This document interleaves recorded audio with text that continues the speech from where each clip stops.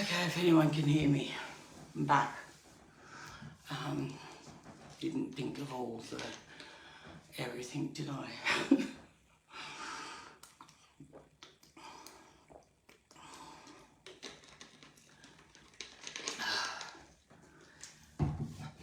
Now, this story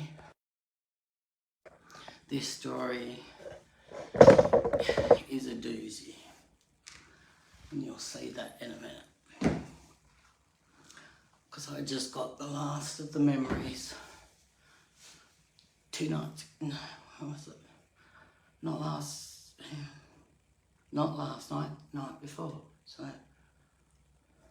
2 nights ago.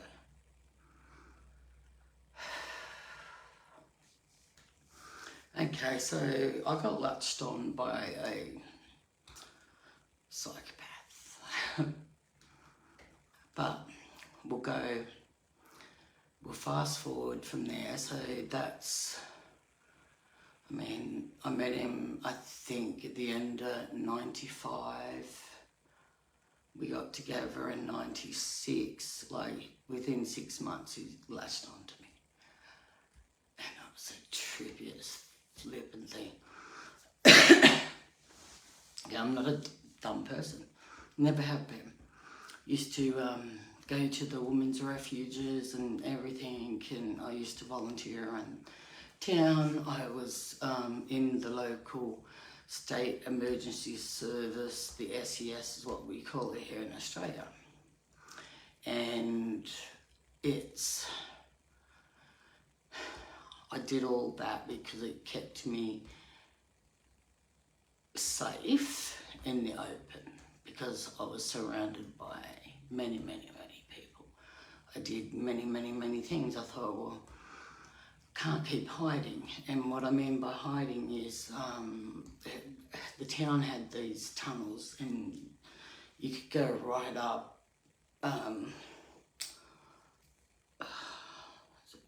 It's not, yeah, it's West Bathurst area, I think you would classify it as.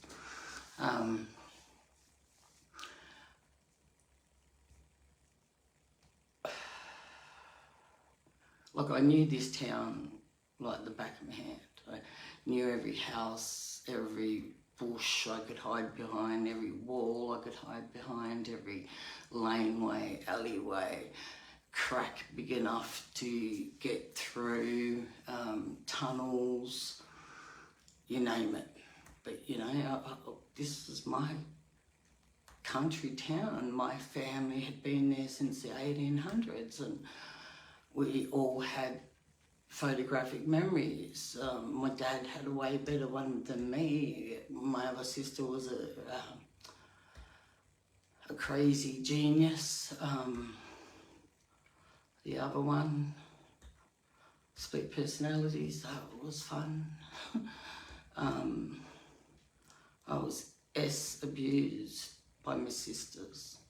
I was tortured by them. They thought it was funny to keep me in fear. Like, it was just like the whole town kept me in fear, not only the living people, but, you know, things that they conjured into our earth plane, things that they did, rituals and sacrifices. And I mean, I didn't get to see much of the children stuff, but we knew.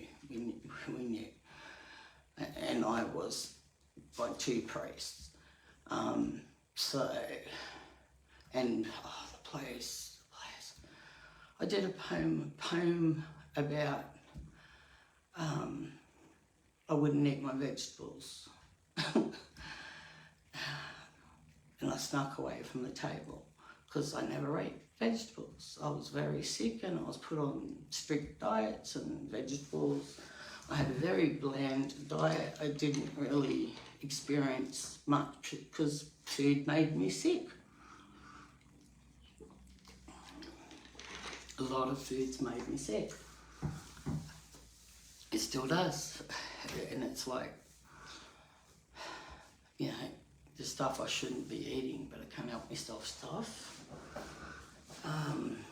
The comfort eating stuff, which is really bad. It's like I was doing that for a while, not recently.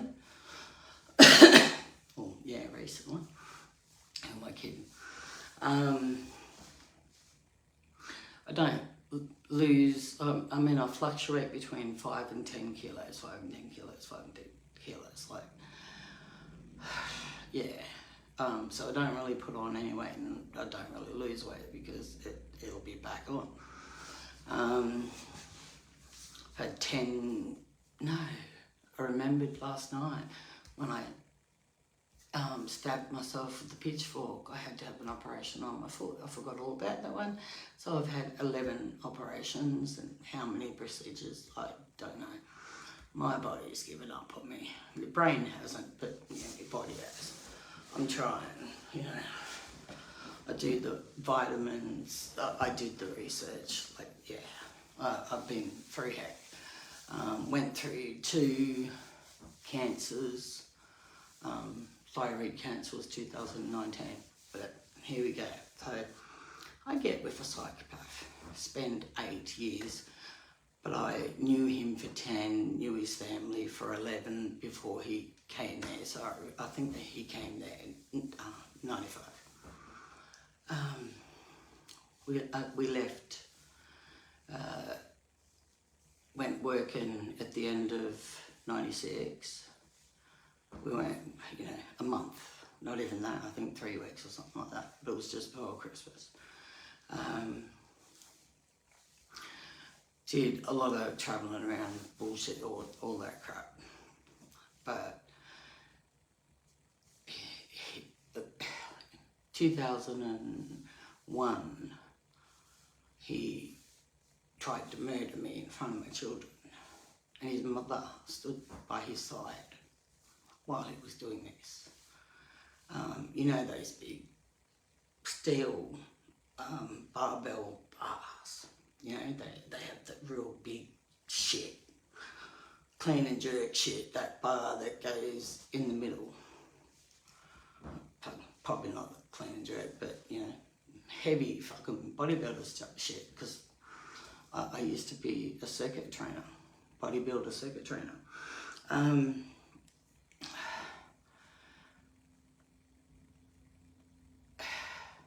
I think it was about 9 or 10 hits of that. And when the last hit, which was right across the back, hit, I knew that instant I was going down. I was losing it. I thought one more hit and I'm dead. And I spun up and I grabbed onto this fucking bar and I fucking yanked it, and I yanked it with my whole body weight, fell down and got it out of his arms. Grabbed it, threw it behind me, and it fucking shut up, you know, shit off like a fucking jackrabbit. I didn't know, you know. I ran inside to get my baby who was asleep, and as soon as I got to her, he was running with the next weapon. And I looked at her and I thought, hey, fuck.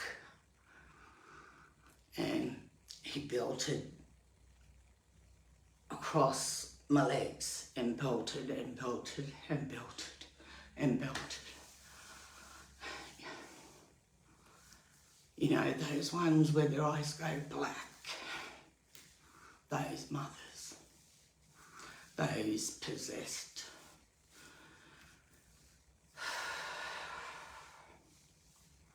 And it kept breaking and kept breaking, and it was one of those big star picket, and it was like that fat and probably longer than my hand width. And then he was left with this piece about, I think, no, it would have been about that big. About that big.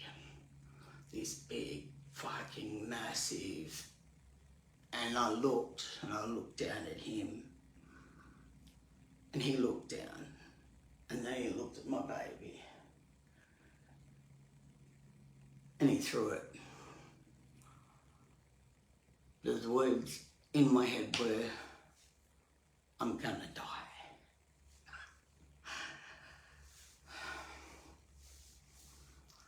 I've been through some shit. Okay. So, I came here, I've been here 23 years now. On the east coast of Australia. Beautiful. I could never leave the ocean. It's just absolutely healing, refreshing. Yeah, it's awesome. If you can get the perfect weather. It's divine. And God, we have some beautiful bloody places on this. I wanted to see all of Australia. I made it to Northern Territory, that was cool. Had experience in my, 19, 20, yeah. Went back to Sydney, 21. Had my baby girl, 22. And I took it home. Okay. So, yeah. So, and then I was, at one period of time, you know, I fucked up when I was 15. I don't know what the fuck I was thinking. I obviously didn't have a brain at that moment. And I stole $100 from the supermarket that I was working at. Because when I went and picked up my paycheck, and I'd slogged my ass off every dirty job they gave me, and I put 110% into it. Hey, I'm a farm girl. You don't do a job unless it's 110%, and that's a fact. If you're working on farms, you just have that ingrained into you. And I had some mad experiences. Loved the land, loved the bush, I miss everything. Don't have a car, so I'd be out at the promised lands if I did. That's where I'd be going right now. Well, it'll happen. One day, it'll happen. Alright, so yeah, I've been here for 23 years. So I was coming out of all that trauma and the ex. And I was trying to get my shit together with 4 children. You know, I was doing course after course after course after course after course after course. Imaginable in totally different fields and subjects and you name it. You know, I know a lot of nothing and a little bit of everything. If I don't like it, I don't remember it. Plain and simple. I try to keep my brain clear of unnecessary, pointless objects. I'm very visual, so even talking about stuff, I'm getting pictures of, you know, memories, flashbacks. My brain goes 1,000 miles an hour, so yeah, probably full on. I've always known it, ADHD. On the spectrum, but I'm illiterate in mathematics, but I can, you know, figure out enough to live, to survive, like the basics. You don't need nothing else. That's all bullshit. If you want to go into those type of fields and you're in it for the money, yeah, go for it. So, you know, and I was brought up by horror, and I was brought up by some amazing other people, you know, like neighbours and experiences and people on properties and families and, you know, I met so many people. Loved my town.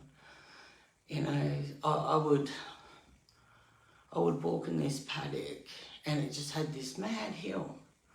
and this big ass tree, and I thought, gee, that'd be a mad spot to just lay down in the shade and watch the clouds, because, you know, this is going back to the 70s, so the sky was amazing, the clouds were amazing growing up as kids. You know, storms were natural storms, not this unnatural shit. When it was way healthier.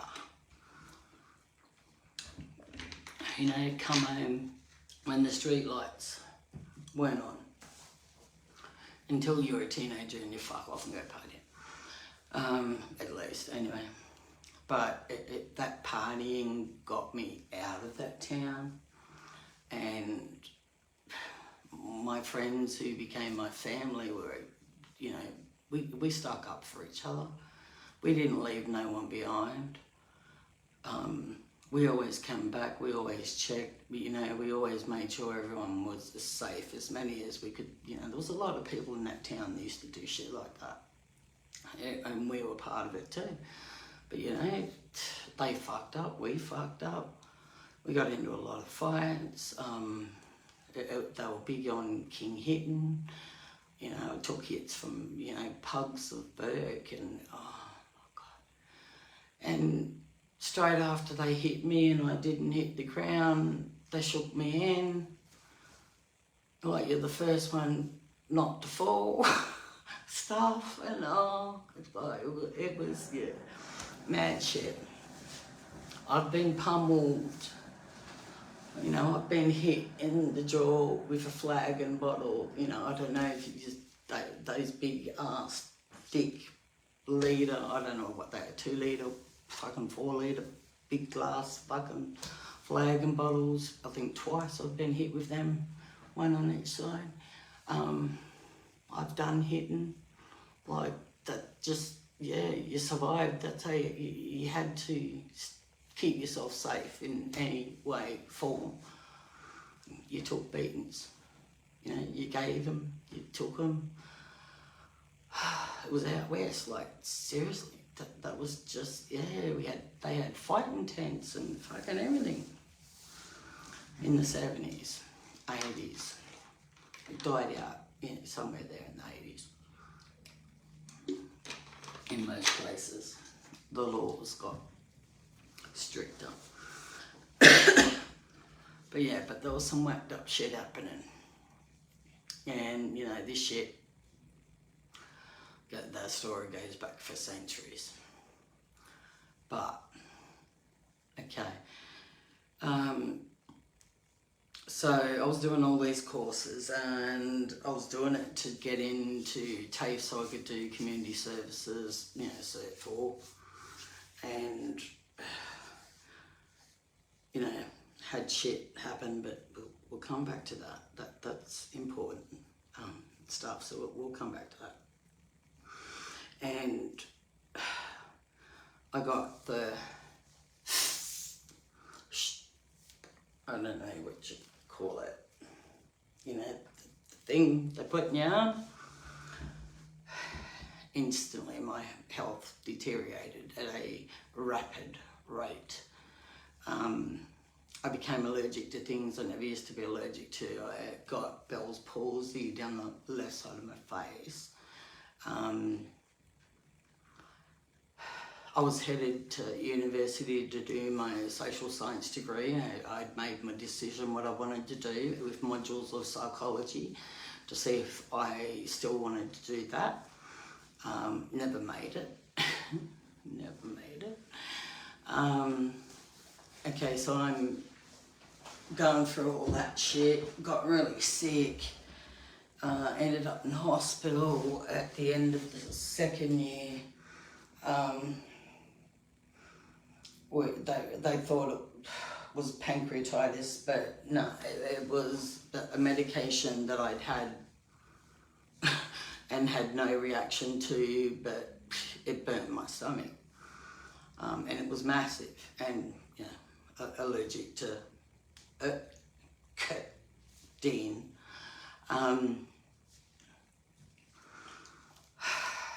So yeah, so that still going on. Like I could eat something this week and next week think, oh yeah, I might have some of that. What, you know, or a couple of days later you have the leftovers and end up in a reaction that's so severe that it scares the fuck out of me sometimes.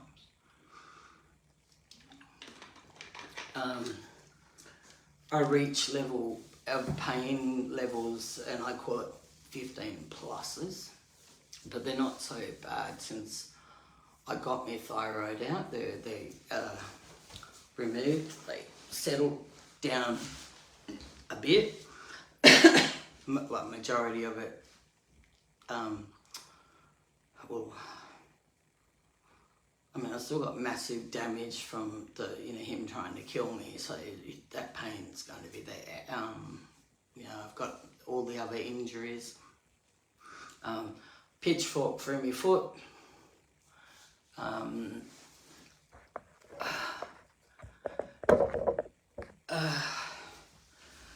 At 10, 8, I was 8 turning 9, but I would have been 8.5, and I was drugged and abused by a cousin. I only got that memory back around Christmas time. That was, yeah, a lovely time. We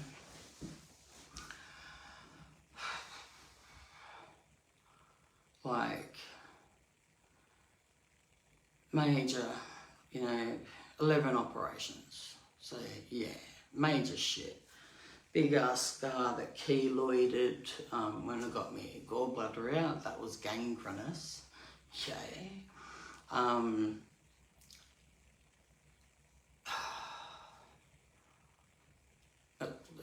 Thyroid cancer.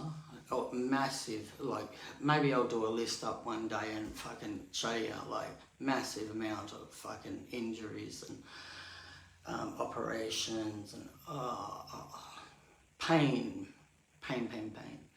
And, these days mostly I take Panadol and Nurofen for when it gets too much. Okay, so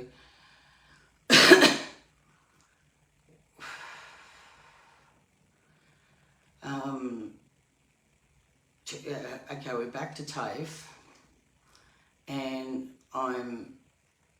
the professor asked a question, and I'm answering the question, and I was almost finished, and my mouth shut, and I couldn't open it. And my eyes must have been large because I went straight to my friends, because, we've been there for 2 years, and, like, I couldn't move my mouth. I couldn't figure out what it was. And most of the rest of the day, yeah, I don't really remember much. So that was the first one that I had. And then it would come and go. I'd be talking, and the next minute my mouth would shut, and I couldn't open it for the life of me. And in my head, I'm screaming, what the F is going on? Like, why will my mouth not open? Like, whole fucking horror questions. Couldn't figure it out. So that started on and off. So every time I decided to get worried about it, I said, I really should go to a doctor and see about it. It'd get better. So I'm like, I don't know what the heck that is, because it was only happening on and off, and it was large gaps in between. So we come 2009, I decide, because I ended up in hospital at the end of 8, And I decided to take a year off and, you know, go do the diploma and then get into, because I couldn't do another 2 years straight up. Like, I struggled and I should have asked for help, and I asked a friend and I said, look, I can't understand what they mean. And she said, you don't understand the question. I said, no, I cannot understand it properly. I said, I know that's what's going on. I said, can you put it in layman's terms? And she interpreted it for me. And the whole 2 years I was getting, you know, credits. I did a la last minute 6 6 reports, and I got distinctions and distinction pluses. And that was the question I was talking to the professor at the end, and I got, I asked Mary to help me, God rest her soul, but I didn't get to explain that. I just asked her if she could put it into layman's terms, because that's where my mouth shut. And they were trying to explain it for me, but they didn't explain it properly either. And I thought, oh my God, he thinks I cheated. And all this shit was going through my head, and I thought, oh my God, like he thinks I'm a dumbass. Because he really had an attitude towards me. And I'd never done nothing wrong to the man, but yeah, nice. Some people just, some mothers do have them. What do we got? Okay, so then I took a year off and I started doing my spiritual healing and developing the gifts that I had, and doing courses and, Reiki, reflexology, crystal therapy, sound therapy, crystal diagnostics, I did way more than that, but yeah, you get the picture. Okay, so my daughter's birthday, 18th birthday's coming out. Well, I booked, a big ass table at the tavern, whatever place, night restaurant club, and invited her friends and my friends and blah, blah, blah. But there was one of her really good friends, who was running late. And they had to rush to the doctor to get a shot for swine flu, because her auntie contracted swine flu and was in hospital. So they all had to be inoculated.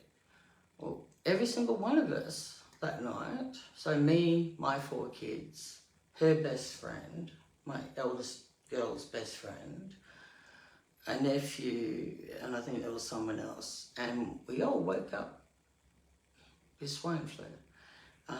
Me and my kids were put in 2 weeks isolation in lockdown.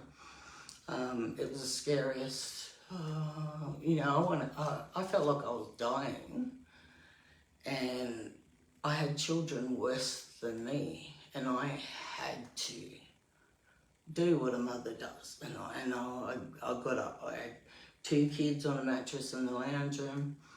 I had the worst one with me. No, I had the 3 kids. The 3 were in the lounge room, and the worst with me. And I had to update the hospital every time a new symptom showed up. Oh, it was horrible. Okay, scared the crap out of me. So that was 2009, 2010. Because of that fear and that experience, and they kept going flu shot, and I'm like, oh no, hell no, I'm not getting that. I ended up with Bell's palsy, I'm not. But they, emphasised the swine flu one. So I caved in. The pressure is like constant. They just ask you. It's disgusting. And I relented, and I took it, and I got so sick because I was at TAFE. This was 2010, and doing business admin legal. And I got so sick, and I was like on death's door and going after hours when no one was there, you know, so because I was so sick, to try and catch up what everyone else was doing in the classroom. Because you log in, it's automated, so I was using their computers to do it.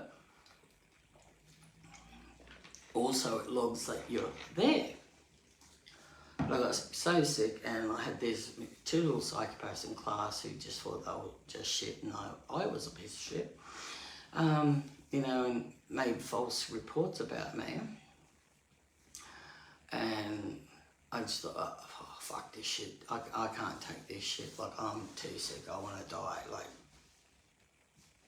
Like, bye.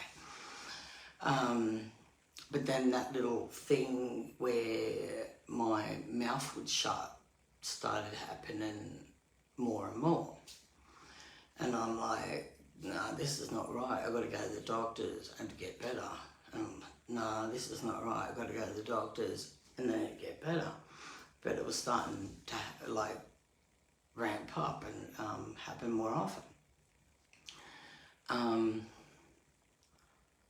And I kept like my comprehension and my capability to explain anything was gone. And I was going to the doctors and I was like, I'm malfunctioning. I'm malfunctioning. I'm malfunctioning. I'm malfunctioning.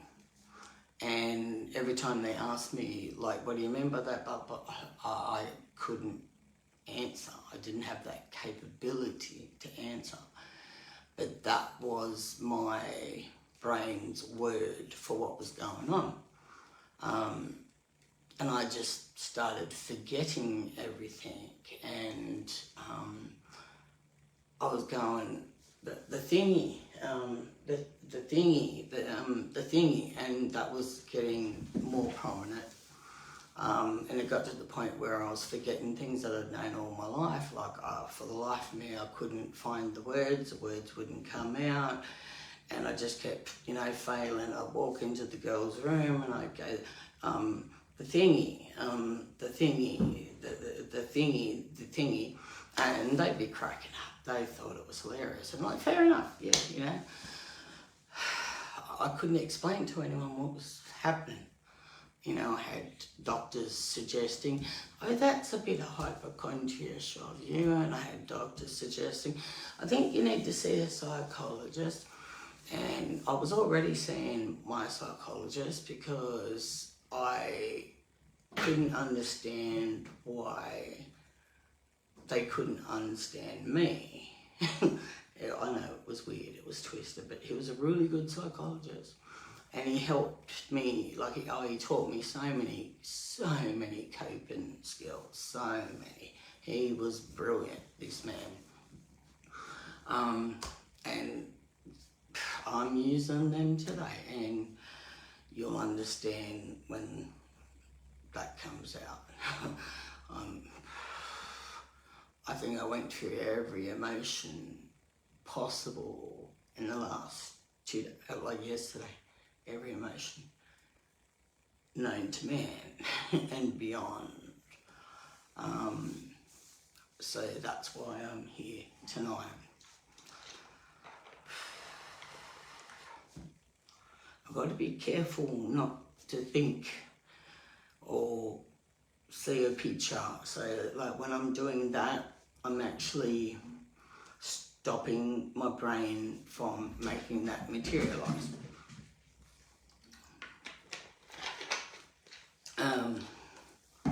You learn tricks with brainwork, and I've done a lot of brainwork since the 70s.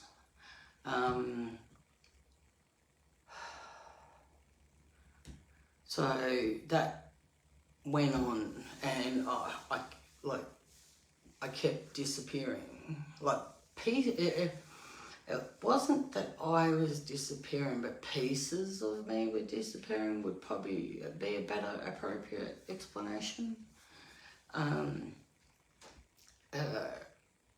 My capabilities, like, I think they completely disappeared at certain stages. To me, it was weird. I kept picturing this massive big hallway, but it like went up in the sky, and there was doors, and I'm standing down there, and it's like there's thousands of doors and hallways and hallways and hallways of doors. And for 12 years, I just kept walking through these hallways and trying to open the doors. Like, like this is what my brain pictured what was happening to me. And another one, my cousin had the same experience too, it was weird. The other one was in a complete black room. There's no doors, there's no windows, and you just keep feeling it's complete black. You can't see nothing, jet black. And you're just feeling, you're trying to find a door and you're trying to find a window that's not even there. It was the weirdest experience.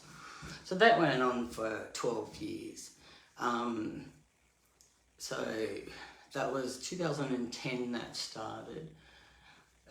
2014 is when I started getting really bad physical stuff happening, like pericarditis, enlarged heart, a cyst in my spinal cord swollen, multiple fractures of my thoracic spine and multiple spurs, scoliosis, you name it, there's way more, and other stuff, you know.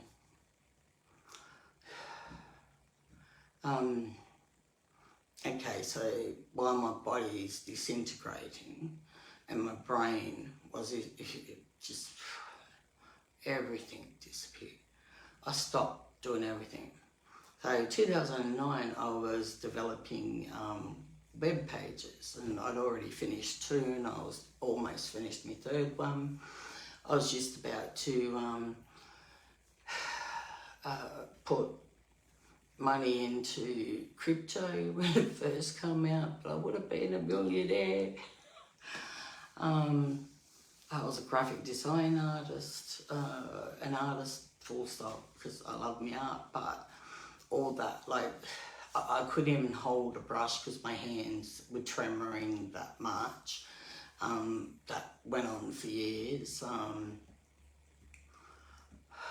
I could barely walk, and when I did, it felt like you were constantly walking over on glass, like massive glass, not little pincy, little pricky ones, massive glass. You're walking on your bones, it felt like, but I mean, it was brain crushing pain, muscular ripping fucking pain, nerve damage to the razoo in the spine, neck, shoulder, torn rotagraph. Like, I mean, that's just some of the damage of the ex trying to kill me. The list is very huge. Okay, so I disappeared. 2019, I was a manager of a charity, but that was before 2019.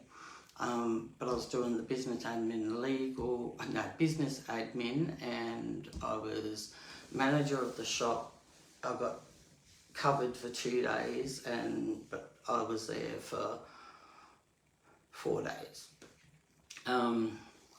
Most of the time by myself.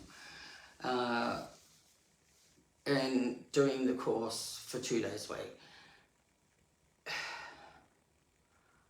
That's what my memory, like, that's the first memory when I realised something was different. So I hadn't been at TAFE because I was really sick. And I was getting sicker and sicker and sicker by the weeks.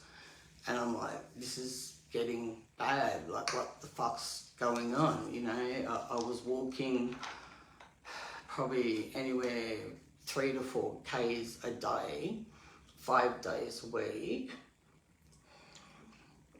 sometimes further, catching buses also, here, there and everywhere. But I was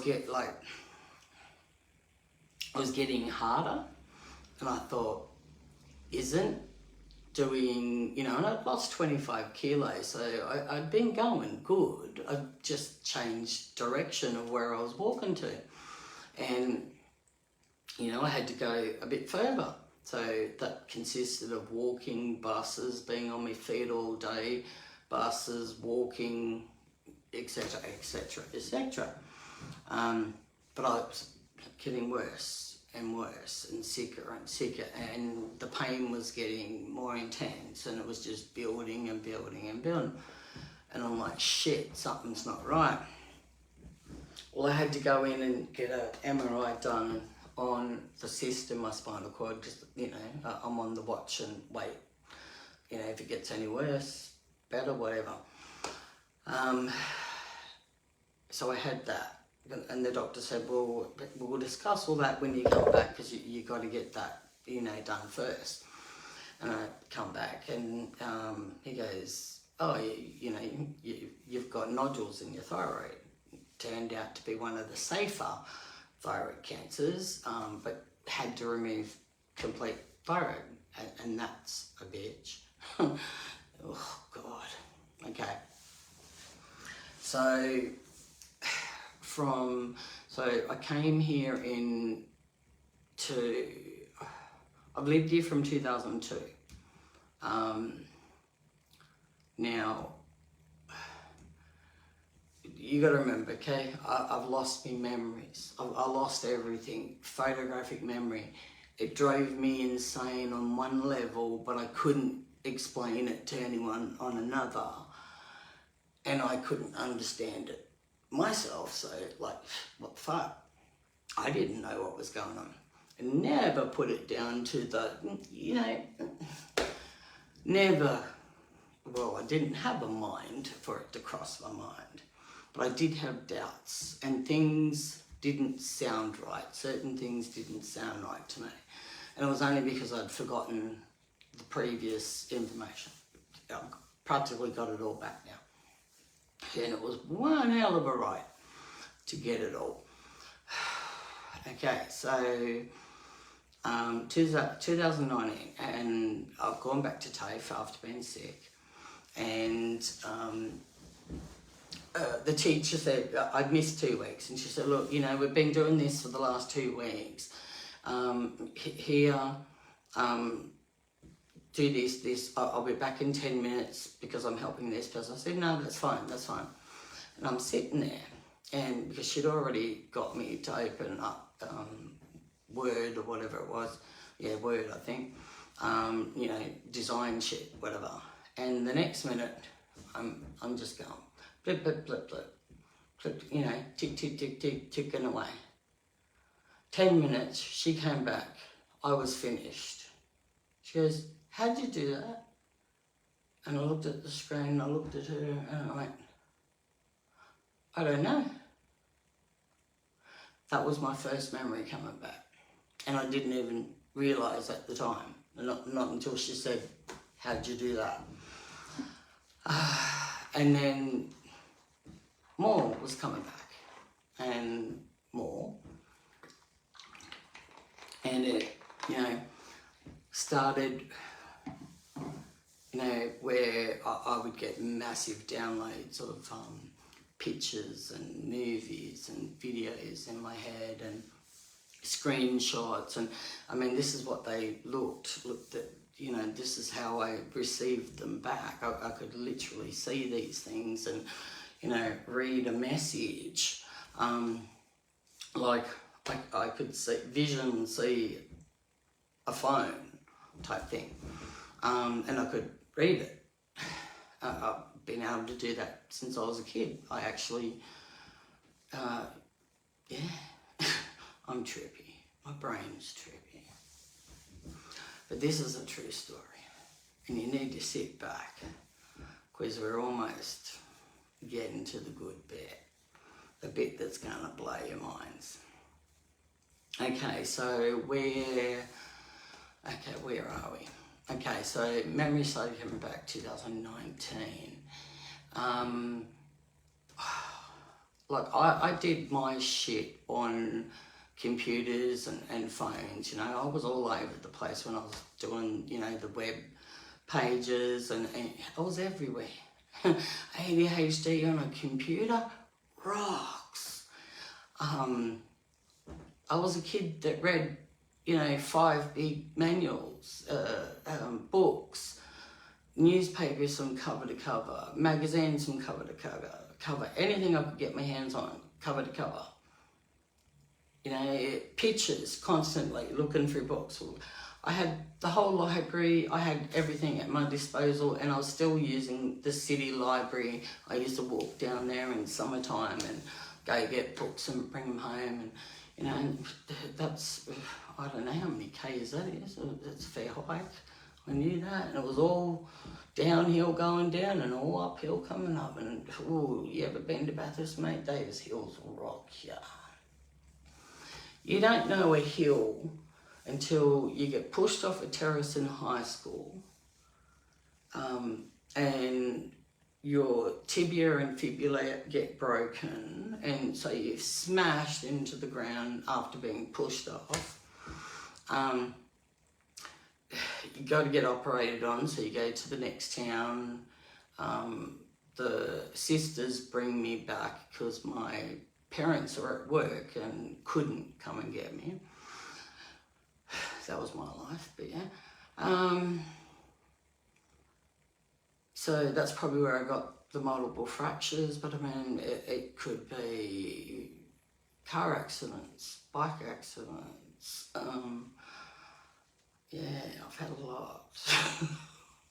So take your pick, which one did what? But considering what happened after I was pushed off the terrace, yeah, I'm pretty sure the fractures happened there. Because when you bend over one day and you can't bend back up, I'm pretty sure that's when it fucking happened. And I had that for years.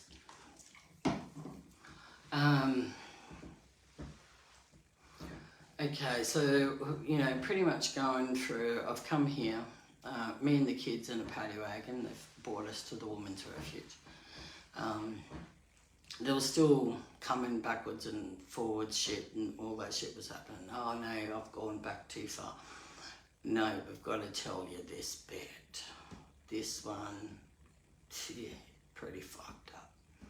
Okay, so around about, I don't know if it was the end of 2019 or 2020, and I was talking to my niece, and there was this podcast going on, Janine Foreman, and also got into the, what's her name, Andrew Russell, and brain just went blank, and I was Jessica Small. Okay, and I knew Jessica, and I knew Andrew. So we started, you know, listening to the podcast and going on the Help Find Janine Vaughan page. And me and her, me and Minae, like, we're pretty close. And we're like answering shit, because hello, that was our hometown. We knew a lot of the people, a lot of everything that went on in that town. I think I know probably too much, just quietly. So, you know, and that triggered memories come back. But I mean, it started triggering my traumas from, you know, my childhood and teenage years and in my 20s, and it was triggering that. And it was because stuff was coming up from my childhood and that, and I'm like, hang on, I've dealt with this shit.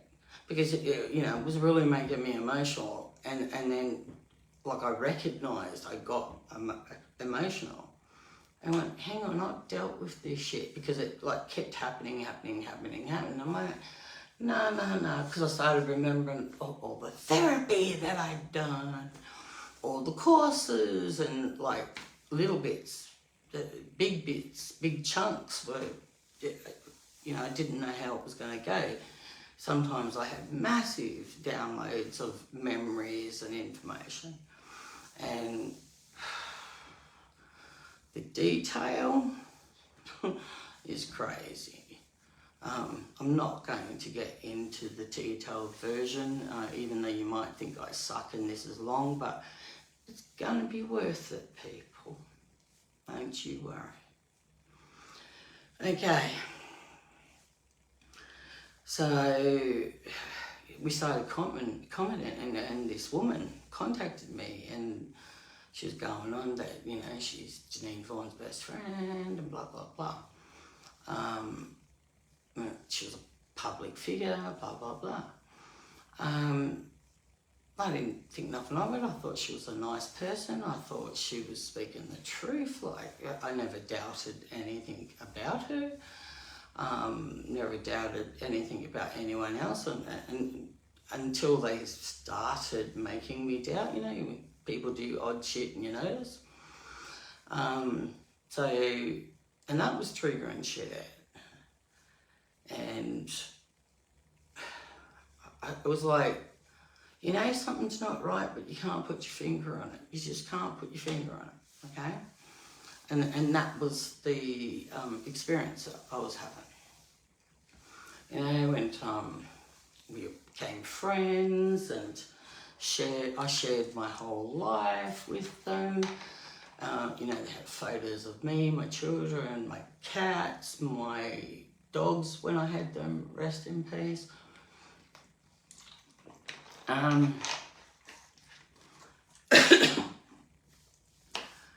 And just, it was like, you know, and I was admin of the group, and I like helped out. Someone with ADHD, like, you know, we can move pretty fast. But I experienced someone faster than me, and oh my God, she blew my mind. Way faster than me, I couldn't keep up. But at this instant, like, you know, all this stuff, and I was telling him everything about my hometown. I was telling him everything that I knew about everyone, you know, a lot of people, I worked alongside with them. I catered their events for them, you know, stuff like that.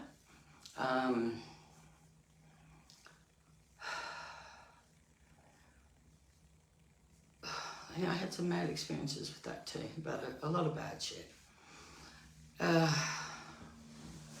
Okay, so, I mean, that triggered a lot.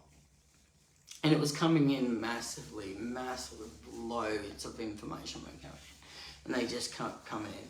You know, and I was doing my, you know, developing my abilities, like, you know, my little things that I've always done, the things I was born with, that I've known since I was born, that, you know, capabilities. Do I do it for fanfare and money? No, like, I've never charged a person ever anything for any work that I do. I used to do Meals on Wheels, like I was a volunteer all my life. A teenager, I was Meals on Wheels, I was driver, I was the first pilot program for Driver Reviver in New South Wales, in between Orange and Bathurst. That was a mad experience. It was only one night, but it was the pilot program. It was, you know, to prove whether it was worthy to have, and it was. They brought it out. You know, but I escaped that town because I thought, if I don't escape this town, they're going to kill me. Someone is going to fucking kill me. You know, so I was out. I was going, you know, knew exactly where I was going, and I was going to start a brand new life with my child, you know, and better my life and be safe and be around people that, you know, we considered each other as family. Like, hell, we grew up together. And like, so I got latched onto. And then, you know, I told them everything. And they were gossipers and well, I didn't know they were untruth spreaders, but I found out hard way like everyone else. So, you know, I eventually figured it out. But, you know, I did fucking wrong too, because I was going through a neurological disorder, and I told them this, they knew this, they knew everything about me, you know, down to my children's birth dates and their photos and all that shit, my address, you name it. I gave them everything, every trauma, every thing I heard, seen, witnessed, blah, blah, blah, blah, blah. As far back as I could remember, you know, yeah. And I got in with the gossip at one stage, you know, like, and I was getting all this, you know, shit about spiritually picking up serial killers, but that's relevant to now. It wasn't relevant back there, and I had the wrong people. The information that I was getting were for the wrong people that they thought were it. It had nothing to do with them, but that comes into play with the final story. Okay, so, but eventually I got enough, you know, memories back, and my beliefs, my morals, my everything just all came back. Even though I had moments where I wanted to toughen my heart, you know, because the shit I went through, not many make it through this type of shit. Anyway, okay, and I've got many friends, shit, I need more water. I've got many, may they rest in their soul, rest in peace, who never made it through. Oh, sorry. Oh, what happened to my drum bottle? Where did I put you?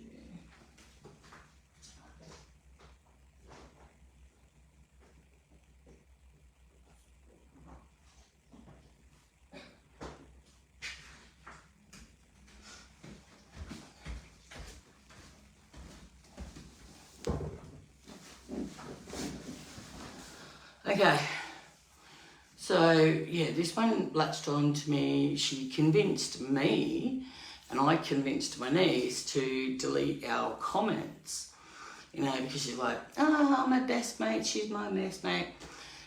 Didn't have a reason to doubt her. Now, I tried to contact the family, but I thought, oh my God, it's been how many years? Like, these poor people have been probably contacted by every whack job known to man, you know, and have gone through horrific things with certain people.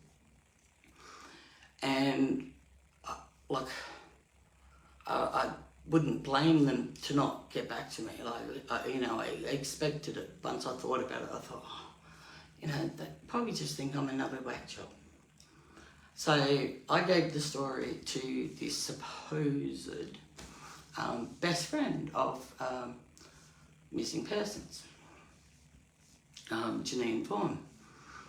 I had no reason to doubt it. Everything that I gave them, these two people were sharing it as if it was their own information. I found out later down the track, and they'd been doing it the whole time. You know, and I went in with the crazy gossip, inappropriate names and shit. I mean, because I got a bad habit of, you know, making names for people like, you know, Shorty, shit like that. But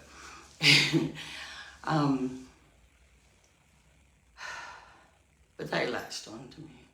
And I, you know, I wasn't fully recovered to where I am now. I was nowhere near now, because you know, when she come on the picture, I was coming through reliving the trauma part of my childhood, and, you know, what happened to me, and the things that unseen and the seen, you know. And I probably would have went crazy, but I've had witnesses all my life to the stuff that I've experienced and seen. So, you know, but I didn't want to believe in my abilities, because I thought, no, if I believe in that, then I'm crazy too.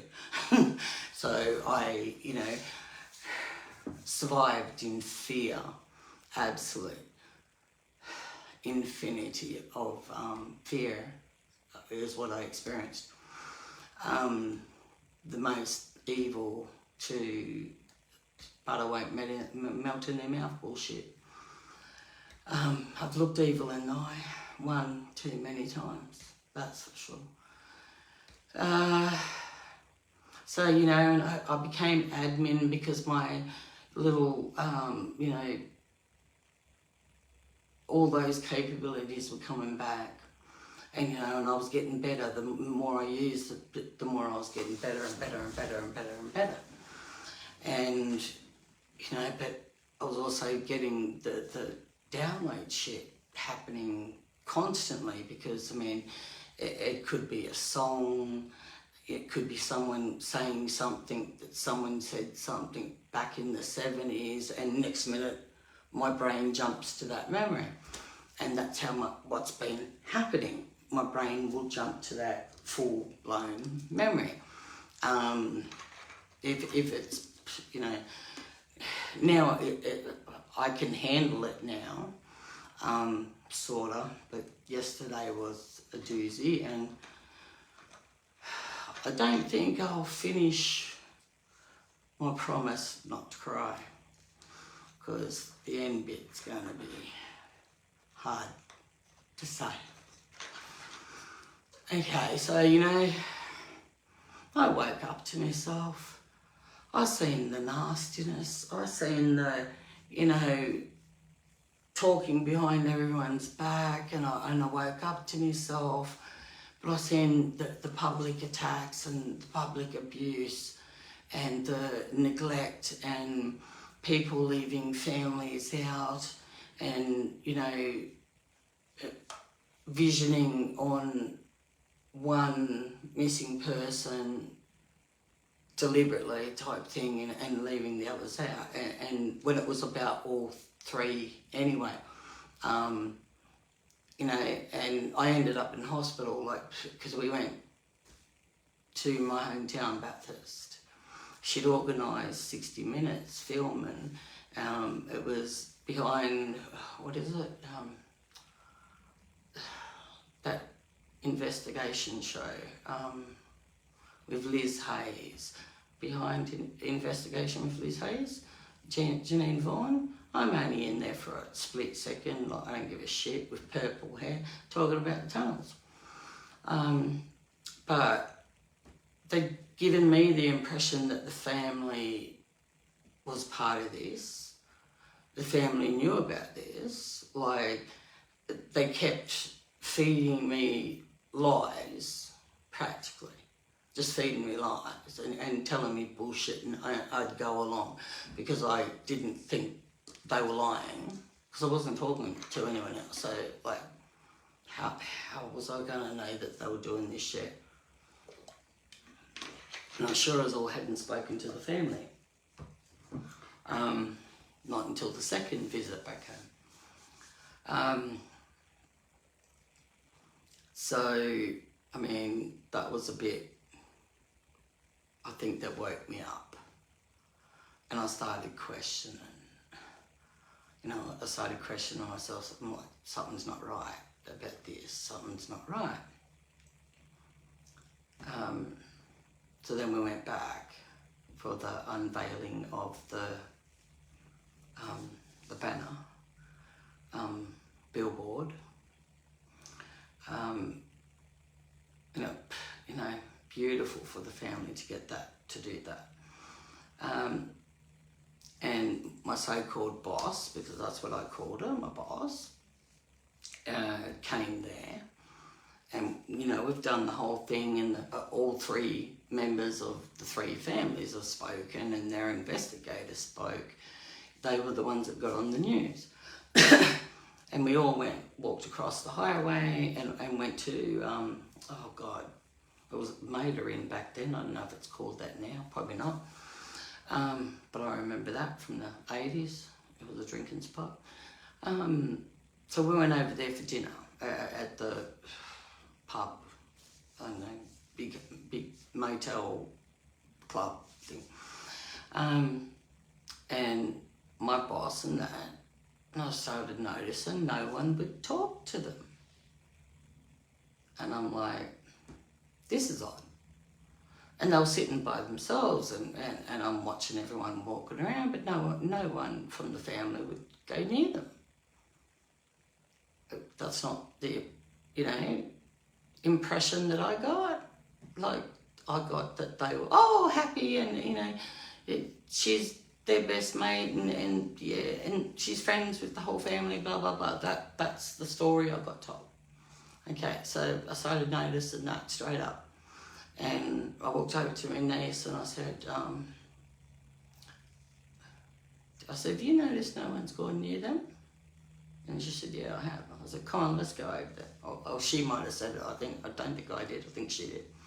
Let's go over there and sit with them. So we did.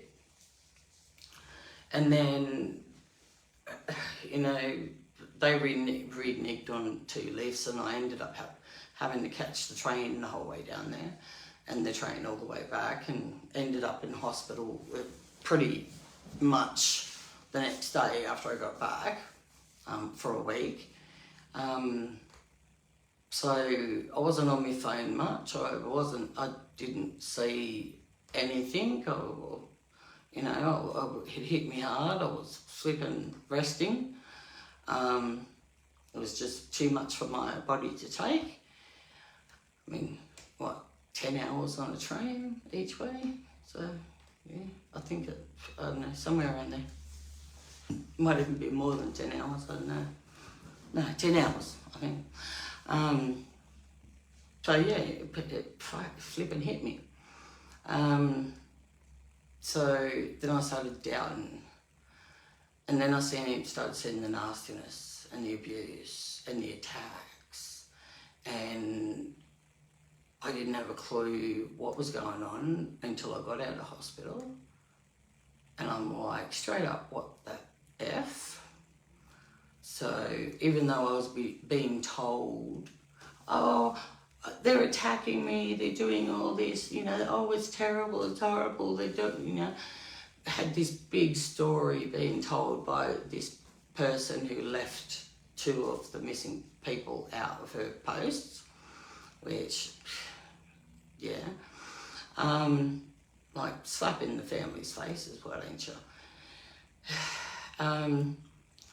Then another person was attacking and abusing and calling people very inappropriate shit, traumatising one of the survivors of the abduction, and her friend, Jessica Small, did not come back. So that was pretty, you know, and I tried to fix it. tried to fix it, and apologised. And then I realised, you know, after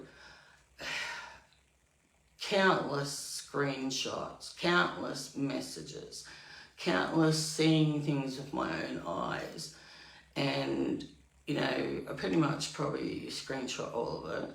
So 4 or 5 years of it, I think I've done. Pretty atrocious shit, really.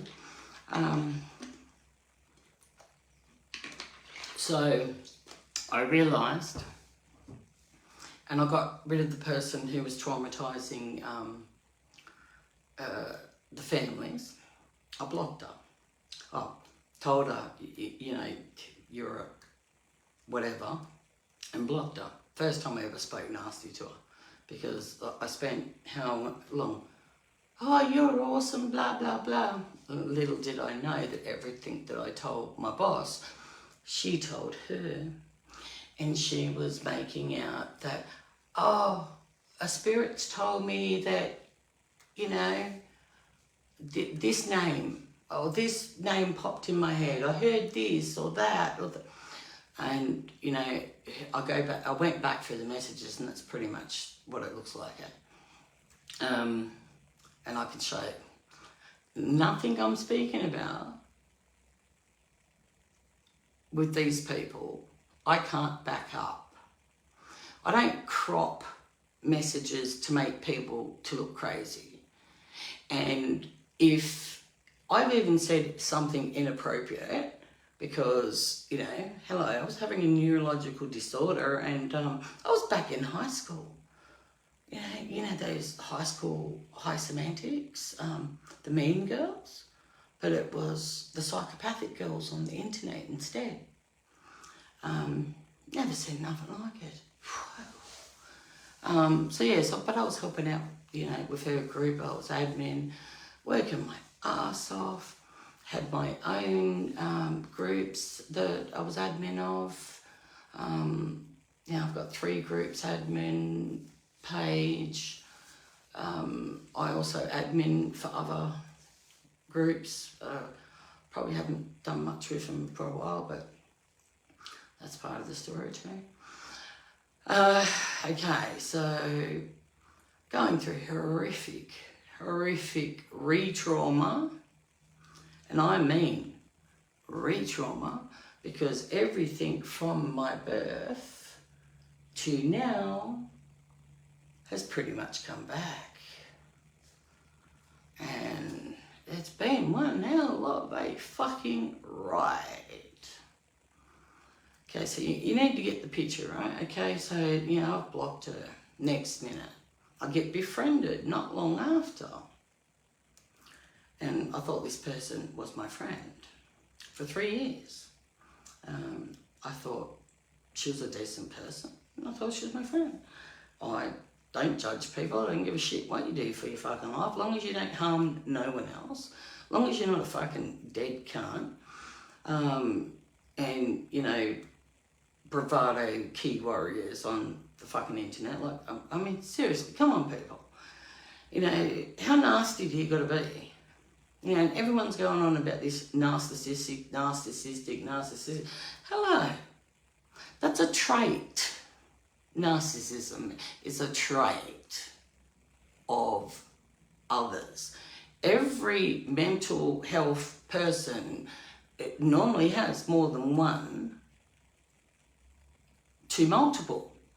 And I know this for a fact, and that'll come out soon too. So they could border on a sociopath. They can border on psychopathy, which is, you know, a psychopath. They can border on personality disorder, but I don't know, whatever they call it now, I don't give a shit. But then you got split personalities, which is a bit more intense than personality disorder. You know, anything to bipolar 1, bipolar 2. Then you got on the spectrum of autism, which can be a slight to severe, right? And every layer in between, but also can intermix with the mental health too. You know, you got ADHD, well, majority of anyone that on the spectrum and ADHD are the most intelligent people going. Some people are too intelligent for their own well-being and get traumatized. If they go through a traumatic life, well, they're fucked. Not many people make it out of that. Doesn't matter how smart you are. I've lived in survival mode for so long, and I'm still living in it. It's still there. Post-traumatic stress disorder. Well, how old am I now? Well, I'm 55, so it probably started from birth. So 55 years of post-traumatic stress disorder at your access, right? Okay, so that was a horrific, and then, but I kept getting people contacting me, and what they were doing was just awful. So I blocked her in 2021, and then someone else interesting became a friend, okay, in 2001. Then not long after that, it might have even been 22 that I blocked the boss, because I just thought, oh my God, I'm not in high school. I can't take this anymore. You have no respect, no confidentiality, and they're not the only ones in these missing persons groups that do this. They are plenty that spread the slander that they create. Okay, and I've had it, I've had the barrels like you never believe. I had someone contacting my housing provider. I got dragged into the tribunal over $58. And when the judge looked and he looked up at the worker and he said, but it's only $53. And because she was, in her statement was, I wasn't paying it. It was thousands that I owed.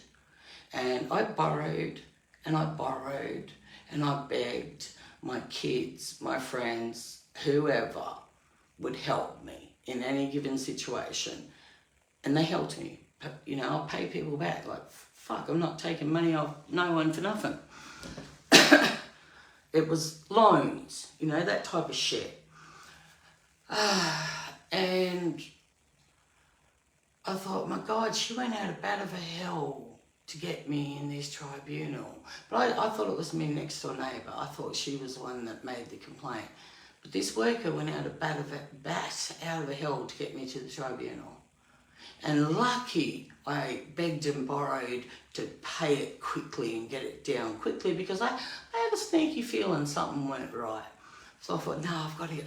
So I robbed Peter to pay Paul, 8 less, whatever less. Less getting in the car, because back then I had a car. Saved everywhere I could to get this paid quickly. And the condition of not getting to the tribunal was a payment plan. Well, I stuck to the payment plan, but I put more on the payment plan and paid it off quicker than I would have on the payment plan. But yet I still got dragged into the tribunal. And I'm like, something's not right. Went off at my poor neighbour, because I thought she's the one that did it. She did do some interesting things. I've been here for 23 years. She did some interesting things over the years.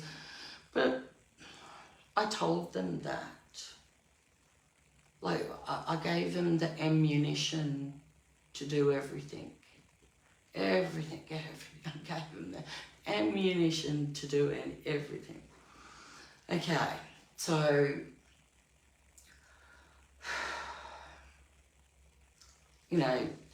it felt like this worker was trying to get me kicked out. Me and my youngest daughter. Couldn't understand it. So we keep going. So 2021, okay, and we go through 2022. Then we get halfway through, you know, they've been contacting people, slandering me, making up all these wild stories, telling people that I'm evil, lock them in jars. I mean, come on, that was a dream, but, you know, I think she said lock in a jar. It wasn't a jar, but yeah, keep going. And it was a dream, like, come on. But, you know, she used everything as ammunition because the boss was just feeding her everything. Giving her everything, I said. Giving her everything. And she used everything. She was coming out with everything. You know, in her weird little videos and her posts and damnation and everything they were doing, they were telling everyone I was doing. But mind you, I've got years of proof. And the first group we started, I started showing that evidence, and she got it shut down. Like every time I said, oh, I should start posting, shut down, right? And then there was these people who were talking to her, you know, because I'd say something to one of these people that I was talking to, you know, admins of these groups and that, and the next minute she'd become making a video with what I said. And that only happened, like, not long ago in one of her videos. You know, yeah. She's an actress, not like a B-rate actress, not the best thing going. One sense she's, you know, making out to people she's this wonderful, helpful, helping missing persons, families. But why would you abuse them if you were helping them? You know, why would you abuse them? Why would you attack them? Why would you call them names? Why would you slander them publicly? Like not even in private? And it's all their fault. You've done nothing. You know, you ever heard of reactive abuse? Because that's what you're creating, reactive abuse. But you'll delete what you say and you'll just get everyone to focus on the aftermath. Because you'll delete that video, but a lot of them got saved. And no, they're not chopped, they're not edited, they are exactly how you made them on your lives, right? So I've been under attack, you know. I moved over to another lady and started working with her. They were contacting her, telling her to get rid of me, telling her that they would not support her page group because she's got anything to do with me. But this woman, she knew me, like, you know, we became friends. So, you know, I was her admin, working behind the scenes. She was doing everything, and oh my God, she was a powerhouse. This woman, her ADHD, I'm lazy compared to this woman. Like, seriously, and I'm pretty, you know, I've crashed computers because I've gone too fast.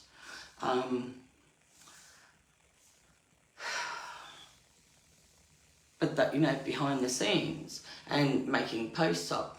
But making posts up with what my ex, who tried to kill me in front of my children, making posts up and using his words that he used to traumatize me, humiliate me,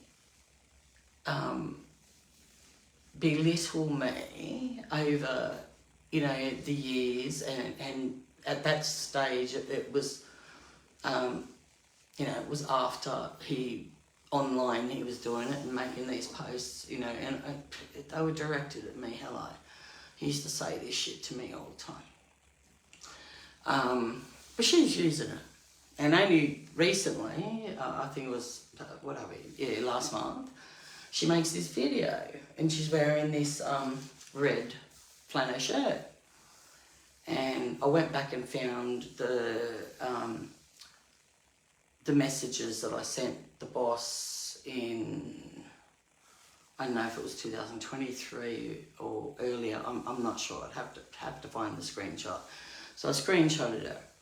And I was going to put a post up with that guy on my page with the red shirt showing what she did, wearing that red shirt, which is part of what's coming. Okay, no, so shit like that. So re-traumatising me across everywhere. Well, this person who befriended me after I blocked her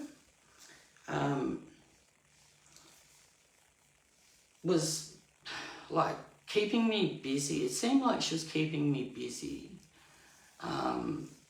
in missing person stuff. It was like really forced. But I mean, she kept coming out with stuff and like she didn't know anything, or maybe she pretended she didn't know anything about it, but I think it might have been pretend actually from the start.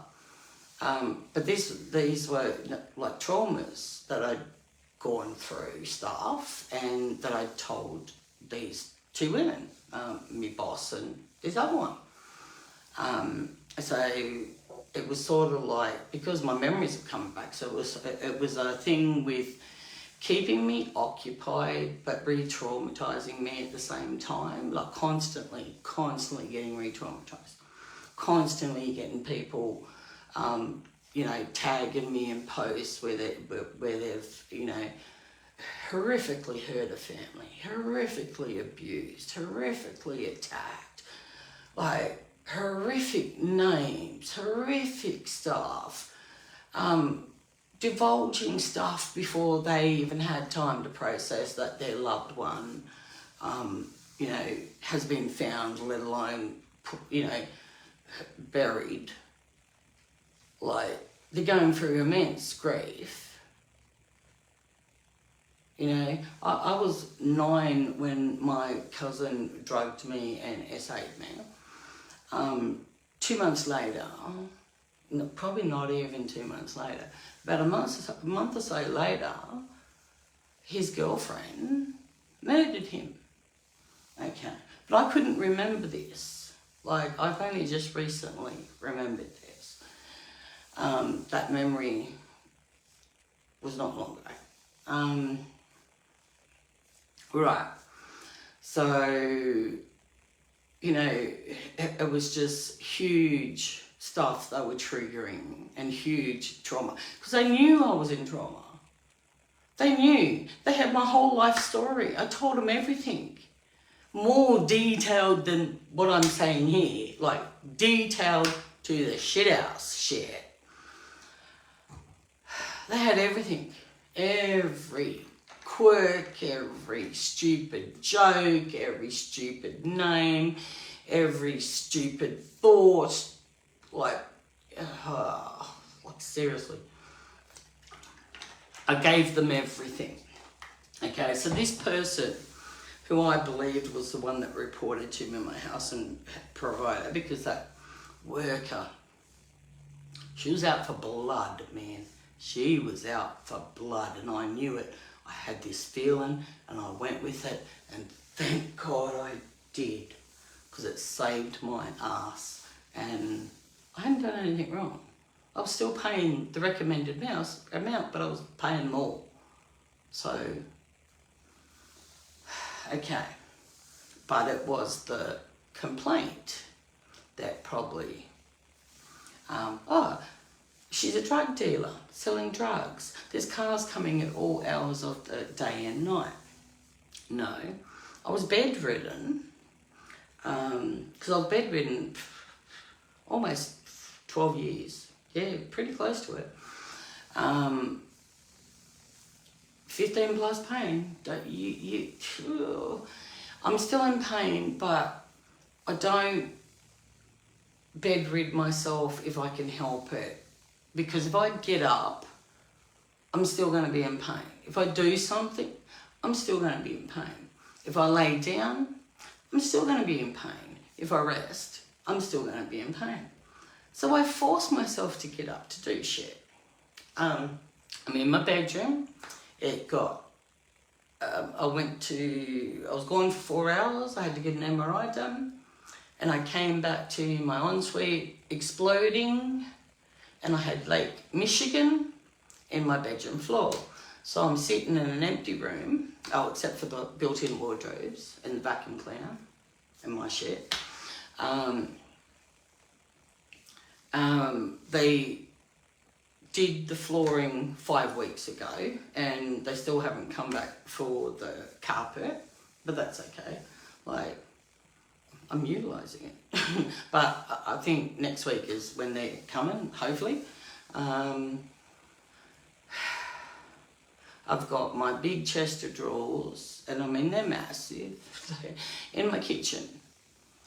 I've got my bedside tables and anything else that I had in the bottom of the wardrobe, like, you know, out in containers and whatnot.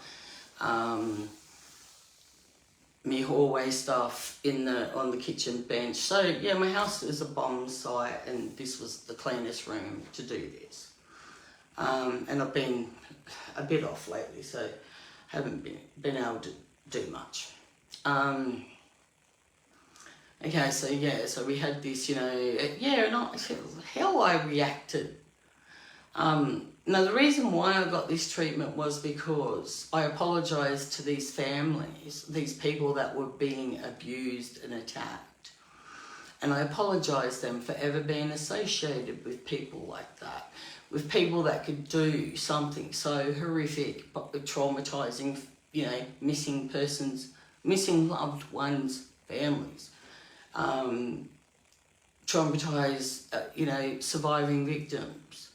Like, what type of person does this shit and then goes online and tells everyone from, you know, these multiple fake profiles that her and the boss have, pretending to be other people because they were running back to her and telling her my shit, but I couldn't figure out who it was. So I had to block everyone. And I'm sorry, if the ones that I became friends with and all that, I had to block you all because I got attacked to the arsehole, like seriously, because of these people. That's coming soon. And like my health, my life's a horror, but it's a beautiful horror. Like, I can't believe it. Like, it does my head in. The amount of stuff, the amount of information, the amount of memories, the amount of stuff that's happened to me, and it's still happening to me. And the people, just fucking leave me alone, for fuck's sake. I don't need your shit, your game, your show, your fucked up brain. Go watch the man on my page, on my TikTok page, with the red shirt and the hose, because that's what I think of you, little wearing my ex top. The top that I gave him to take on a trip. And that will be coming out in a minute too, what that trip was. Okay, so been going through all that shit, right? So, you know, but I've really been getting into the spiritual stuff and the healing all over again. I mean, I spent thousands to become a spiritual healer. I mean, I've got a lot of abilities, but I don't use a lot because I'm not there for fame and money and richness. You know, if God wants to bless me with money, like, you know, come on, help a sister out. So, you know, and life's a struggle as it is, and I'm not going to add to anyone's fucking struggle. I'm not going to add to their, you know, their money for milk and bread being used to go to me, who's nothing or no one. I'm just a person with experiences. All right. Some doozy experiences that we're going to get to pretty soon.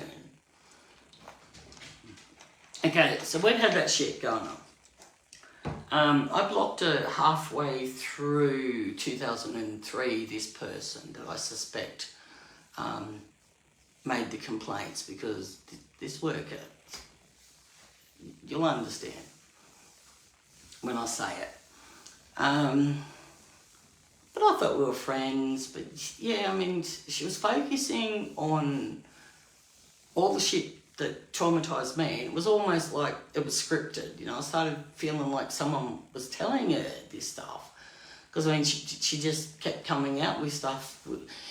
She loved linguistics, you know, the spell of language and all that, and using it, yeah, probably not the most sanest person or good person. I don't know what it is. Okay, so now this is the start of what's coming. Okay, so I've blocked her. That was, so, hang on, what are we, 2025? Okay. Oh. 2023, we're in May, and I meditate, and I do it outside. I ground, you know, I listen to meditative music, a lot of the indigenous music, you know, from other countries too. A lot of different cultures. I just love it. It's beautiful. I love the Christian soul singers. Oh my God, their voices are amazing.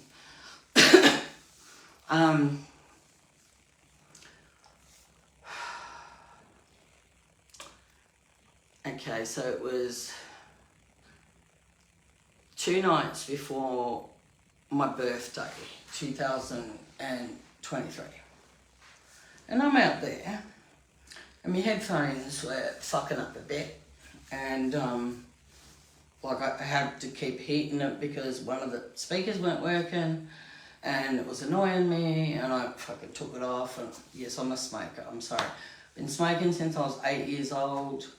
Having a smart brain's not the best thing for, you know, probably a kid. I blackmailed my sisters, you know, give me a smoke or I'll tell mum and dad. Yeah, probably. I was too smart for my own britches. The worst thing I ever could have done, but hello. Probably kept me sane in a lot of ways. Okay, so it's 2 nights before my birthday. And I'm out there, couldn't get the headphones to work properly. And I hear this voice. They're serial killers. And I'm like, what the fuck? I mean, I knew it was a spirit, but I couldn't identify the voice. Like, I can interpret a voice sometimes to people that I know, but this voice I couldn't recognise. But I mean, I hadn't seen this person since 2010, so yeah. And I'm like, what? And then I started getting flashes of pictures of my ex and his family. And I'm like, what'd you say? Like, I mean, I'm talking in my head, but sometimes I do actually speak out loud. Like, you just forget that you're not speaking to someone that anyone else can see and hear. Like, to me, this is normal. You know, the good, the bad, the ugly of it all, to me, is normal. I've always heard spirits since I was a little kid. I've seen spirits, you know, I've seen things that'll make your toes curl up. And I've had witnesses on those ones, so yeah. 7 or 7 on one and 8 on the other. But yeah, I was a fuckhead as a teenager. When my sister died, I went through this stage. Well, the cousin was killed by his partner. She put DDT, which is a really powerful poison, in his beer. Invited him over for lunch, and he died on, like, the chair black flipped, and left him to die there for 3 days. This is the cousin who drugged me and abused me. And it's weird, because my uncle, his father, his dog saved my life when I was 3 years of age. And we were on the family property. And, it was like a pathway down, and then you had to go right down a steep embankment to the river. But because I was so little, my older sisters went across the other side but wouldn't let me go. And I turned around, and he had this dog, Rusty. And he was so vicious. He had the thickest chain on him, because the only one he would ever listen to is my uncle. And he was so vicious to everyone else. So he kept him well and truly tied up when he wasn't working, and when no one was there. Like, he was very loyal. A red catalogue, or red healer, I think it was, something like that. I don't know, it could have been a Kelpie. Fuck. I mean, that's a long time ago. That's like 1970 or whatever. So I turn around, my sisters are on the other side of the river, and here comes this dog just barreling over the top of the descent down to the river. And I turned around and I thought, I'm going to die. Oh, you can't make this shit up, I'm telling you now. You cannot make it. I'm going to die. This dog is going to kill me. Little did I know or see, there was a massive king brown snake coming straight for me. Until the dog grabbed the snake, I was unaware, and so were my sisters. We didn't see it. But this dog seen it coming down the farm track to the river, and he came to save my life. The snake bit him. Now, this dog was so vicious, like it never calmed down when another person was there, never. He walked by my side all the way from the river back to the house in silence, and just as soon as we got back to the house, he just fell and died. Nothing would have saved him. They didn't have for dogs back then. Nothing. It was within a under 30-minute period of time that this happened, because the river wasn't that far from the farmhouse. The irony of it is, and I mean, he was one of my favourite uncles. We shared a birthday together. Like, seriously, we had the same birthday. Of course, not the same year, but I loved, we would talk to shoot, hunt, identify, mushrooms, safe ones to dangerous ones. We had to learn, my father taught me survival techniques. That's why I went with the SES, all that bloody shit. I had the worst experiences, but I had the best experiences too. I had many, many, many good experiences. So I went through all that fucking trauma. And here's this spirit saying, they're serial killers.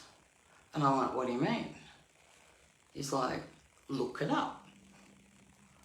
And I'm sitting there and I'm like, what the hell am I meant to look up? They're serial killers. Look it up. I'm like, who?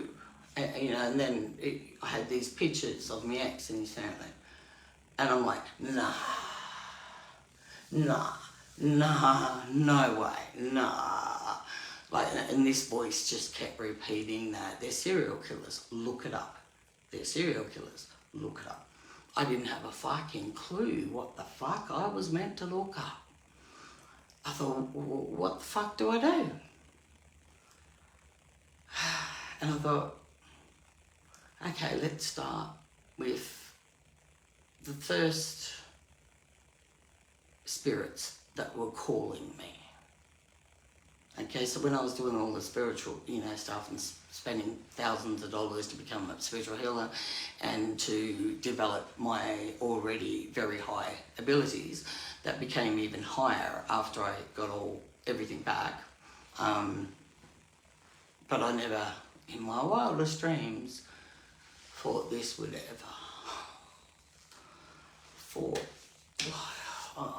You'll understand soon enough. Okay. So instead of doing my meditation, I thought, okay, I'll go with it. And I'm looking at my phone and I'm like, okay. Colin Walker. Memories were being triggered with this too. And I'm like, okay. When he took me to a place near the river and told me that's where her body was. I'm like, okay. And I've been seeing that place over and over and over and over again in my dreams. Then Rose Howell, I kept seeing her standing under a tree. And I personally know what she looked like, because when I was pregnant with my youngest, we used to go to Bellingen and get, and this was 2003, there was a cafe there that had, yum, the best chicken, what do you call them? Dim Sims, big ass chicken dim sims, but the flavour was amazing. Cabbage, I'm telling you, it was beautiful. And then around the corner, there was a bakery that was really, really popular, and always when it opened had a line, like a huge line. So I would get the dim sims. He would take off. I didn't know where he was going or what he was doing. Probably looking for drugs, chasing drugs, whatever.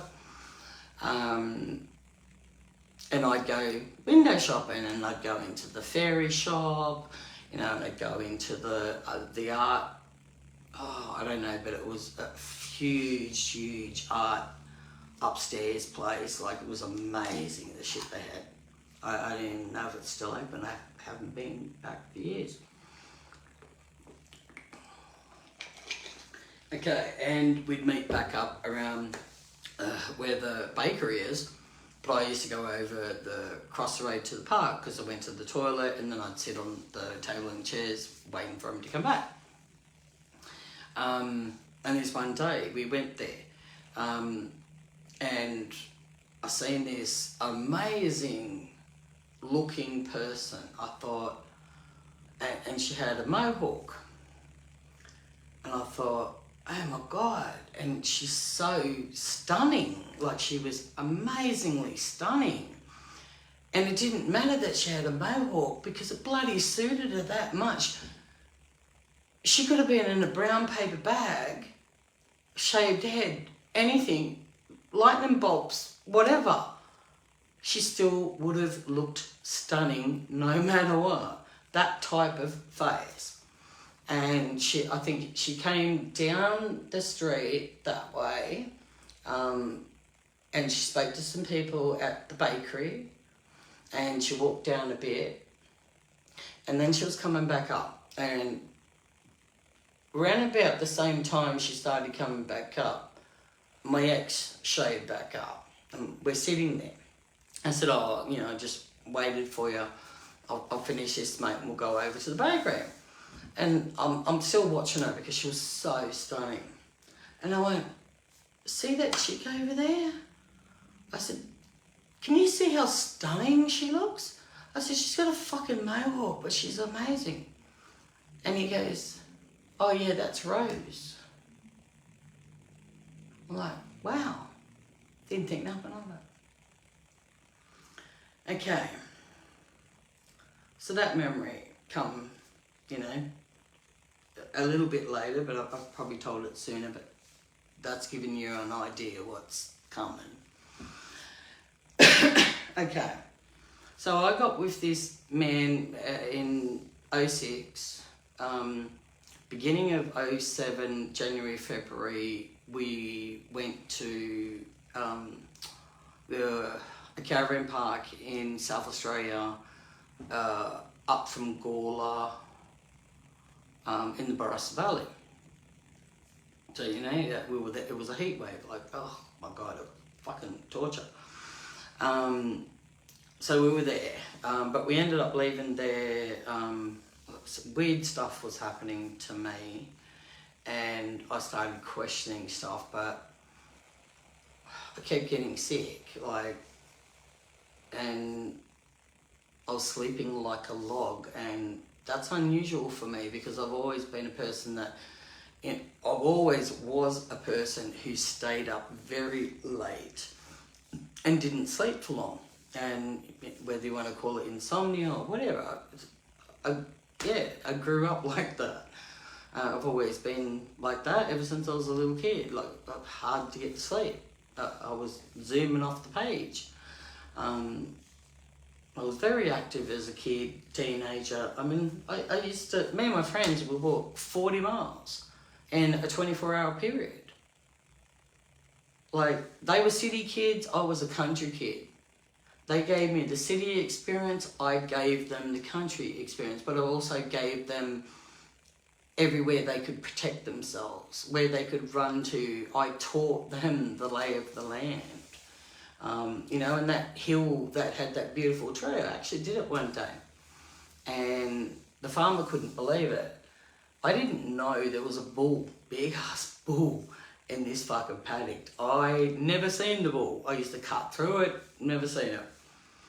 And I went up on the top of the hill under the tree and I just laid down watching the fucking clouds.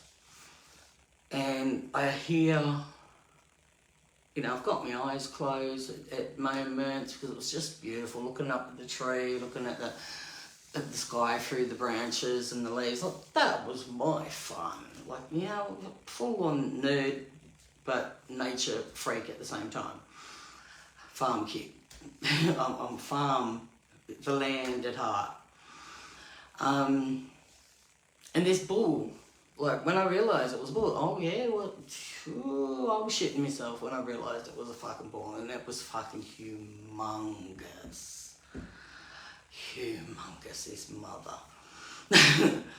You know, he probably would have been easy between 10 and 15 of me. And like the farmer seeing the bull next to me, just standing next to me. Okay, and one time I did it. Like, the bull never charged me, never attacked me, but I used to hear stories of him charging everyone else. But I never seen it, so you know, I thought, nah, it's bullshit. You know, he's never once done it with me. So this one day I went up there, and you know, and the bull come along. He laid down, like right near me, not too far, but and I just talked to the bull about the clouds and what I was doing, and you know, how wonderful and gorgeous, and you know, talking to this bull. So when I started coming down, the farmer come along, and he goes, I've never seen him do that with anyone. He said, and I'm the only one he would let near him. This is the owner of the bull. I used to cut through it all the time, and I'd just wave to the bull. I'd yell out so he'd know it was me. You know, I don't know what their sight's like. And I'd wave to the bull, and it never charged me. I took my friends through there one day. Me and the girls were ahead, and the boys, I said, you just want to catch up because there's a bull in this fucking paddock. I said, you know, you need to be around me. And, you know, It was late in the afternoon, but it was, you know, the sun was going down. So we're way ahead of them because I was just stupid, didn't believe in all this shit. And one of them was wearing a red shirt. And I seen the ball way up, you know, way ahead, and I waved to it and all that, and it didn't do nothing. But, you know, we got to where we come out of the field and we go down the, like, creek embankment and get up to where the houses are. And the next minute I hear a snort, and I'm like, oh, I've never heard it snort. And I'm watching the boys, and it's turned into position facing the boys. I'm like, run! You fucking need to run now. As soon as I said that, this ball come charging. And, I mean, they just made it. They just made it to, you know, the embankment to go down the creek. They just made it. Like, trippy experiences. Okay. So back to, you know, and I keep hearing this spirit. And this spirit said to me, you're the only one that can stop him. And I'm like, who's him? Who am I stopping? And I didn't know. Right? Didn't know who this was. Okay. So the next night is the night before my birthday. And I was born 12:30 a.m. so I always stay up, and I have done this to wish myself a happy birthday because, you know, besides me kids, no one ever done that to me. Like, I used to just stay up myself and happy birthday and, you know, go to bed. So I stayed up that night. But it was around about 11 o'clock and I thought, oh, I might get ready for bed and I'll just, you know, get on my phone and just like sit or lay in bed.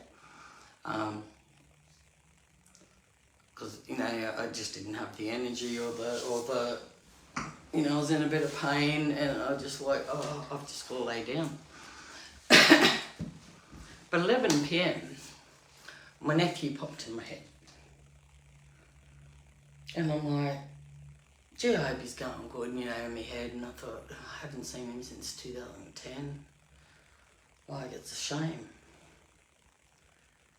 And woke up to one of my girls ringing me to tell me that he died at 11 p.m. that night. And I'm like, what the fuck? That following night, you know, he came through loud and clear, and I realised that it was his voice that I heard 2 days, a night before he died. And I'm like, what the fuck? And he kept saying, you're the only one that can stop him. They're serial killers. You know, and I'm like, what the fuck am I meant to do with this shit? Like, really? You know, I wasn't believing it yet, and I think I was in a lot of denial about a lot of shit, because the last shit that just came out, yeah, I think I was avoiding it like the plague in some instances, and sabotaging, but it's nearly been 2 years, so, and I said to one of the families, I'll give them 2 years before I speak. Okay, so, you know, I've got my nephew in spirit telling me, and keep telling me, keep telling me, and keep telling me. And I'm looking and writing, and, you know, I had all these theories, you know, maybe, and the explosion, it was Christmas 2023. The explosion of actually, it might have been before that, but yeah, that was a pretty bad night, that one. I mean, I dropped to my knees so many times, regaining the memories of stuff. you know, seeing stuff actually make sense. Because I always had snippets, but I never knew what these snippets meant. Like I couldn't connect them to anything because of the memory loss. Like I didn't know why I was having these dreams, visions, like, you know, and it didn't take long for me to realise what it fucking was. And it was the memories of the whole 8 years of being with an alleged serial killer and being around serial killers, multiple. Okay, so beginning of 2007, we were in Caravan Park in Gawler Caravan Park, the Barossa Valley. Weird things were happening there. I met this person one day. We went to, I don't know, we had to go to somewhere down near Adelaide or something. And I got introduced by him, by my ex, to this person. And this person's telling me this, you know, really mad, wild story about her husband drugging her and him sneaking out in the middle of the night to grape people while she was drugged at home. You know, I thought, oh my God, what a flippin' story, you know, that's, oh, I couldn't believe it. You know, but I did. She turns to me and she goes, has that ever happened to you? And I'm like, I don't flippin' think so. Like, thought, what an odd, now I'm thinking in my head, what an odd thing to flippin' ask. That's crazy. That played in my head for years. Like, that was beginning of 2007. Okay, so we left in February 2007. We went back to Bathurst. We weren't there long, and an uncle of his passed away. So we went up to Michelle's shop, and he rang his father and told his father that, you know, if he doesn't have a lift down to the funeral, we'll come and pick him up. And, you know, the father's no, but he's, you know, adamant, no, I'm coming. Well, overnight, his father passed away. So we had 2 funerals to go to, you know, and we drove out there.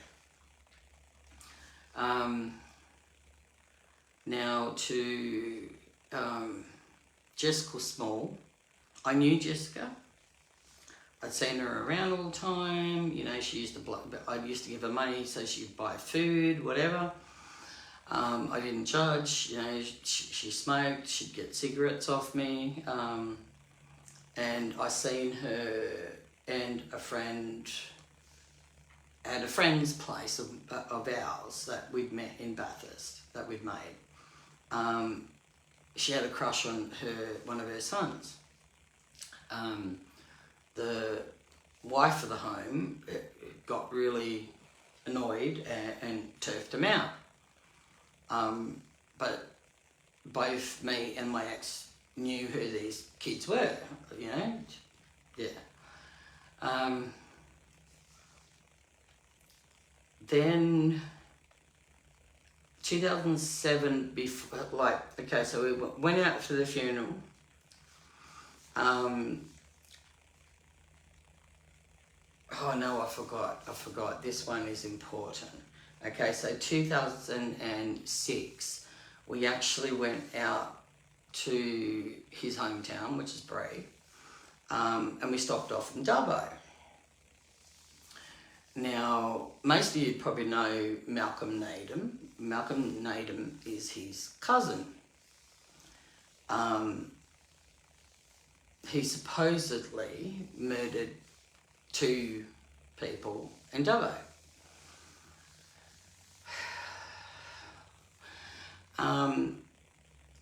Now, my ex was going about the hell. We were driving around everywhere, like, you know, I was meeting aunties, cousins, uncles. But the one person he kept asking about was Malcolm Naden. You know, he kept asking his relations where he was, and we eventually got directed to where he was. But we were parked up a couple of doors up because his auntie lived a couple of doors up. So we stopped at their place, or his uncle, stopped at their place, and he ran down to where Malcolm Naden was. And I'm sitting in the car and I could see him, and oh, he made my skin crawl. Like, he literally made my skin crawl that day. And my ex spoke to him, and we left and went out to Grey. Now, okay, so we're now 2007 and beginning of 2007, and we're going to, it still would have been February, I reckon. I'd have to look for the eulogy to find the date. Not every bit sticks in my head. Usually I can access it. Okay, so we went out there for the funeral for his uncle and his dad. We took some people out there, but coming back, it was just me and him. So we stopped off at Narromine, at one of his cousin's place. I liked him, he was cool. And he gave him a children's blanket, a red children's blanket with patterns on it. And the two things that stuck in my head, because I mean it disappeared that year too, the two things that stuck in my head was Smurfs or 100 Dalmatians. Like, they were the two things that stuck in my head, and musical notes about that blanket. Because I got pissed off because he expected my daughter and made her call him dad. No, my eldest daughter, he's not the father, obviously. She was born blah blah, and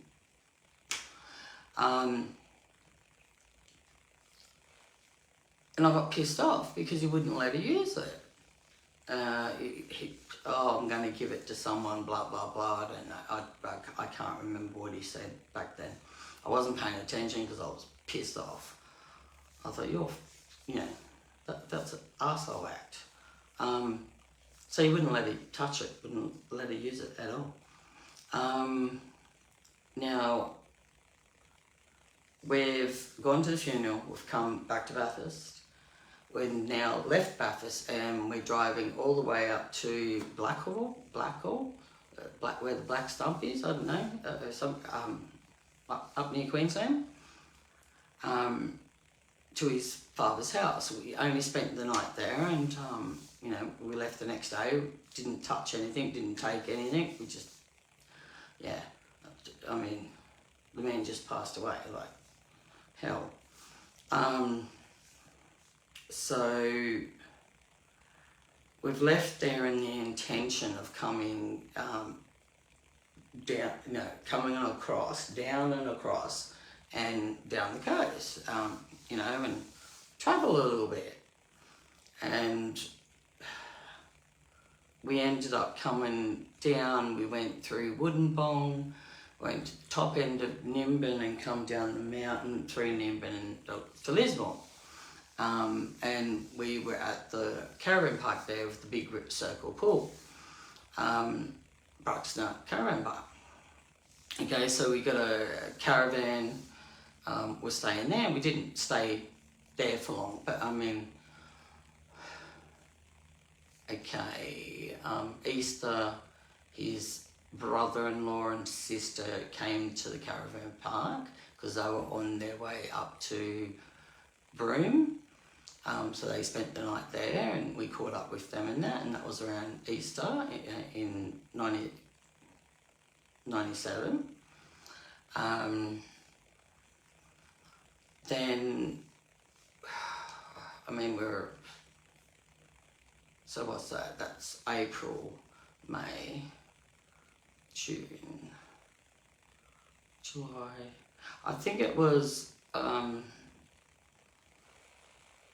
about June, we moved out of the caravan with the annex into a caravan with a cabin right up the back of the park, which was great because then we didn't have to use the public shower amenities and that. We had our own private toilet and bathroom outside for the cabins. So that was great. So we're there for a while.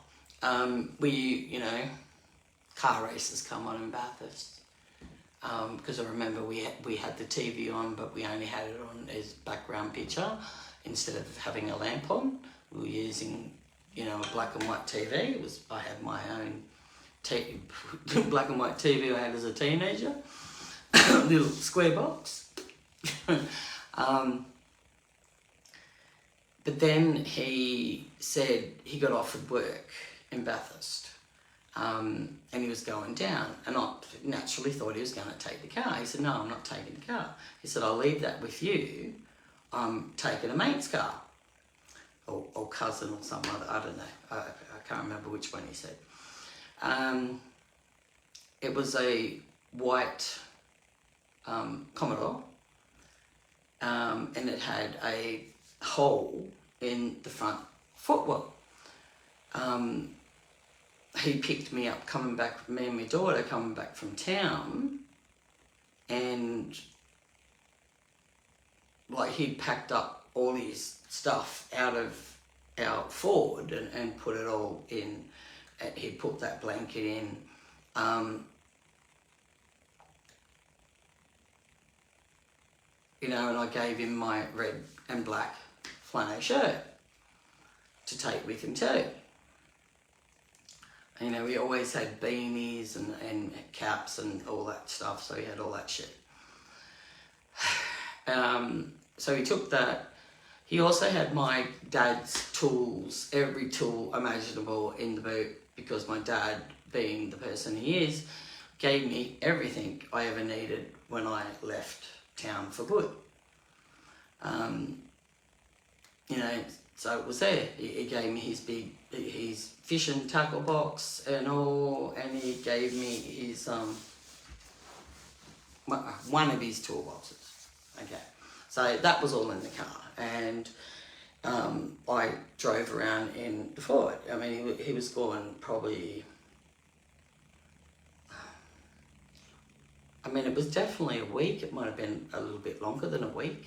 I mean, it felt long, but I don't think it was. I think it was a week. Okay, so the following week, because that would have been not the weekend before, the end of the week he went. And so not that weekend, the next weekend, he comes back. But I'm coming up from picking my daughter from the school bus in the afternoon, and he's just walking up behind us. I'm like, oh, you're back. And he come back with nothing. His duffel bag, my red and black shirt was gone, the blanket was gone.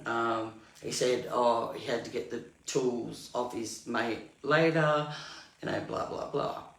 Now, I did later meet a family, well, they said they were family members of his, and they did have a white Commodore, but I never got to see inside that Commodore. Did it look similar to that one? Yeah, Fred and Sharon was their names. That's all I remember. I don't know last names, can't remember them. But I always had a feeling, is that the Commodore that he took down there? I had that in my head. Okay, so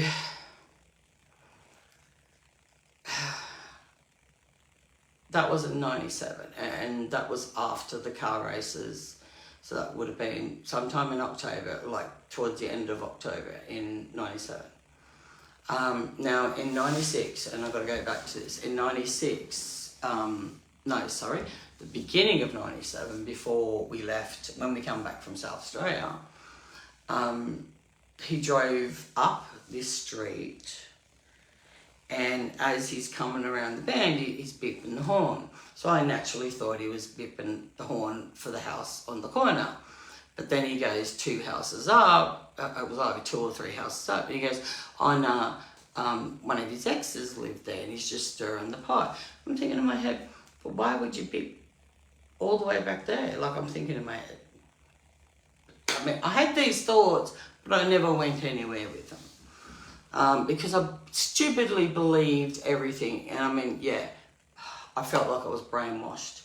I mean, he constantly went on about hypnosis.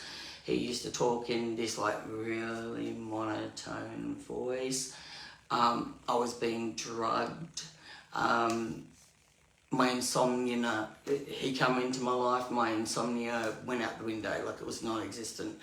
Only times it would reactivate is when he was nowhere near me.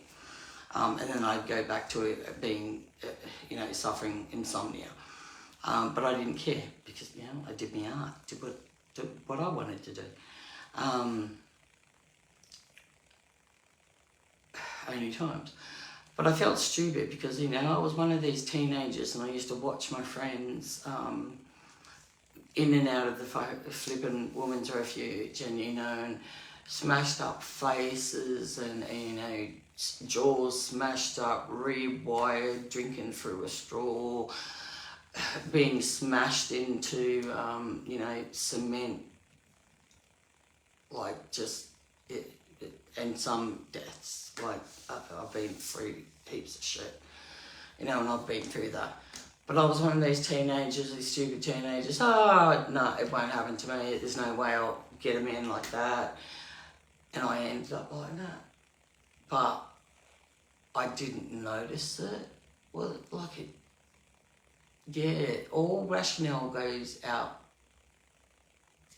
your ears. It felt, I don't know, maybe it was the fact because he was drugging me, he was forever going on about hypnosis and all that stuff and linguistics. I mean, I watched the same documentaries in the 70s he did, that he was talking about. We all did, and hypnotising animals and all that. We all hypnotised the chook. Like, that was the best one. Mine worked. And I did a bunny too. It actually worked.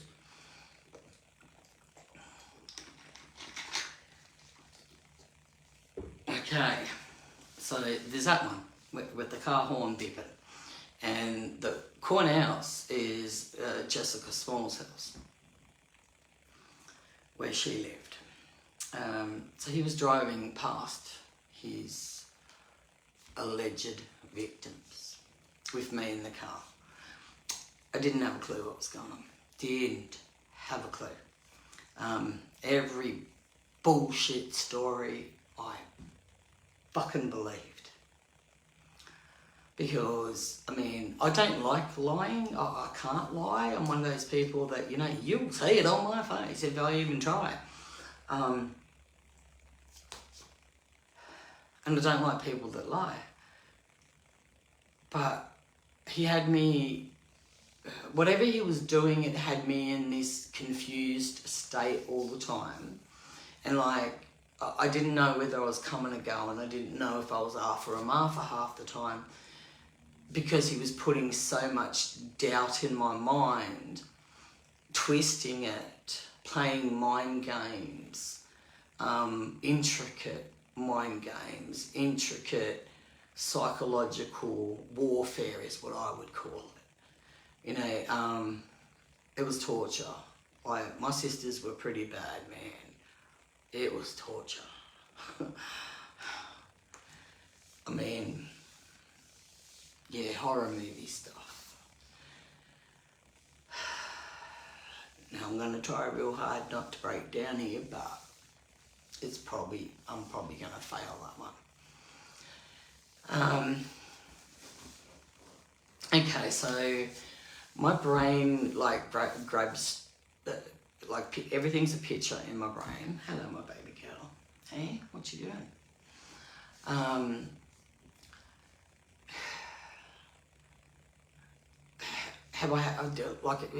With this stuff, yesterday I had multiple nervous breakdowns. I lost my shit yesterday. And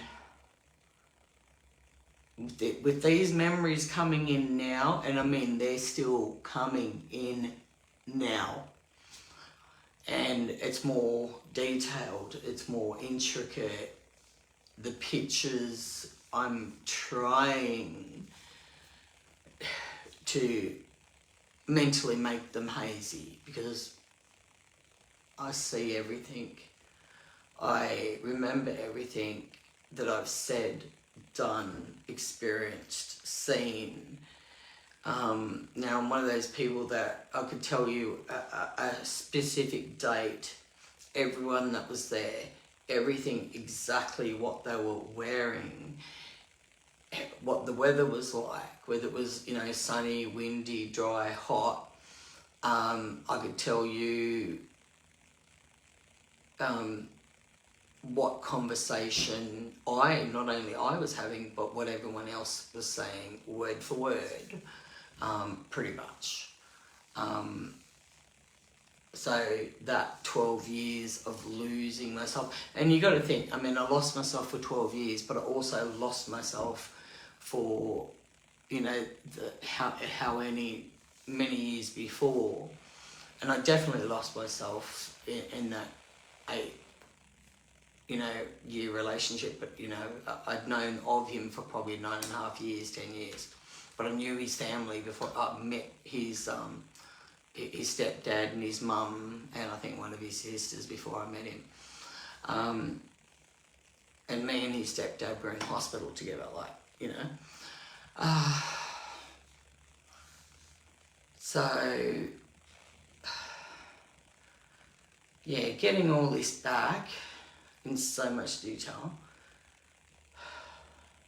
But, I mean, yeah, I lost my shit. Because this is fucking hurting my soul. This hurts like crazy. And I've been dealing with it all by myself, under attack. Okay.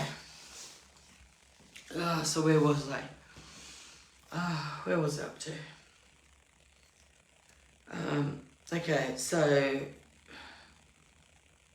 we're at Caravan Park. We moved into a house towards the end of, near the chocolate factory is what they call it, on Bruxner Highway, and it was a haunted house. I can't win. You know, the spirit was slamming doors, opening doors, like scaring the shit out of me. But I mean, honestly, I think about it, it was probably trying to warn me and protect me and get me away from him. Because whenever he walked in the house, the activity went haywire. So that was 97. We're now, I mean, exactly, I probably got the paperwork somewhere. Okay, so we've been living there, we lived there till May 99, and I was pregnant with my second eldest girl. 8-year difference between me, oldest and me, second.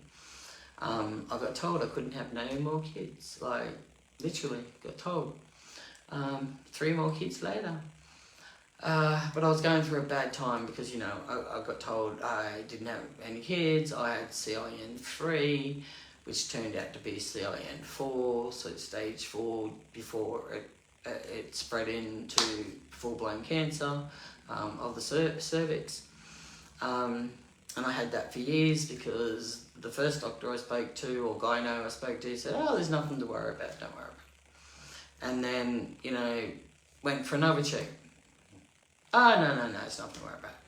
And the third check, oh my God, this is serious. Do you know how serious it is? And I'm like, what? Give me a pamphlet to read, and oh, yeah. Okay. So, we're in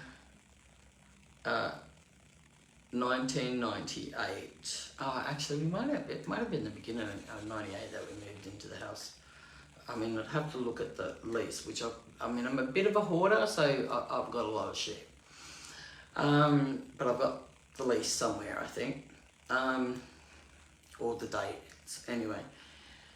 Okay, so 1998, we're living in the house. It's coming up to the June, July school holidays. So he was pestering me. Oh, you should go down, catch the train down Bathurst and go see your family. I thought, oh yeah, fuck it, yeah, I will. So me and my daughter caught the train down. I think it was like, oh my God, how many hours was that? Like 7, 8, something like that, train rides. So we went down to Bathurst and spent time with my family. He stayed in Lismore with the Ford. The Ford had been mucking up and playing up. But he was coming into money very soon. He was coming into his father's deceased estate money, and it came through while we were away. We came back the week before school started back up. Now school started back up 21st of July, and my daughter's birthday was around that time.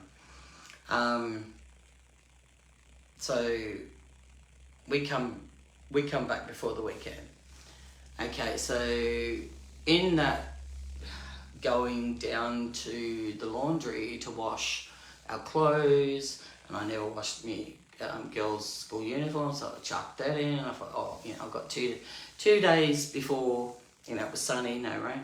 2 days before school starts back up. I thought it was perfect timing.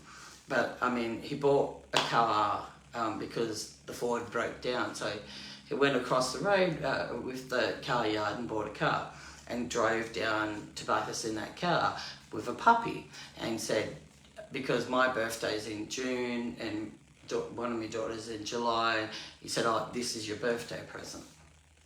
And then me and him spent one night at his mum's, and my daughter spent with her grandparents, and we left the next day to come back to Lismore. And I'm walking down the stairs and the phone rings. So, I was just about to walk down the stairs. The phone rings, so I grabbed the phone and I notice it's someone I don't like.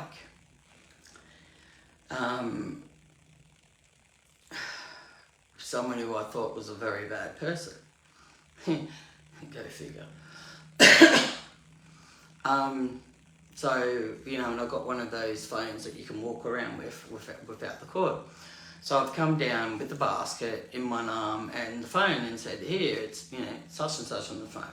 So I've gone down because, there you've got stilt houses. So the house is up the top, and then you've got like stilts, fence palings under the house. So the laundry downstairs, and like ours was really high and our stairs were really high. And I'm down there and I hadn't started the washing machine yet, and I could hear their conversation. And knowing who it was, and the next minute I hear, we're the chosen ones. And in my head, I'm like, what the fuck are these fuckers fucking thinking? Like, we're the chosen ones. Okay, so, they were very violent men with their partners, me included, but I didn't understand how bad that was. I lived with the devil, devil's spawn, devil's son, whatever you want to call him. I lived with the devil. And I just thought, oh my God, come back up the stairs. But when I walked down and I walked into the laundry room, I've looked on the floor and there's this black little sports bag with, white handles and white stripes. The stripes were like yay and matched the handle. And I'm like, I've not seen that before. Who owns that bloody bastard? But I didn't say nothing, and I walked back upstairs, didn't say nothing. Next minute, I'm going, I've got to go, you know, to this arsehole who they chased each other all around the countryside. Probably more going on that I didn't know. Who fucking knows? It's not crazy to think that way, actually. It's not crazy. So I've waited for a little while because sometimes you had the habit of taking off and coming back. Like, I mean, if I went to the shops, I had to show receipts, the times, you know, he had to do it all up, it all had to match up. Like, that's how I was living. You know, he was stealing my money, drugging me without my knowledge. I didn't find that out. The Women's Refuge figured it out by what I was saying. I had no clue this was happening to me. But when they like left a book for me to read, and I read that book, and I'm like, oh my God, how'd you know? And they said we could read between what you couldn't see.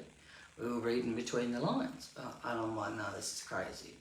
Like, oh my God, he was drugging me. He was drugging the shit out of me. And I don't know with what. I'm guessing maybe heroin, like, I don't fucking know. Yeah, it was fun. Not. And I know this last bit's gonna break me, and I'm gonna lose it. Speaking to you. Okay, so, you know, we're living there, my daughter's going to school, and, you know, most of the time I'd walk her to school and walk back, cutting through a paddock, you know, petrified of snakes, and I'd be imagining being attacked because of that snake that almost got me when I was a kid, that my uncle's dog killed. So, you know, I've got this fear of snakes. Ironic, I became SES, but yeah. But no, I wear very, very big steel cap boots, if not galoshes. And I'll have a stick, something. And it's not to kill the snake, it's to flick the bastard if it comes near me. I mean, you flick them quick enough, you're safe. Don't need to kill it. And in Australia, you come across them. Lots of them. Especially if you go out bush. Okay, so we go out, you know, we went sightseeing. Like, you know, I'd never been there. He'd been there before. He lived in Nimbin. You know, he lived in Lismore, all that stuff, with one of his ex. I think the ex before me. So that was like, you know, early 90s. They were together, I think. I'm not sure about that. I don't know how long they was. At least 3-4 years they were together. But I mean, I endured 8. How stupid was I? It just makes me feel so stupid. This makes me feel so stupid. He was doing something to my brain. I mean, he would psychologically attack me and use my traumas as ammunition. You know, when you sit there and you click with someone and you meet someone, you tell them your whole story. You know, so he was using everything, my trauma that I told him, to psychologically attack me and, you know, re-traumatise me. He was doing that. Same as this gang of people, like, they're actually doing the same flipping thing. I mean, I know a psychopath when I see one. You all want to go on about narcissists, mate. You don't know nothing. You don't know nothing. Not everything's a narcissist. I mean, that makes my blood boil, because all I'm seeing is post after post after post after post. Narcissistic abuse.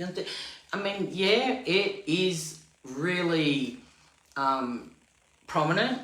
Hell yeah. A sociopath and a psychopath can have narcissistic traits. They can border on other mental, you know, abilities.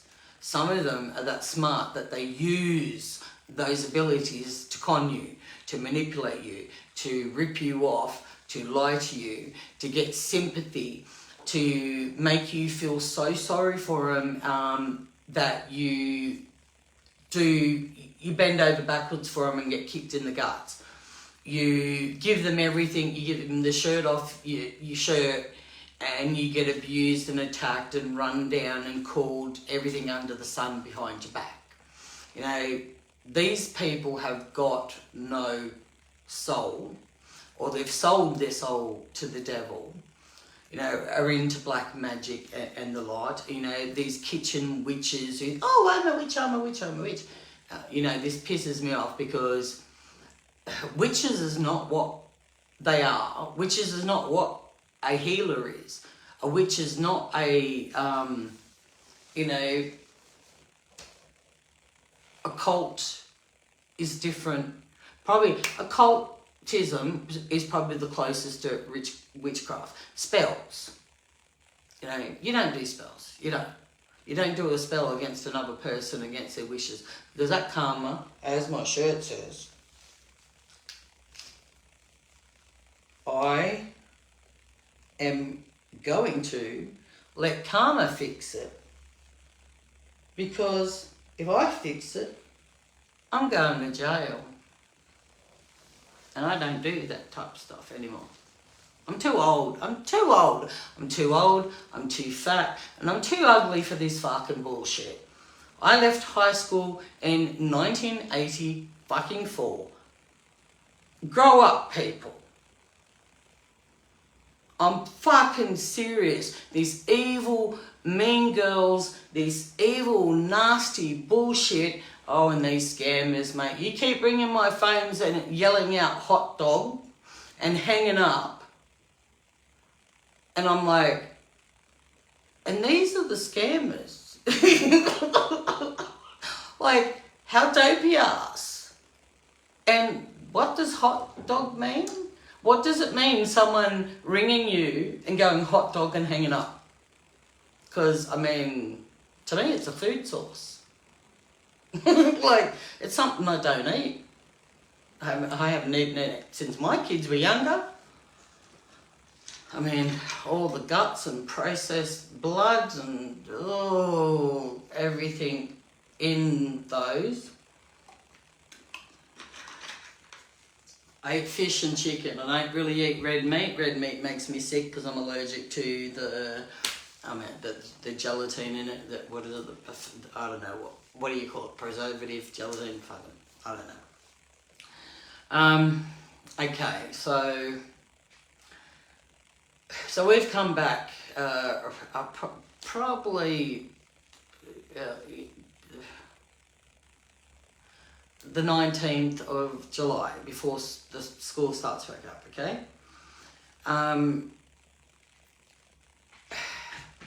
It wasn't that week that my the birthday, we didn't celebrate it. We celebrated it on the weekend because you had school all that week. So we celebrated a birth on the weekend. Okay, so before the next weekend come, and it would have been about Friday, so you're looking around the 31st of July, maybe the 30th of July, I don't know. I'd have to look at a calendar. So about the 31st of July. Okay, so got up in the morning, he's taken off. I've walked my daughter to school. I've come home, and I thought, I'm gonna draw. Okay? So next minute my ex rocks up. And I'm drawing this picture. This is the picture I was drawing. And I pretty much finished it. But I was adding, as they came, first thing is, okay, he came through the door with his cousin. And her name was Louise Roberts. First time I ever met her, okay? But I knew he was related to the Roberts, and I knew his great-grandmother or great-great-grandmother was a Roberts, and she left Lismore, walked up to Cherbourg because her husband died, to get away from Doc's stealing her children. So she walked up from Lismore to Cherbourg. This is a story I've been told by their family, so I don't know if it's true, I wouldn't have a clue. She went to Cherbourg, met their great-grandfather. He was on the camel trade, but I think he was German. Went to live out Bray, and that's where they came from.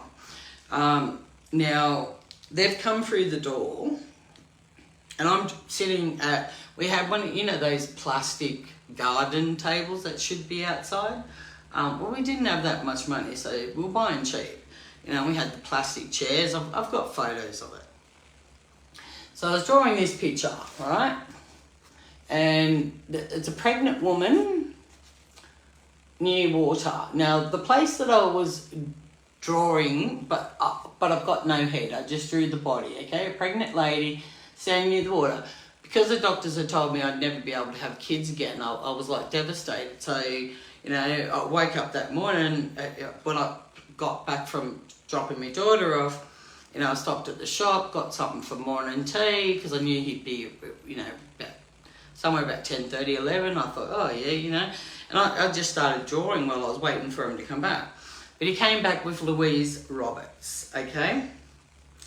And when they rocked up through the door, down the bottom where the leaf and that is, I was just starting the ants. You might be able to see them. I was just starting to draw the little ants. And I think that's probably the end of it. My ex goes, how come you never drew a head? And I said, well, I can't draw people, like their faces. I've never had that ability. I used to do caricatures, and I did that pretty good. But I haven't done that since I left the SES, I think was the last time I did it. So that would have been 1989 was the last time I did caricatures. You know, you don't do it, you lose it. You don't use it, you lose it. Right, so I'm drawing that. A pregnant woman, now this is significant. A pregnant woman without a head, and it was Tuntable Falls. I don't know if I got the pronunciation right, and don't ask me to spell it, okay?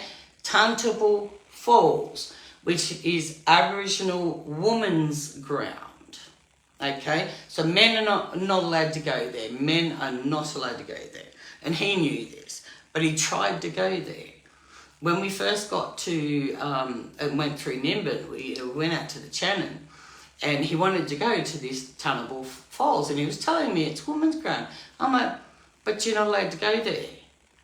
He goes, oh, you know, fuck this, I'm gonna do it. So there was this like, you know, 2 logs on either side of the road, and once you go past the logs, you're on the land. So I'd say we got about 500 metres from that gate. The engine automatically stopped, and we rolled back down the hill.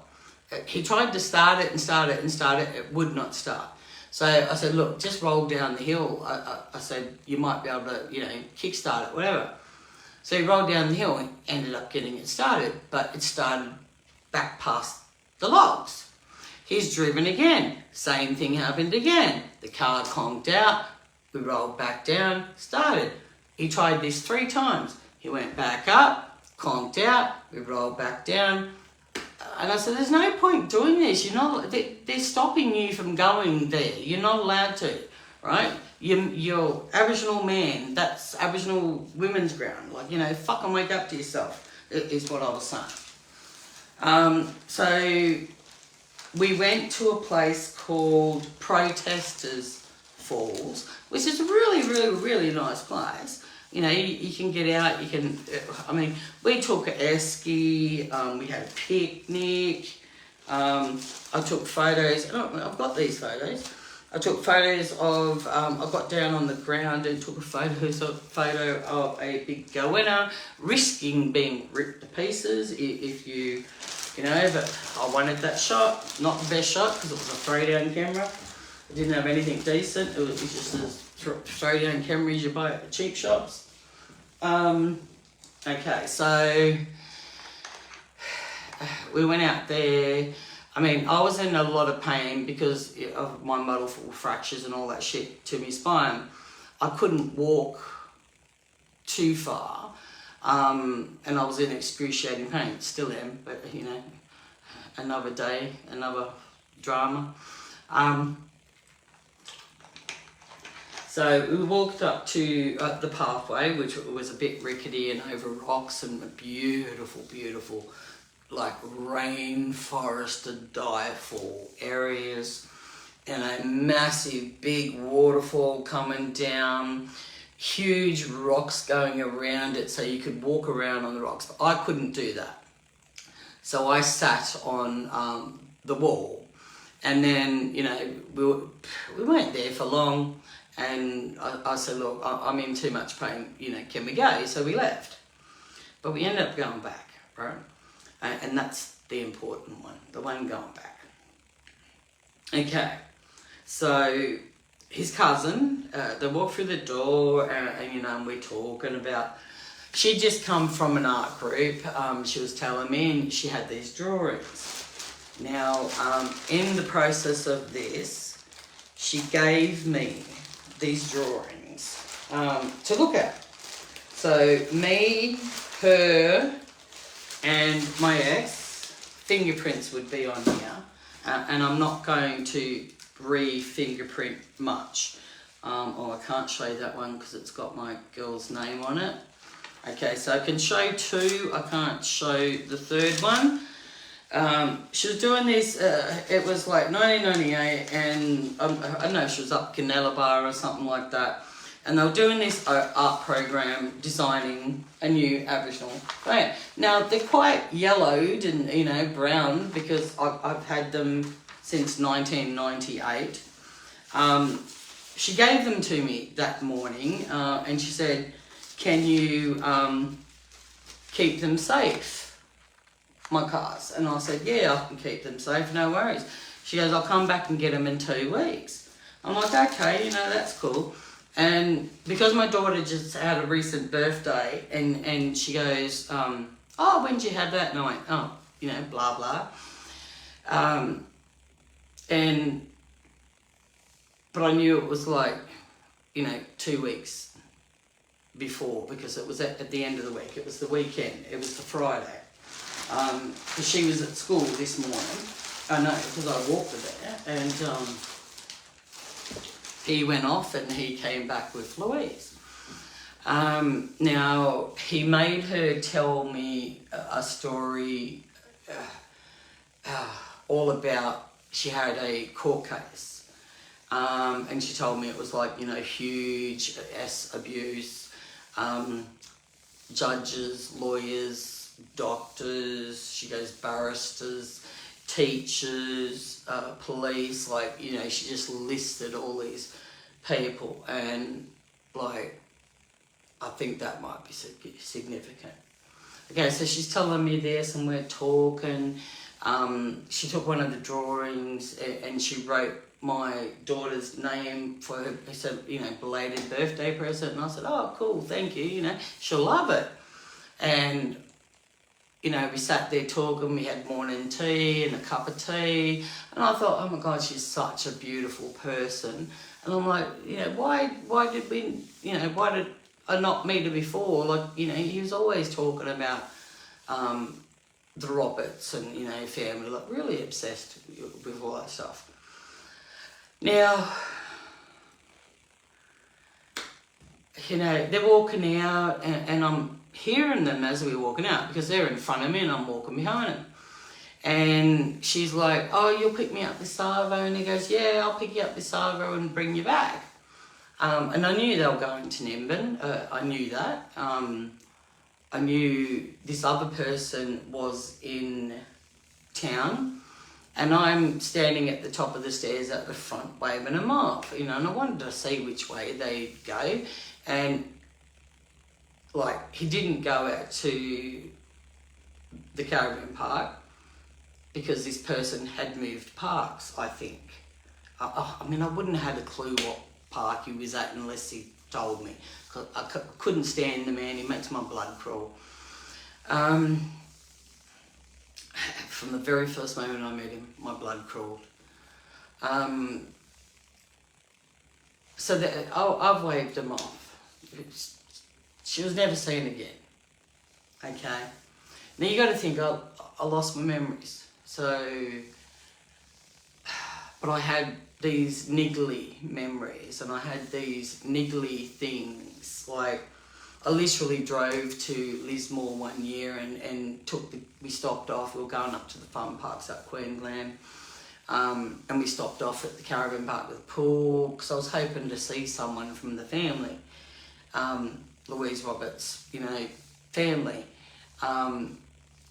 to give them these drawings back. It was in the back of my mind, but I didn't know the significance of them yet.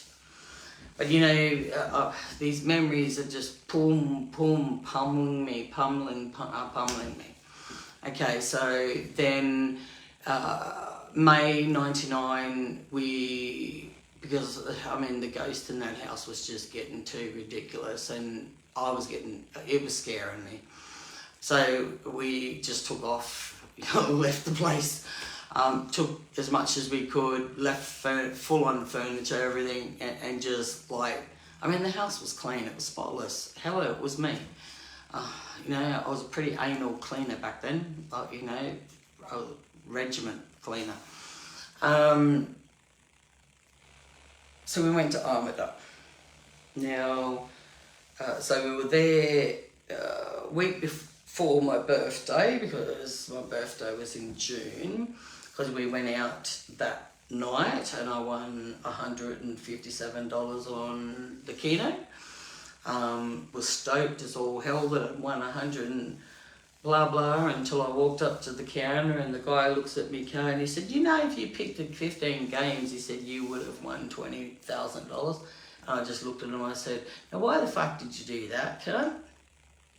He goes, what? I said, I was happy with the $157 until you fucking said that, you cunt. I said, don't ever say that to no person. I'm not a lucky person. I'm not doing this for money. I'm not doing this for sympathy. I've given the police 2 years. I told one of the families that the timeline will be 2 years. Okay, so, right, memories are coming in thick and fast. Coming at Christmas, just before Christmas.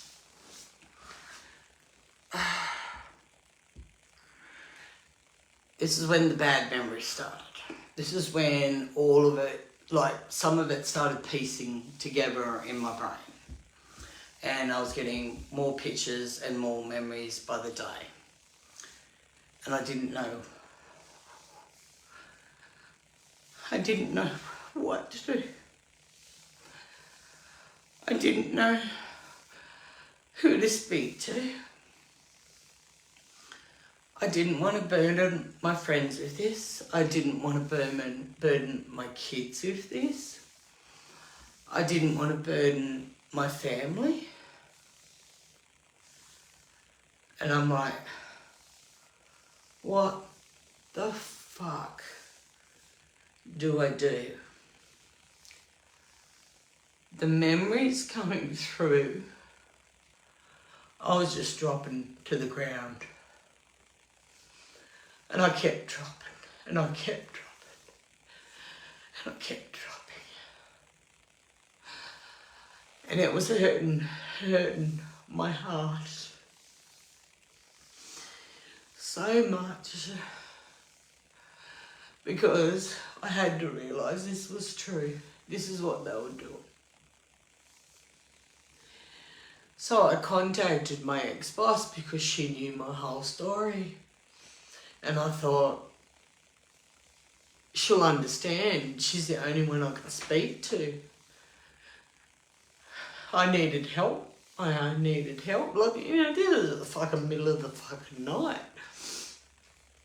And I reached out to her. And I told her everything. I told her everything. I gave her everything.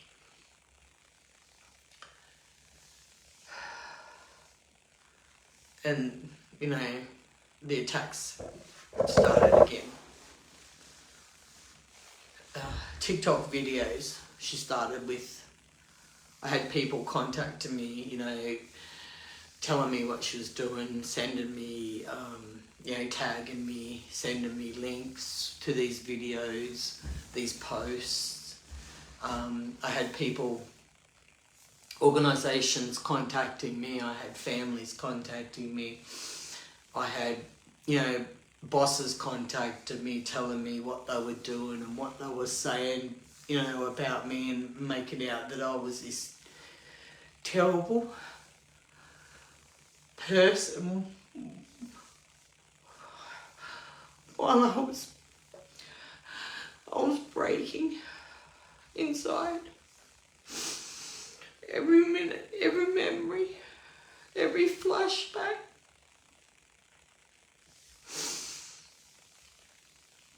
And I realise she's feeding her my shit, because she's coming out with it in videos. She just kept coming out with it. She kept coming out with it. She kept coming out with it. But then she started coming out with stuff that I never told my boss. And I'm like, how the fuck can she know this shit? Because the only people that know this shit is me and my ex. No one else knows this shit. My daughter can't remember this shit because she's blocked it all out because of what he put us through, the trauma. Louise was never seen again from that morning. Oh, I mean, she was seen in the afternoon getting into a white car. He had a white Mitsubishi Magna.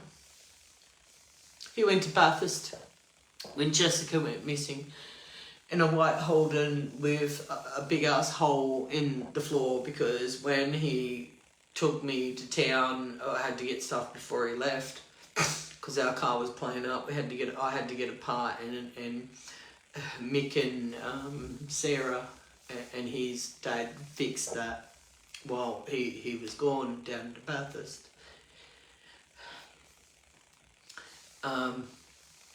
And I spent the whole week with them, you know, went out to Nimbin, went to the museum, because I've never went out there, never seen it. We just drove through and that was it. We never stopped.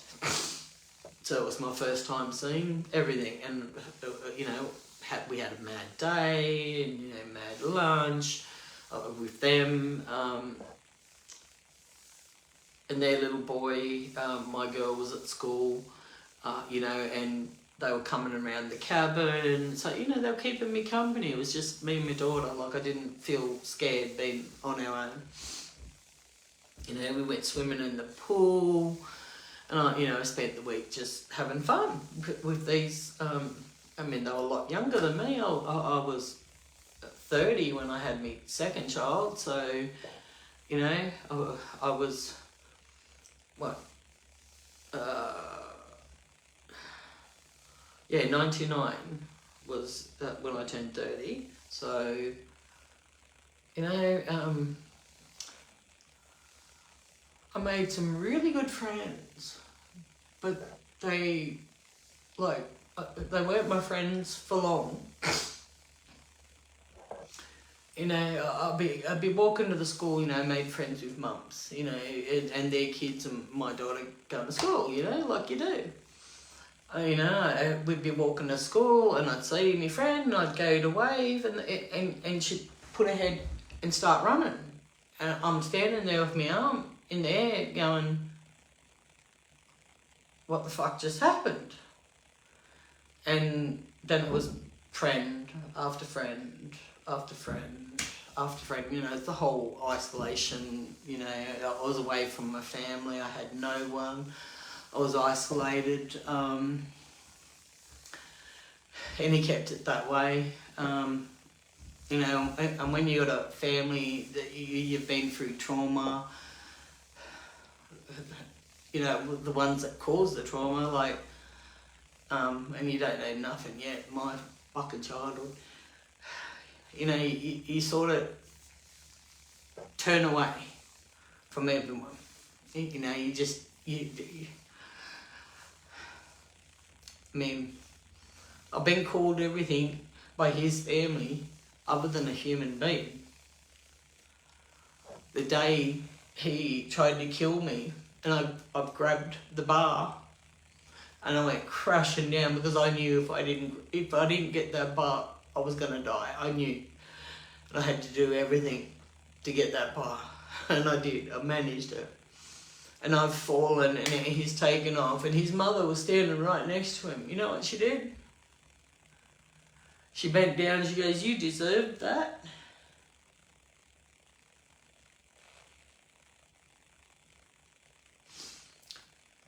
Then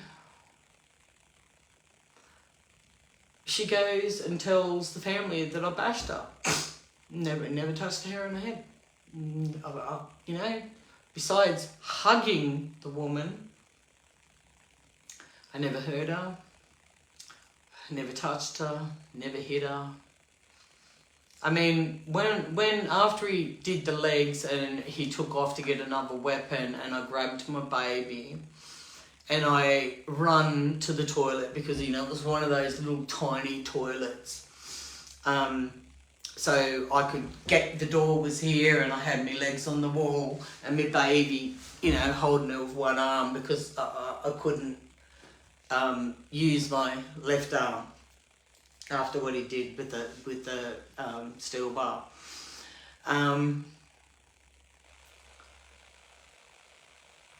And I sat in there until I knew that he was in a spot where he couldn't get to me if I ran. His kids and my kids, my eldest daughter ran with my second born. I'm in the toilet with my third born. She was only one, around about one. Oh, she was over one, because, I mean, hang on. When was she born? Okay, this was... No, she was a baby. She wasn't young one yet. And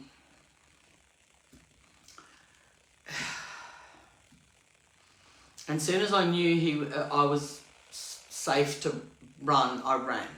And I swung open the screen door, and his mother was there.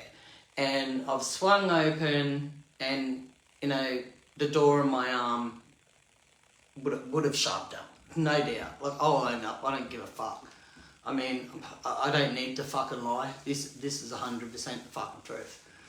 Every bit of it, and I've got all the evidence to fucking prove this fucking shit, like, to the razoo.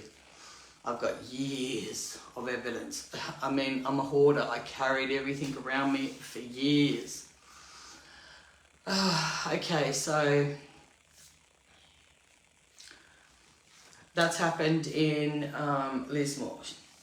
He's taken her out to Nimbin. He kept fucking up. He kept disappearing. He'd come and go, like, and then disappear for nights.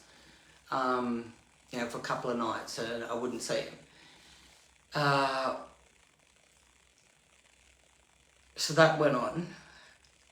He was taken off with this other person, and I mean, they followed each other around the countryside, these people. More than one. They followed each other around the countryside. Every town, they showed up in the town. You know, or if they were in a town, we showed up in the town. I mean, it was... I mean, driving in the car past alleged victims with me in the car, bipping horns, telling me a bullshit lie that I believed. Never suspected a thing. You know, I stopped watching the news. I wasn't watching the news, so I didn't really know that this shit was going on. And if I did get a paper that had something in it, like, a page would disappear. it drove me crazy. He'd make it, oh, no, I used it for this and I used it for that. Oh, it's got grease all over it, but, I wasn't going to bloody touch it. Or I burnt it, or I chucked it in the fire. I didn't suspect, never got suspicious. I mean, I didn't even know if I was Arthur Martha. Like, how do you get suspicious when you just lose yourself? You become a shell. You start, you walk around with action. That's it. There's nothing there, and you're just on automatic pilot. And you just do things, and you got to do it the way that he tells you to do it, or you'd be in trouble or whatever. Okay, so the first week and a half, like, he just kept disappearing. I mean, he disappeared too after that, but he was hitting the alcohol. I mean, I didn't know what he was on. He smoked pot, but I didn't know. I mean, I knew about speed.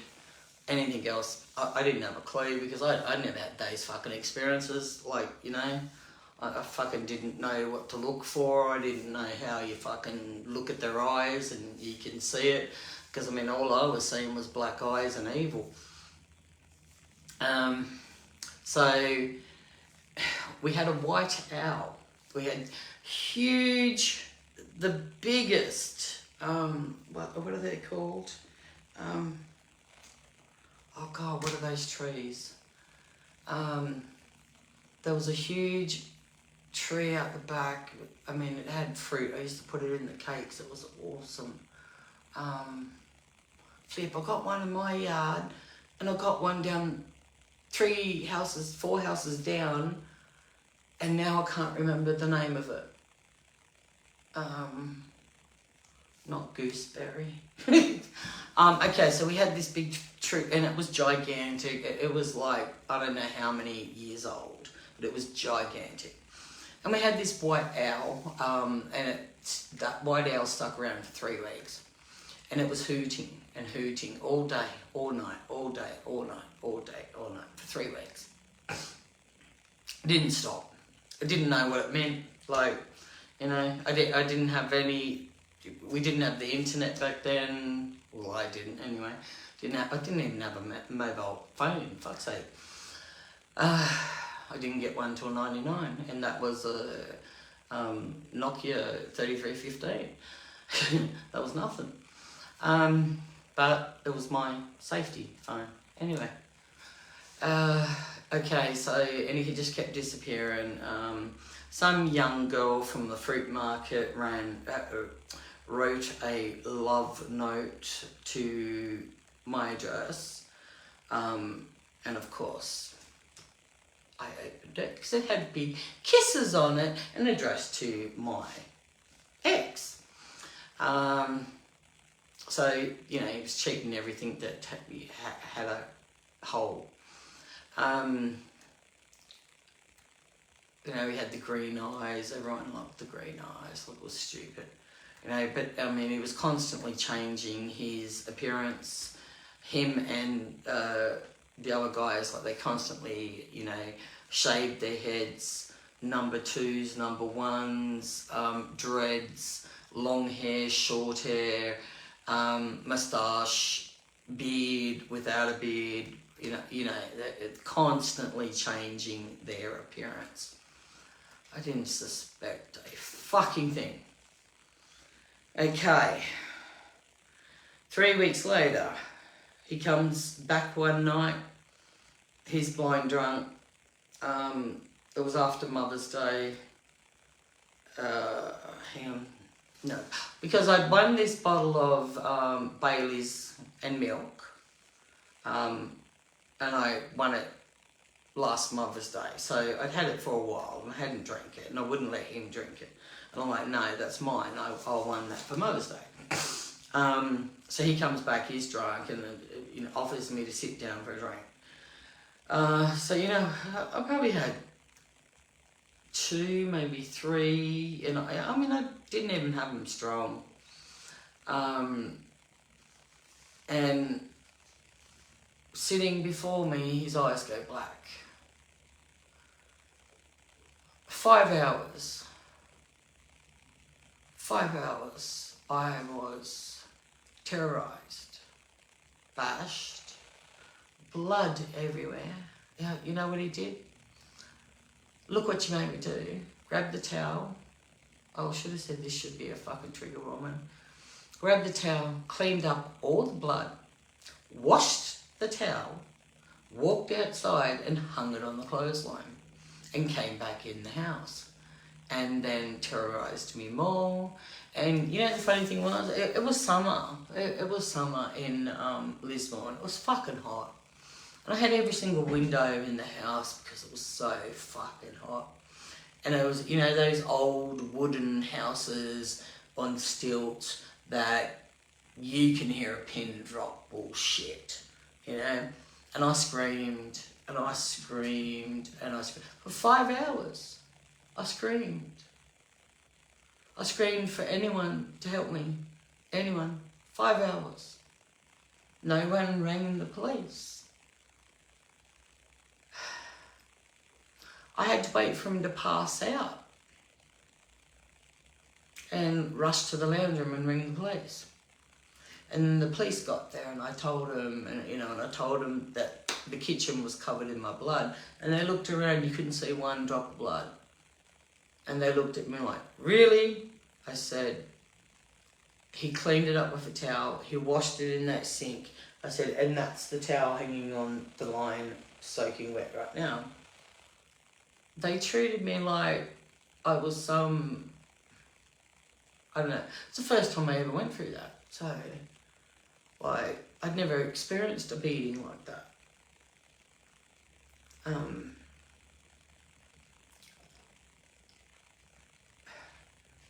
You know, by the time it got to court, and that was my first experience at court for myself for domestic violence.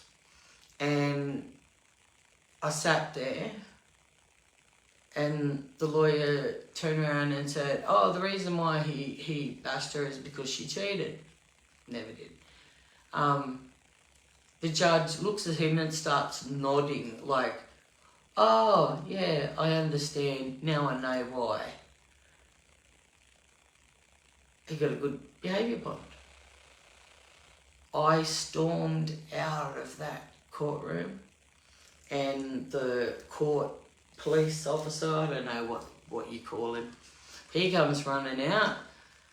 He got me to sign this paperwork, and one of the paperworks were for, I was the last victim to get the victim rooms, you know, the safety rooms. Because I met him years later, and he recognised me when I was a support person for someone at court. And he recognised me, and he goes, you know, because of you, we got the funding. You were the last person, the last signature we needed to get the funding for the safety rooms. I mean, yeah.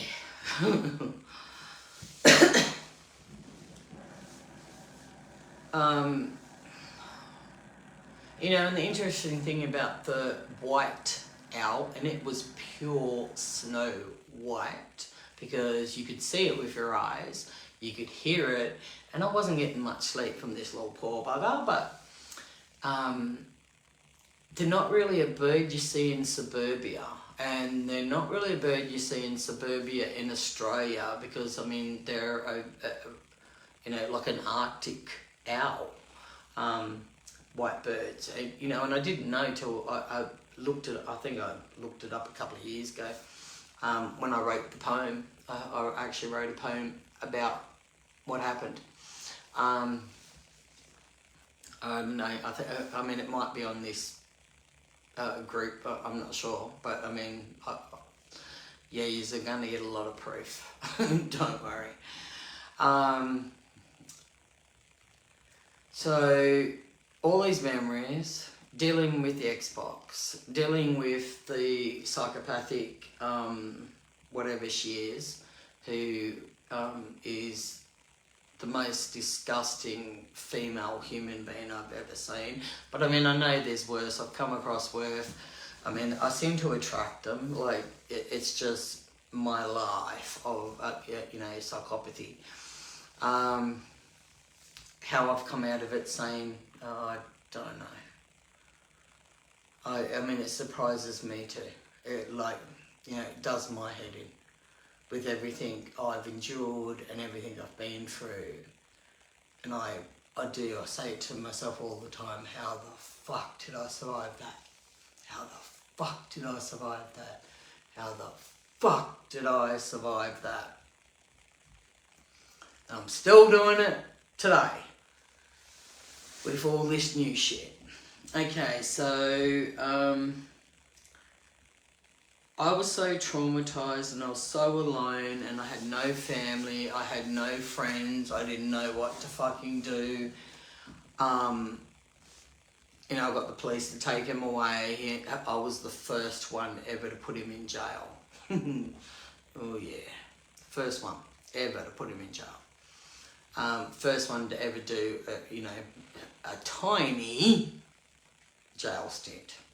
Okay, so they've released him out of jail. He's gone to the old caravan park where we were living. I'm at the house. Yeah. I mean, refuges, you all refuge people, you need to make them places brighter, for one, lighter, and have a caring atmosphere and decor and whatever for these children that come to your places. So I'm telling you, some of these women's places that you've got to escape to are scarier than your partner. Like, they're traumatizing. Yous are literally traumatizing people coming from horrific traumas. Not a pissy ass punch you in the wall fucking trauma. Fuck you up and cut you up and fucking kill you fucking trauma. Fucking pissy ass punch the wall next to me fucking bullshit.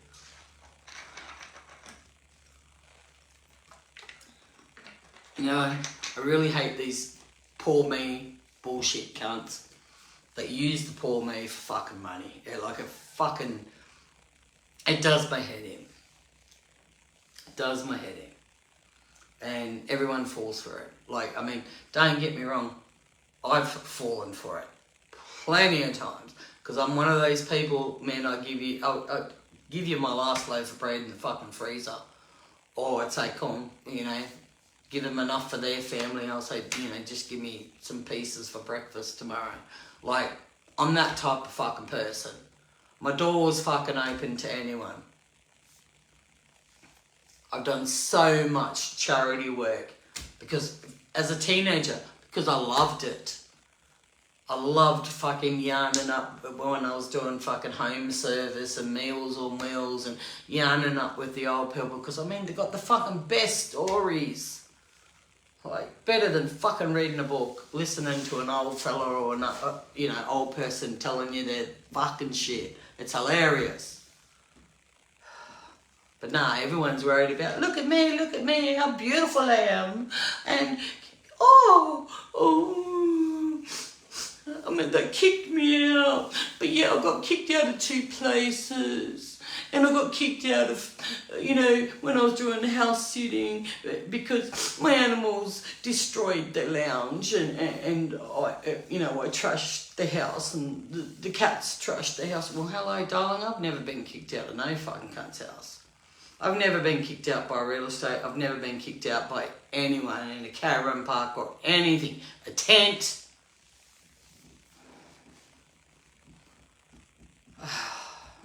But, you know, is all play the game. You're all helping the real abuser. I mean, it's like the Joker. You know, you're saying that, oh, I'm so kind and I help so many people. You know, the thing is, they're telling you how much people they help. If someone's sitting there telling you how much they do, it's fucking bullshit. They're constantly telling you, oh, I do this and I do that, and they're being mean and they're picking on me. No, you've got the fucking cunt twisted. The person that's telling you that is the con artist, is the manipulator. Not the reactive abuse to what they've done to them. Learn reactive abuse. You all need a slap across the fucking head with that one.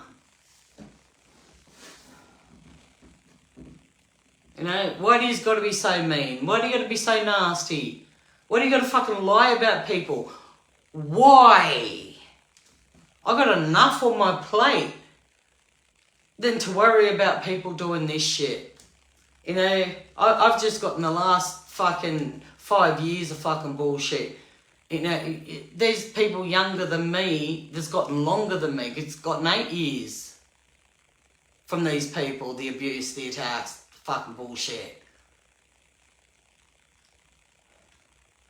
Everything I say is true. Everything has fucking evidence. Yeah, I might not be able to bloody give you the evidence as a child, but, you know, they're just my experiences. I'm just telling you my fucking experiences. I do have witnesses, but, you know, they probably won't fucking want to talk about it, because I was a fucking cunt as a fucking teenager. I did some fucked up stupid shit, yeah. And I scared a lot of people, and I'm sorry. I'm really sorry. I got karma, don't you worry. I got instant fucking karma on that one. Okay, so this owl, go to court. I see his car driving past because, you know, that it's the highway to Blake Caravan Park. And I constantly see him, he's bipping the horn, you know, there's something he fucking does, obviously. You know, to terrorise his fucking victims, whatnot, keep him in that trauma state. And, you know, and like when I escaped my hometown, I thought, oh my God, he's my knight in shining armour. He's come to save me. I've finally, you know, they parrot what you say so you can relate, you know, and if you've got trauma, they'll tell you some of their trauma because you'll relate. And what comes with relating to someone is empathy and sympathy, you know. They're doing it on the sympathy level because they're a psychopath, but you're feeling it on an empathy level. So you put up with it, and you put up with it, and you put up with it. You don't know something doesn't feel right, but you keep, you know, but because they've saved you, you're in this rose-coloured glasses in hero mode. You're literally in hero mode. You know, they're my saviour. They're my hero. No, fuck you. They don't give a fuck about you, and you're just the next thing till the next thing comes on. And while we're in between the next thing and the next thing, oh, fuck every fucking 100 fucking next things in between till I find the right one that I can manipulate all over again. While I'm with that person and still fucking up the ex. Now, this is what these psychopaths fucking do. And it's all calculating. It's not mental health. It's not fucking bullshit. Right. Okay, so what are we up to? Okay, Lismore, Louise. Okay, so that happened in the end of July, 31st of July, 98. We moved to Armidale. I forgot. The black sports bag. Okay, so he's ran out. He's gone. He's off. He was going to dickhead. And I've waited for a while to make sure he wasn't coming back. And I've bolted downstairs because I had the washing machine going, you know, and I just pretended I didn't see it. I didn't let him know that I see it. And I've run down and I've opened this bag. And what I look inside this bag, there's not much in this bag, but there's two things that caught my eye. And it was two women's ID, like their literal ID, like a learner's driver's license or something like that, a driver's license. And the other one looked like, you know, someone that worked in a grocery store or something. Okay, two young women. I mean, one had blonde hair, you know, practically white blonde hair, and the other one had, I mean, a darker hair. I keep thinking of reddish darker hair, but I'm not sure. I don't know who these women are. Now, I held these two cards in my hands, looking at them side by side. Now, I do meditation and all that shit, so I am a good option for hypnosis. So I'm taking it, because I looked at them, the way my brain works, I'll be able to get the names of these IDs through hypnosis. I mean, there's a lot of memories where I reckon hypnosis would probably be able to get it. But I've got the question to ask. Like, I can tell them exactly what happened that I can remember in that day for them to ask the right questions. Like, that I can do. Whether the hypnosis works, don't know. I've never been hypnotised. Well, I thought I'd never been hypnotised. But I think that's what he was doing to me. Okay, so we moved to Armidale, and we moved in with one of his sisters, and we were there for a while. I got really, really sick, dangerously sick when I was pregnant. Then we went out to a caravan park, and then we were out there for a while, and then I got my house. And I got the house the week before I gave, I think maybe a week or two before I gave birth. So that was 99. Now he was taking off with that other person because he came to live there too when we were there at his sister's place, but he was living at a pub. So, you know, he was mucking up with him. So 99. What are we up to? Okay. I have my daughter come out of the hospital.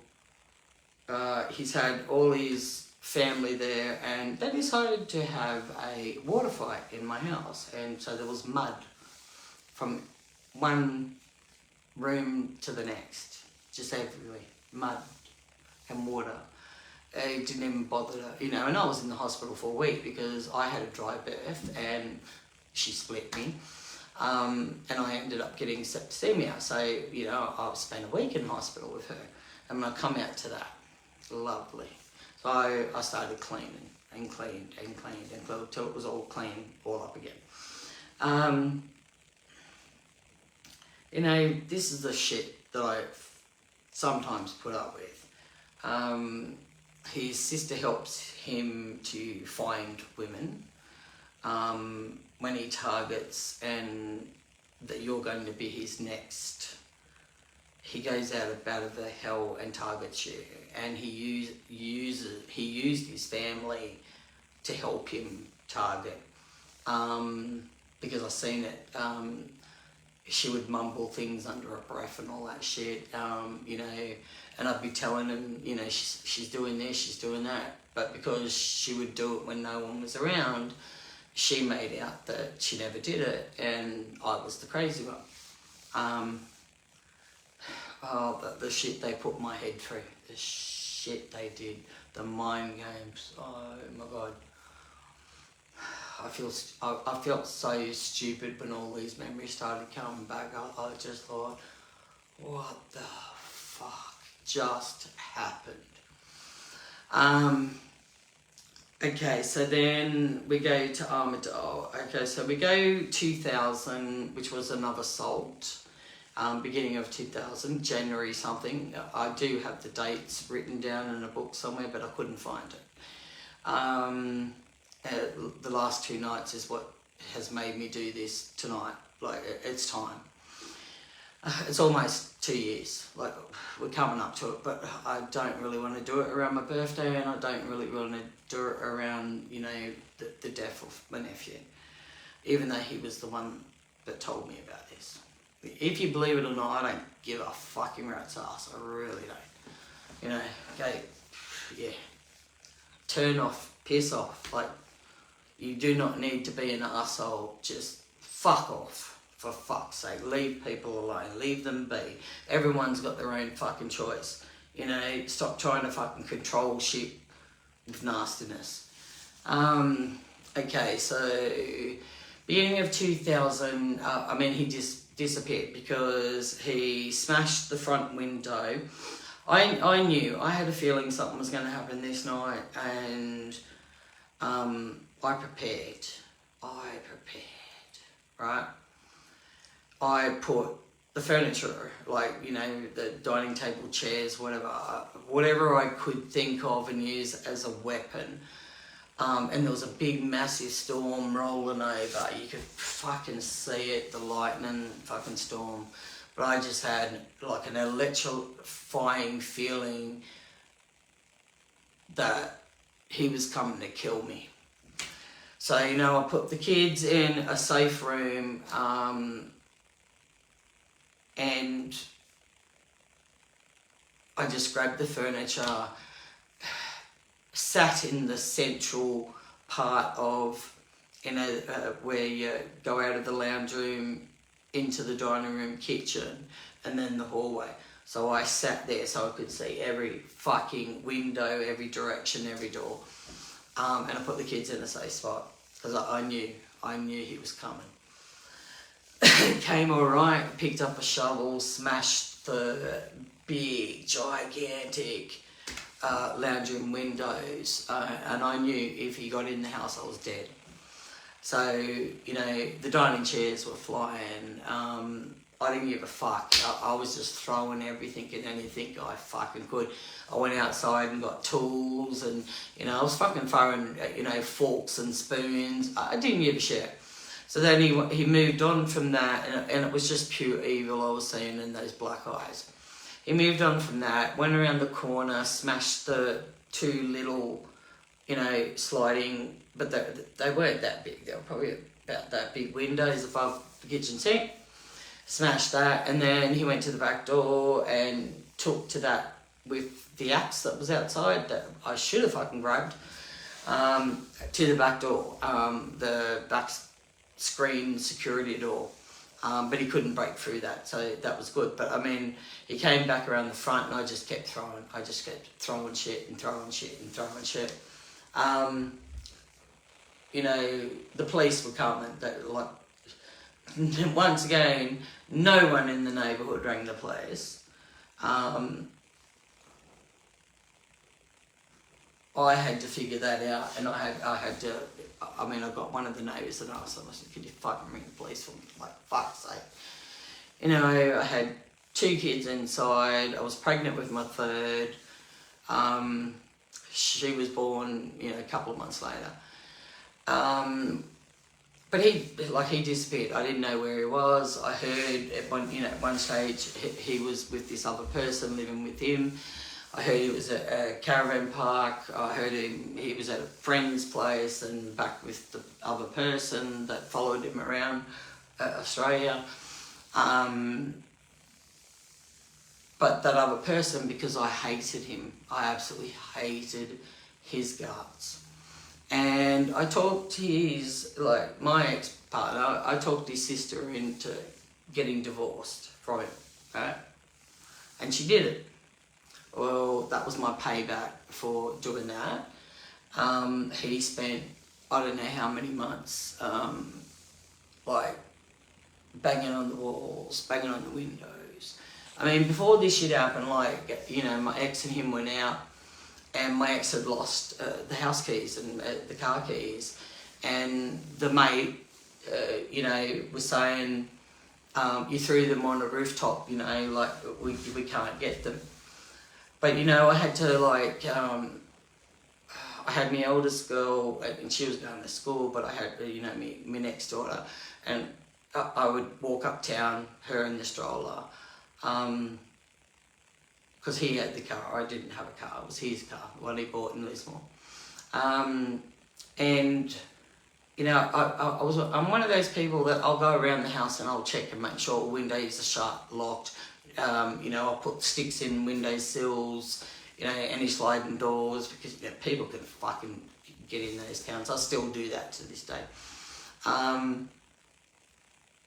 And so everything was locked. And I'd lock the door as I was leaving out the front, and I'd check and make sure that it was locked. And, okay, it's locked. I'd go uptown, I'd come home, I'd grab my keys out, and I'd go to unlock the door, and it didn't unlock.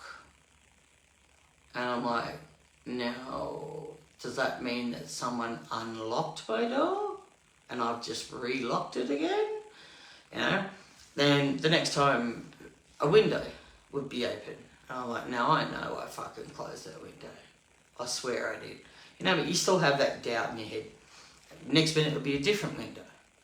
You know, I think when I got to about the fourth thing, and the fourth one was the door being unlocked and me locking it again, that's when I thought, oh my fucking God, you know, this cunt's got the keys. He's terrorising me.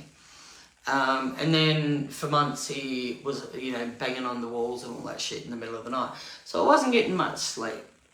And, you know, I fell pregnant, loss of judgment. I fell pregnant with my third girl. You know, I had three girls to him, and my eldest had a different father when I was living in Sydney. But I left Sydney. I couldn't raise a kid in the city. You know, too dangerous shit. So that went on, and I ended up having a miscarriage because I was carrying twins, and non-identical twins, and I miscarried more than likely the brother. You know, I seen it, I know it was a fetus, you know, it was a very small one, and I panicked and I flushed it down the toilet. The hospital said, oh, you should have grabbed it out. Like, I mean, hello, that was the last thought on my mind right then. You know, I panicked. Like, you don't know, when you've spent months with no sleep, no, like, not even getting a break, you know, and he had a mate that was 3 doors up named Frog. I mean, that's all I know, his name was Frog. And he used to go visit him and stay, because I mean, he was a drug dealer, and he used to go visit him, this parasite, and stay at his place at all hours of the day and the night, and just terrorise me whenever he could, because I talked his wife into divorcing him. Funny thing about that, another person, another victim of Lismore, which is Louise Roberts' cousin, but she's got a different name. Her name is Lucy McDonald. But by this stage, we were in Nambucca when that happened. But we're in, you know, beginning of 2000 to like towards the end of 2000, where I haven't checked. I haven't, you know, I haven't checked to put 2 and 2 together if there's people missing there, which I've got no doubt there is. You know, I've got a sort of rough idea, but, you know, he wasn't around me, so I did not know where he was at any given time, what he was doing, or anything. No one told me jack shit, because I was completely isolated, I had no friends, and I had no one to talk to, and I was going crazy. You know, that's a horrible thing. That is the most horrible thing, not having a friend, and not having anyone to talk to. Like, it's excruciatingly horrible. Like, yeah, that's not good for anyone. You know, this This stuff really hurts my soul. Okay, so there's that period of time I haven't checked yet. So we're going. I don't know if anyone went missing when we were in South Australia. I haven't seemed to find one for that time error, so I don't know. I only know Jessica Small, 1997, October 1997. Louise Roberts, July 31st, 1998. The two women's ID that I found in the bag, and when I confronted him about the bag, he said the other person was having an affair on his sister, like the wife, and he was sleeping around. Like, I believed it. I fucking believed it all. I was a fucking whack job believing this shit. Okay, so Louise went missing. Then that period in between 2000 and 2021, I'd have to match it up with the parts that I do know, and there could be more people in that part that I don't know. Okay, so I'll go up to March 2001.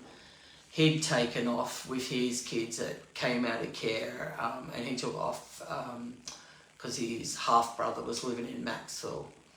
And they got a house in Nambucca. This is the same house where he tried to kill me in front of all the kids out front and in front of his mother. Well, his mother was standing right next to him, like, fuck me. I mean, you can't make this shit up. My life is fun. So I was there in 2021 in March. I ended up at the refuge. I'm trying to remember. So I ended up at the women's refuge here in the end of 2021. Okay, so, but I was still living in Armadale when he was there, but I was going backwards and forwards. When I got my car, I was backwards and forwards. Because, he was ringing me, telling me he was going to kill himself, and, that he was suicidal, and, I fucking fell for it. I fucking packed the babies in the car and, fucking rushed 2.5 hours to where he was, and he wanted my car to go buy drugs because he had no petrol in his car. Like, that's the fucking shit this cunt did. Then I stayed in Armadale for a while, but I was becoming suicidal, like really bad. Cut a long story short, my sister-in-law saved my ass, and that was a pretty bad moment, and come and got me and wouldn't take no for an answer, and made me come down to Maxwell, and I had to get, baby shit, milk, formula, all that stuff, nappies, I was meant to go shopping back home anyway, but so I went over to Nambucca to the Woolworths to go shop, and I thought, let's go have a look down the beach, because I've never been to Nambucca. And straight away, I'm turning in to go down to the beach, and who's coming out? Yeah, my ex. Long story short, got back with him.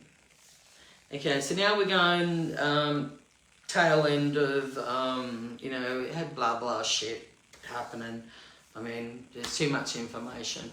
I've documented it all, so, it'll make a mad book. And that's got, the proof in it. Okay, so we go to, I think the 23rd of November was when he tried to kill me, 2001.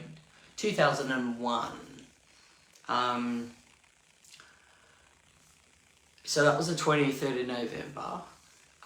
So I think that was a Friday, like, I'm not sure if, Thursday night, Friday night. I know the police left me and my 3 children freezing, no jackets, no clothing, because we were asleep, my kids were asleep, and it was hot, through the day, and they had nappies and singlets, I had the fan going, it was that bloody hot. I had a singlet top and shorts, like none of us had any warm clothing, but that night the police decided to, be arseholes and make us sit out the front and wouldn't let us come inside. When I asked if my 7-year-old daughter could use the toilet, they refused that, so she had to hold on and not go to the toilet until we got to the women's refuge here, and I think it was like 10 p.m, 11 p.m. by the time we got there. It was still daylight when he tried to kill me, afternoon, around about lunchtime, I think it happened. So, I'd been at the hospital. I could only use one arm. A young lady came in, let me take the baby. And when I went to hand the baby to her, she dropped her and her head hit the fucking hospital bed and fell on the floor. You cannot make this shit up. So, damaged arm or not, I took my baby back, picked her off the floor, and just shook my fucking head. I'm a stupid ass where, I'm one of those stupid asses that will take and take and take and take and take and take and not fucking do nothing and not say nothing. That all changes right now. It changes right now. People treating me like shit. No more. No fucking more. Ever. This is me taking my power back.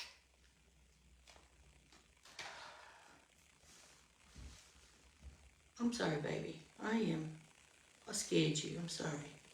It's just my little kitty cat, Luna, short for Lunatic.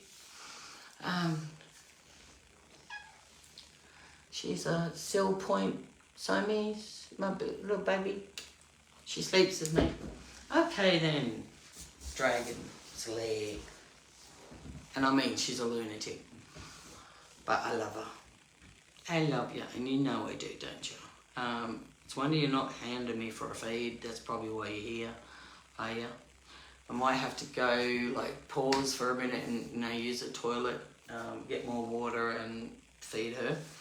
I'll just give her a little pinch of cat food, otherwise she'll keep bugging me. Okay, so 2021, so November 2023, 2001, November 23, 2023, no, the 23rd of November. Where's my brain going? Must be getting tired. Okay, so 23rd of November was when he tried to kill me.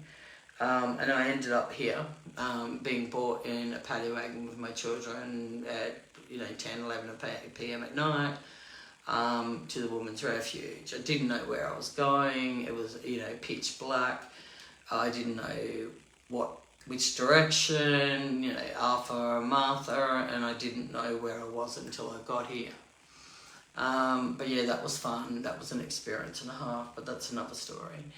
And every time the shit hit the fan, he rang. He showed up. He got hold of me somehow. And it was right at a moment where I needed, I was pretty fucked up in the trauma department. And full-blown post-traumatic stress disorder happening. I wasn't in a good place. Like, I wasn't. I was trying to do my best. Okay, so then I went back with him.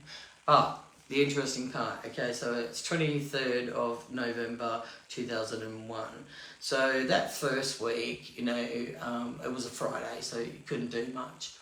And Monday came around, they took me to the hospital to get more x-rays done. And they just did a pissy ass off my arm, and they didn't even do my shoulder, nothing, my neck, didn't do none of that shit. And I told them where I was damaged, and they did here. Like, seriously. And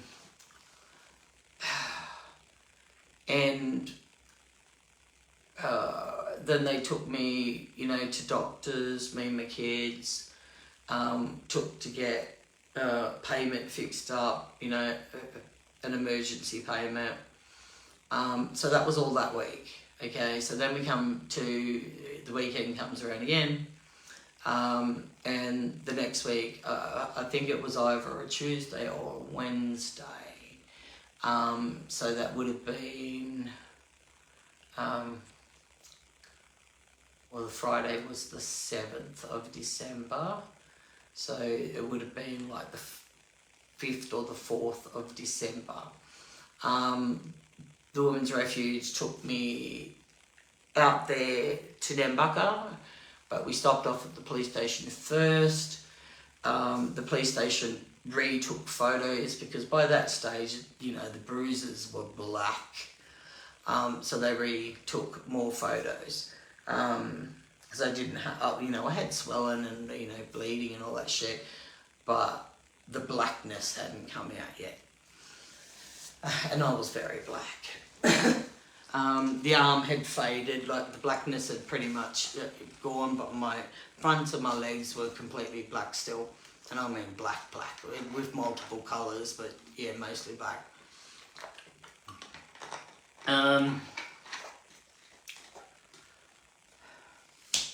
I think that was the second time I sent him to jail. I'm not sure.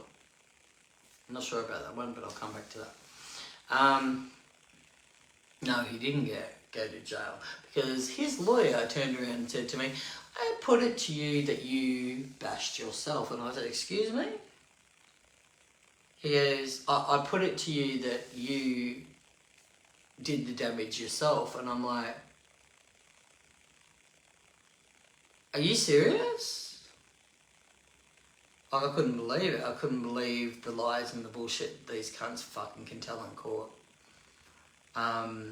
The lacking laws and the stupidity of everyone allowing, these mongrel dogs that take women's lives and destroy families and destroy children, unaliving people, unaliving our kids. And I know people, I've got friends, family that have been unalived, so yeah, it didn't happen to me, but it fucking felt close. Okay, so they've taken me to the house to gather our clothing, my stuff, my suitcases, my handbag, my ID, my car, and I just chock-a-block filled that up. The refuge ladies are at the police station with the kids, so I could do this. So I'd get there and put the seats into my car, and we drive back to here.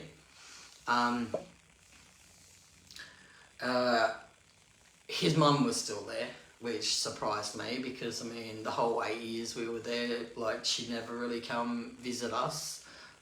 She visited his sisters and stayed with them, but she never ever stayed with us. And he was pissed off about that. He was, yeah. But the stories that he told me, what he went through, man, that...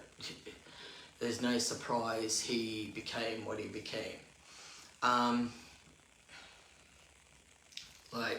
They would have impacted pretty much.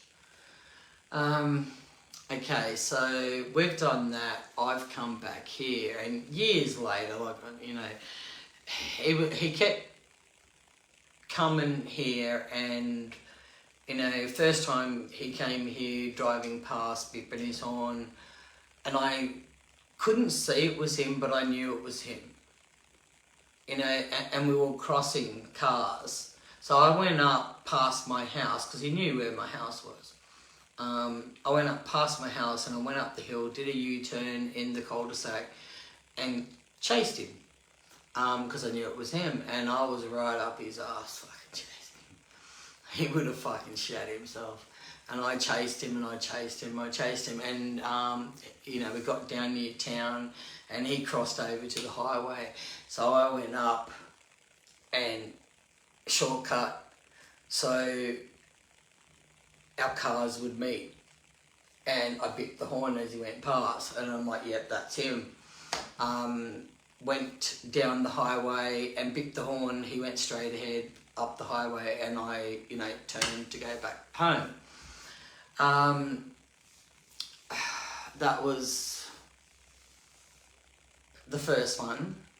But I think he'd been here before because I'd heard, you know, car horns bip, and by this stage, you know, he had different cars. Like, he left. I plotted and planned to get rid of him, and it worked in 2004.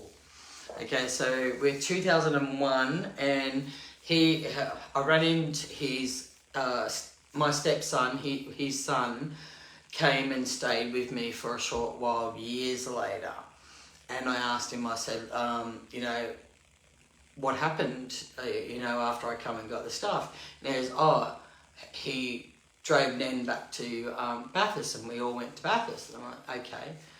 And I said, how long, you know, did it take? He goes, probably the next day or the next day. Okay, so then we're like, you know, the 5th or the 6th, okay? And he would have got there. If he left on the 6th, he would have got there late on the 6th. Well, I mean, I don't know. Like, how it ended up, he was over there the day before Janine Vaughan went missing, or on the day Janine Vaughan went missing. And there's these photos, you know, I've looked at the brief of evidence, you know, followed the podcast and all that. And these photos of the, you know, the cars, and I've looked at them and all that shit. And there's this one car that is in the report, and I swear it's his car. You know, but I can't be 100% true. You know, and everyone's going on, it's a red car, it's a red car, it's a red car. And I'm like, no, hang on. We had old yellow light covers, so it made every colour look different. And the area where she was, it definitely would have changed the colour. Okay, so then you've got that, and then you've got a car that's using the brake lights, and it's dark and it's raining, so the brake lights would, you know, glitter. I remember this shit, what cars look like in the rain in this park. I spent many years in this park, in different variations, morning, night, middle of whatever, middle of the Razoo, for years. This is my hometown, like, seriously. You know, the reflection would, because of the rainwater, the reflection would make the car look like salmon colour or red colour, you know. And this is what apparently all the witnesses have said. And I know these witnesses, and I'm sorry to say, I was a fucking drunk, so were they. But they were into more shit than me. They weren't just on alcohol. They just weren't smoking pot. They were on to the heavy shit, you know. I'd known these people all my life, so, you know, fuck anyone that fucking defies me on that one, because, hello, I've got 2 eyes, I've seen it all. I partied with these people, I fucking knew their families, like, yeah, I knew everything. And I watched, and I seen a lot of things in that town. You know, I had a detective looking for me, searching the streets before his shift to warn me to get to safety because of his fucked up partner. when I stole the money from, you know, when I was 15 and I stole the fucking money from my fucking job because they gave me fucking lowly $10 fucking pay packet. I didn't even have enough money to fucking... So I got angry and pissed off and I stole $100. So I thought, yeah, I'm worth that. The job I had before that was, you know, I was getting $150. Like, I was doing more work in this place than I was doing in the restaurant. But it was hard. In the restaurant, yeah. Heath's Cafe, man. Fucking worked there. 84. After I left school. Okay, so we've got that, the money, the detective warning me and telling me to get to safety. No, I didn't fuck around. Mate, as soon as he fucking told me those words, I was gone. And I was down every fucking alleyway, laneway, bush, tunnel, jumping fences, knew where the vicious dogs were, everything I knew about this fucking town. And I had a photographic memory to fucking help me. Okay. So that would have made him, he either got there on the 6th of December or the 7th December, and the night Janine, just before fucking Janine Vaughan went missing. Now, there was a rumour going around town that, she was involved with a police officer or, and I know him, I worked around him too, and I've seen him do a lot of bad shit.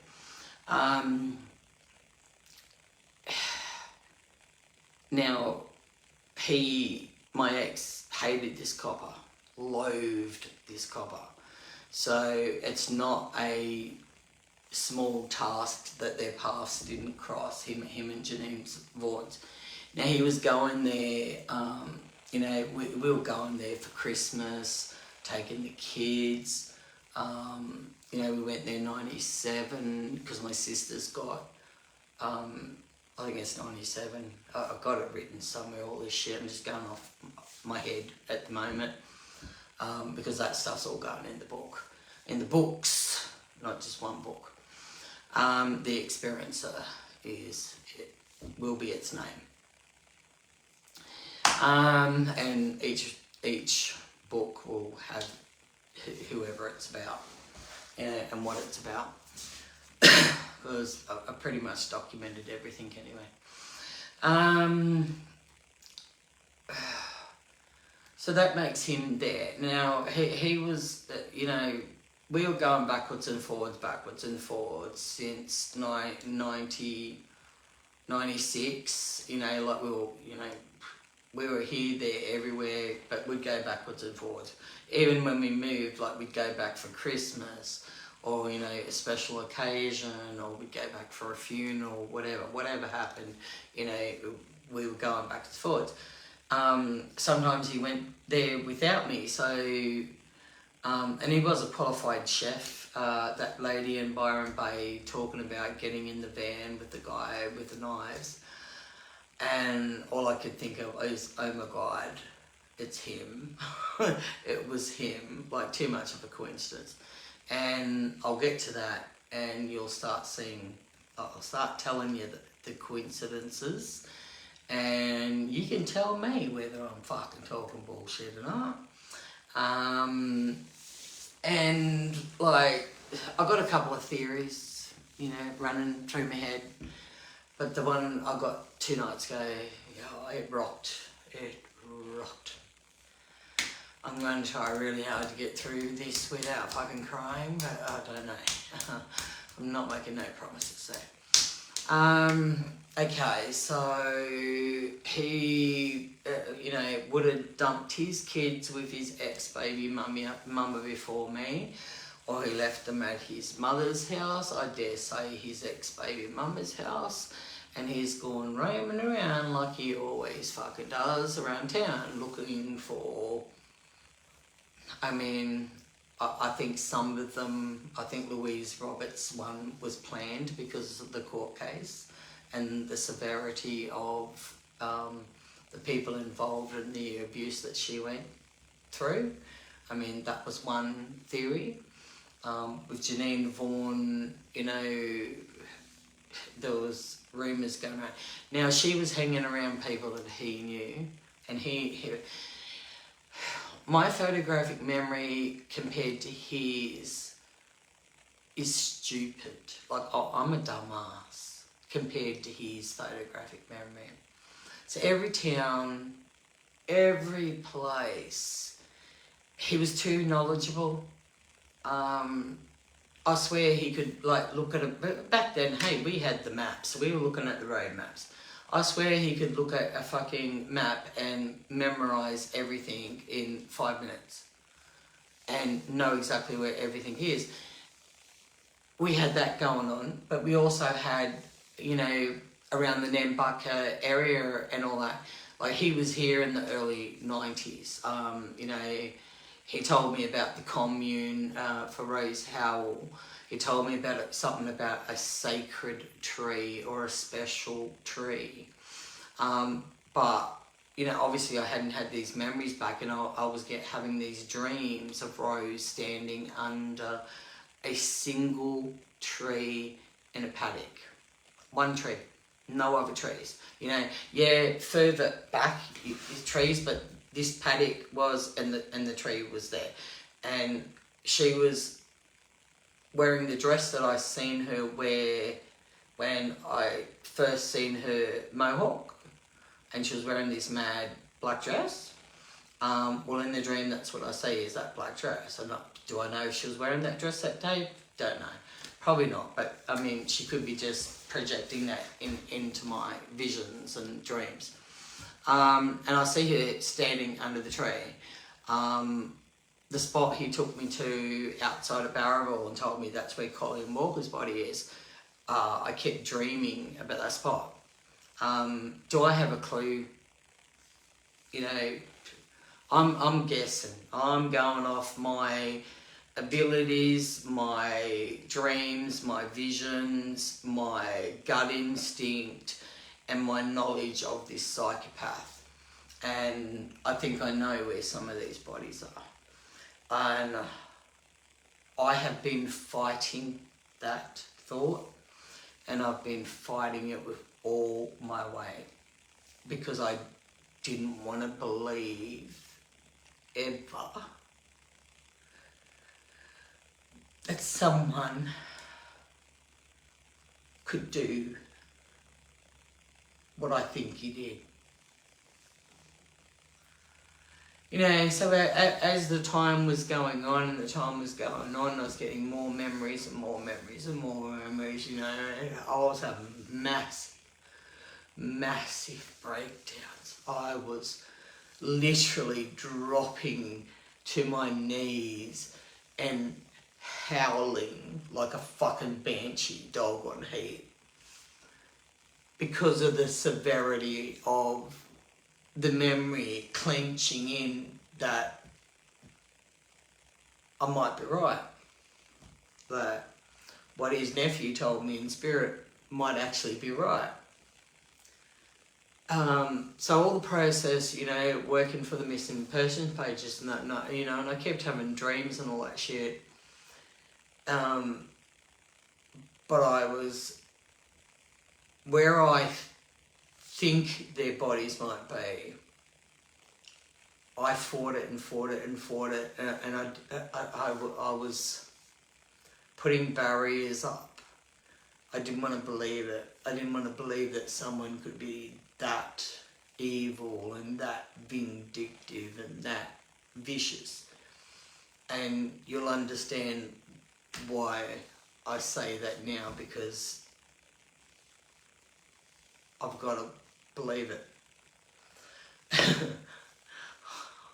I just got it. So I've been updating Crime Stoppers for the past 2 years, and I've been updating, and I've been updating, and I've been updating, and I've been waiting, and I've been waiting, and I've been waiting. I did an email to send to them, handed it in. I got legal advice, got told to hand a copy to the police station here and to get a copy to Crime Stoppers.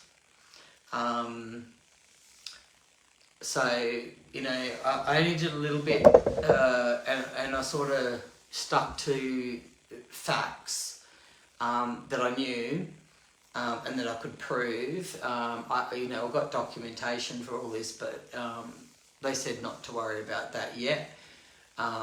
They told me just to keep everything. So, I mean, this is one bag, and not everything in this could possibly be relevant, but there is stuff in there that's relevant. Of course, Louise Roberts' drawings, they're hers. I want the fingerprints done, proving that they're hers, because she handed them to me. She was holding them. She was showing me. She was drawing on them. She was leaning on them. Come on. His fingerprints, my fingerprints. Only problem is some of my kids touched it when they were little. So that's probably, I didn't let any adult or anyone touch it. I haven't. I won't. I've taken them out to show, but I've never let anyone else adult-wise touch it. So, oh my god, is that making marks on the floor? What am I doing? No, it's not. Yeah, it'd be good when I get my carpet. So Lake Michigan turned into 4 years of a massive holes in my floor, and they only fixed it 5 weeks ago. I think it happened in 2021 or was it 2020? Yeah, come home, Lake Michigan. 2023 Christmas, when I contacted the boss and I was going through all that shit. I was deworming the cats and I was trying to catch Luna, and my ankle went in one of the holes and I fractured my ankle. 4 years. I moved my bed over to the ensuite as far as I could, because most of the hole was there at the the door bit there. So I moved my bed over so I wouldn't protect myself from the holes, and I could still sleep in my room. But that, yeah, it got me. Christmas time, 2023, fractured ankle. Took them 4 years to fix it. Now I'm 5 weeks waiting for the new carpet to come in. I didn't want carpet, but they're going to put carpet in, which is a shit. They told me they were going to put the lino, and I thought, yay, I can just get a nice mat, and easy to clean shit. But no, they're going to put fucking carpet in. Not good for my allergies and my asthma and all the other fucking shit, but there you go. Can't believe, living near a highway, how dusty a house gets. And it's not just little dust, it's a lot of dust, and it's black dust, and yeah, another story. House is full of fucking mold too.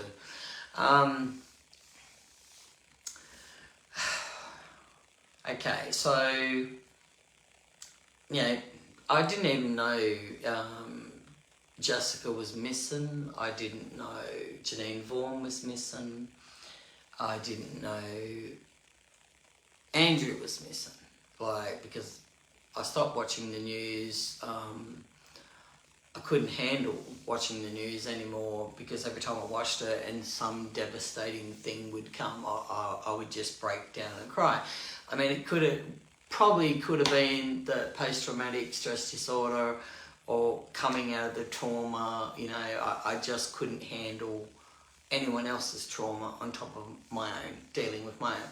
Went through years of therapy, years of courses, and I never made it to uni to do my social science degree because of the in the arm, and the damage it's done to my body, and still going, still damaging me.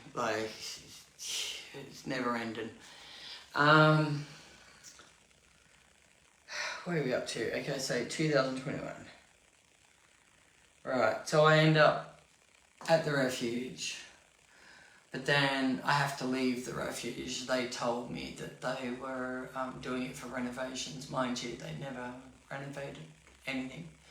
It was them going on a holiday. So, and as I'm thinking, where do I go? He makes contact. And I was so pissed off that, you know, I had to leave. They wanted me to get on the train with 3 kids and all our bags and belongings to another town and go to another refuge. I mean, seriously, I was broken.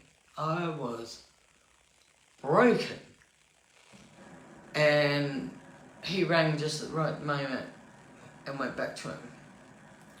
Okay, so by this stage, 2002, it was one of my girls' birthdays, around March. I mean, he never ever celebrated any of the kids' first birthdays. So he made a fact of that.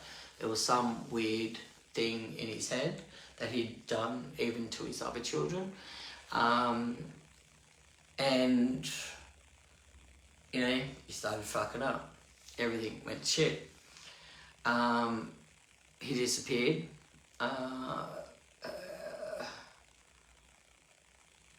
And he came back, and then we were, what was it? I don't know if it was April, end of March, April. I got all the dates, but I don't know where I put the booklet. Okay, so 2002, and his mother gave him some money. And as he's been given this money, he piles the car up with all his shit and his kids' shit and drives off yelling out the window, "Get the fuck out of my house." And I'm like, what the fuck do I do?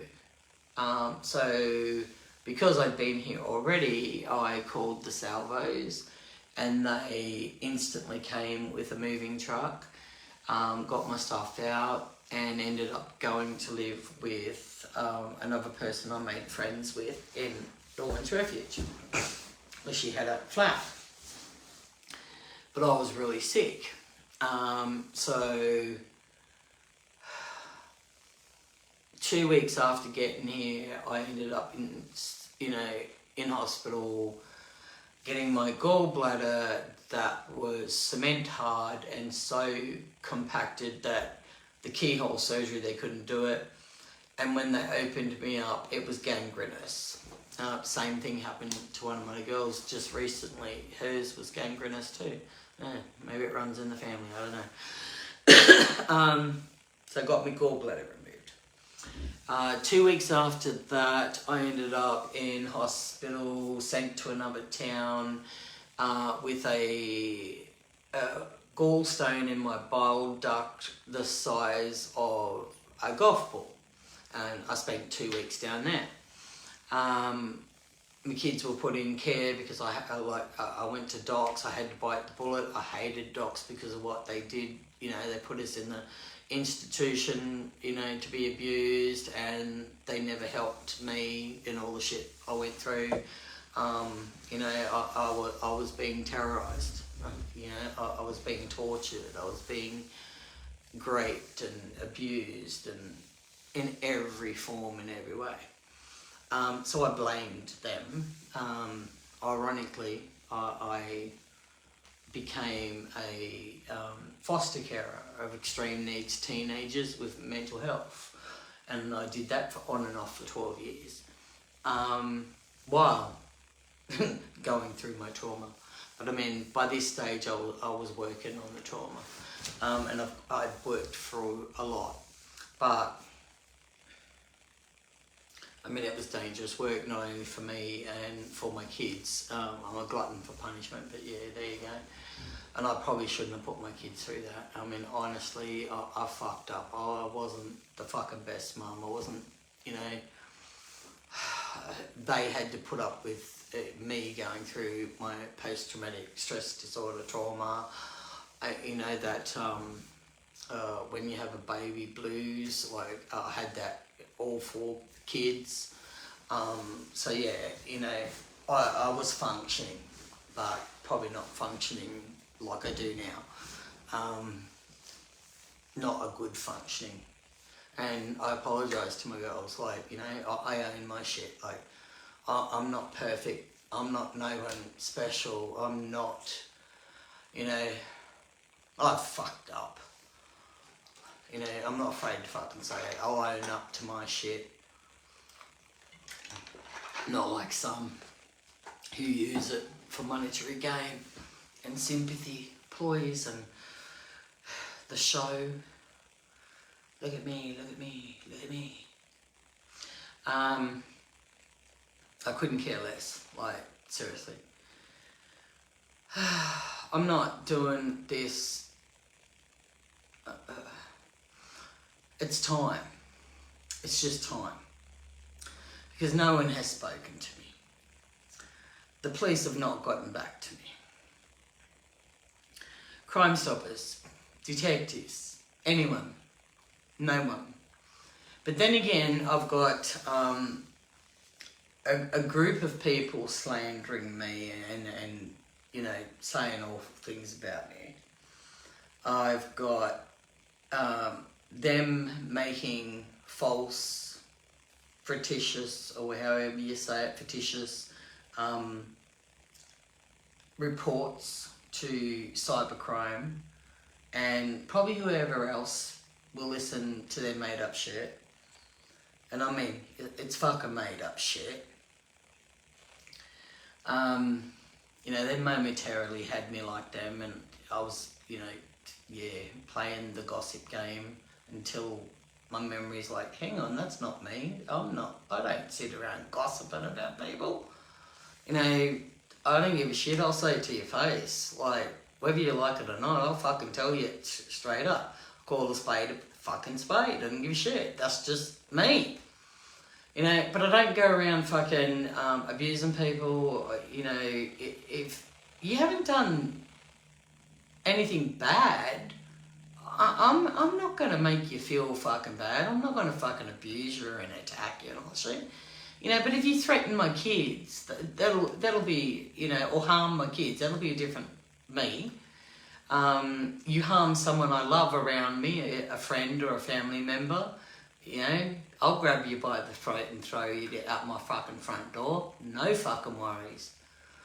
You know, I've lived with so much fear, I still live with weapons, hidden weapons. Doesn't matter where I'm at, I've got hidden weapons.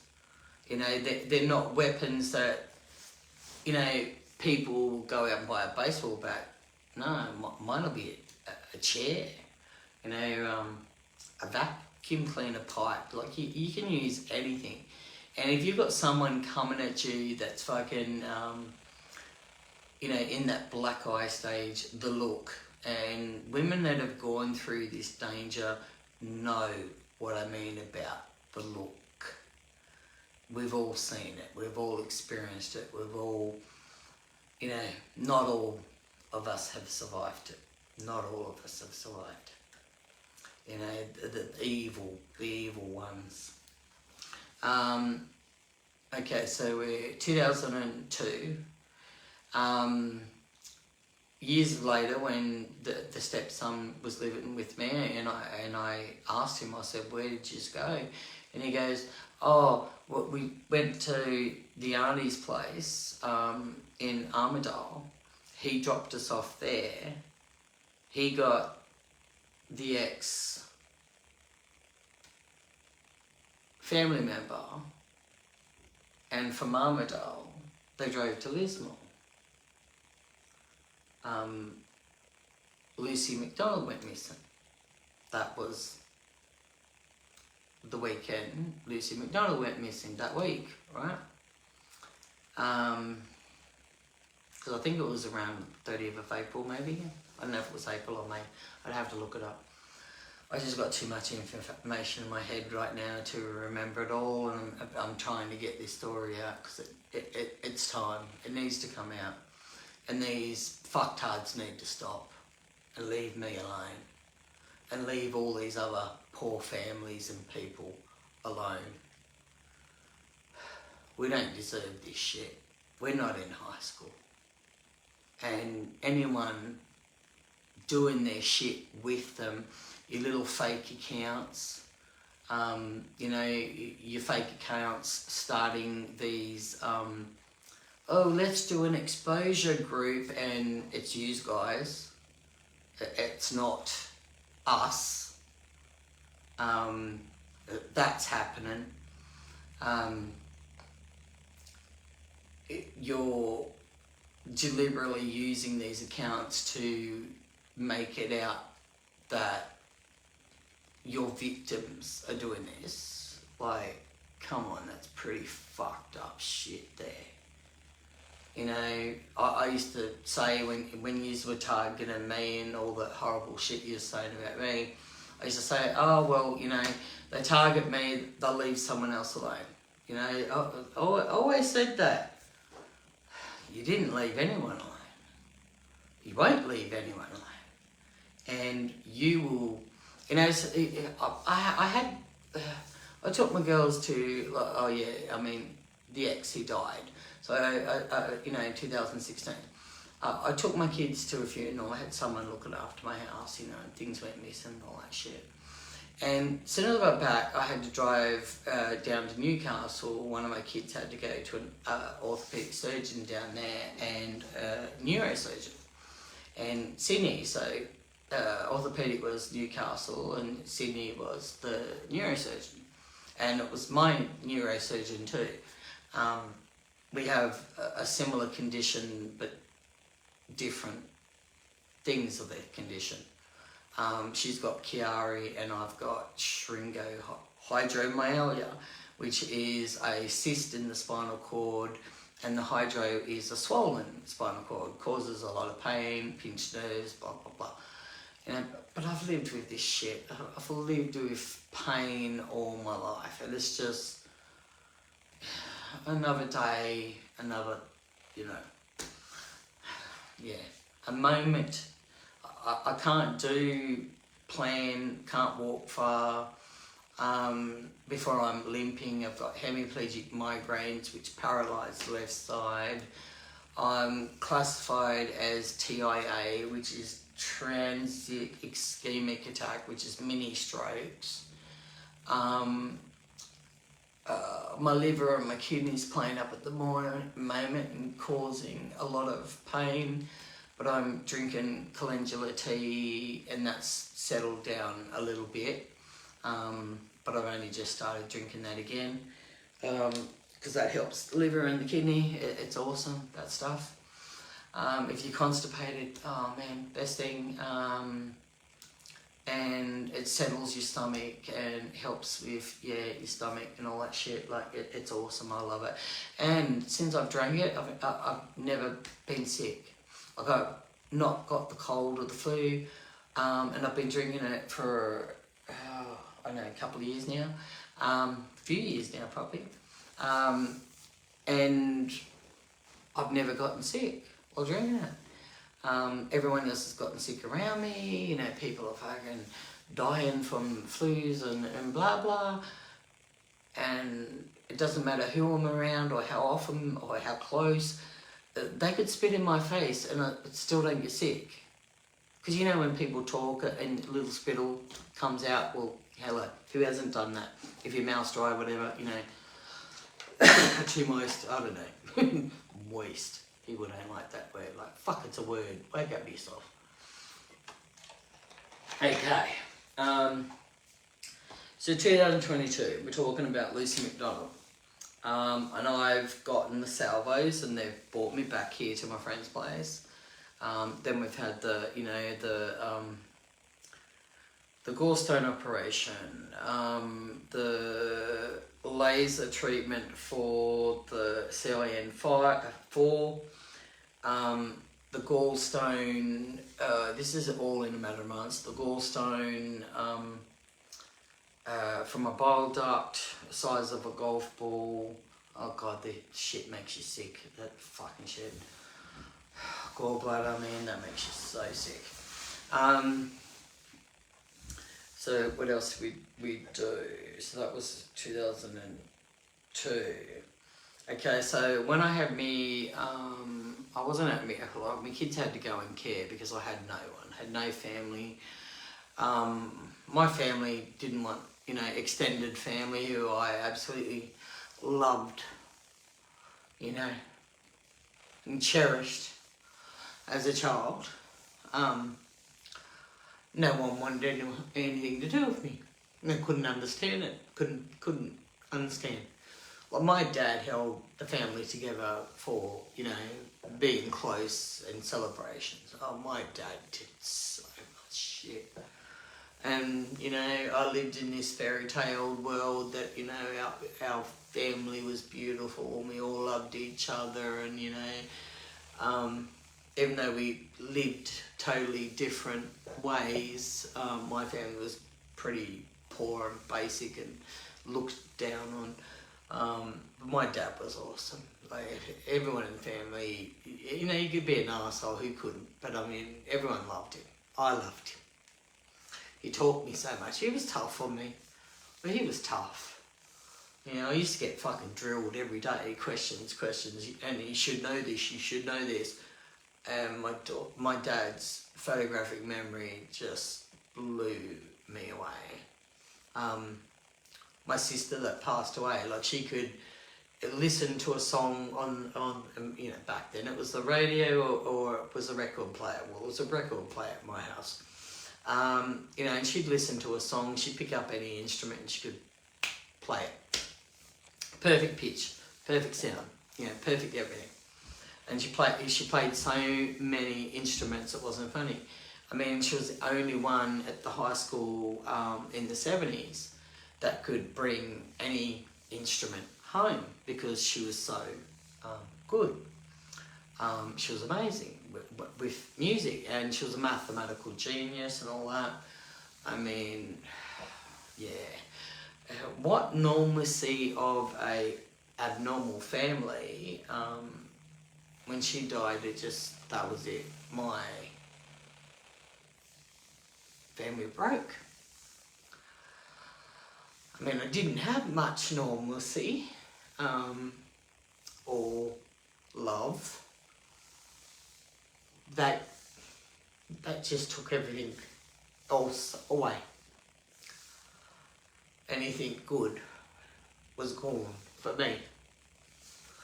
Only me.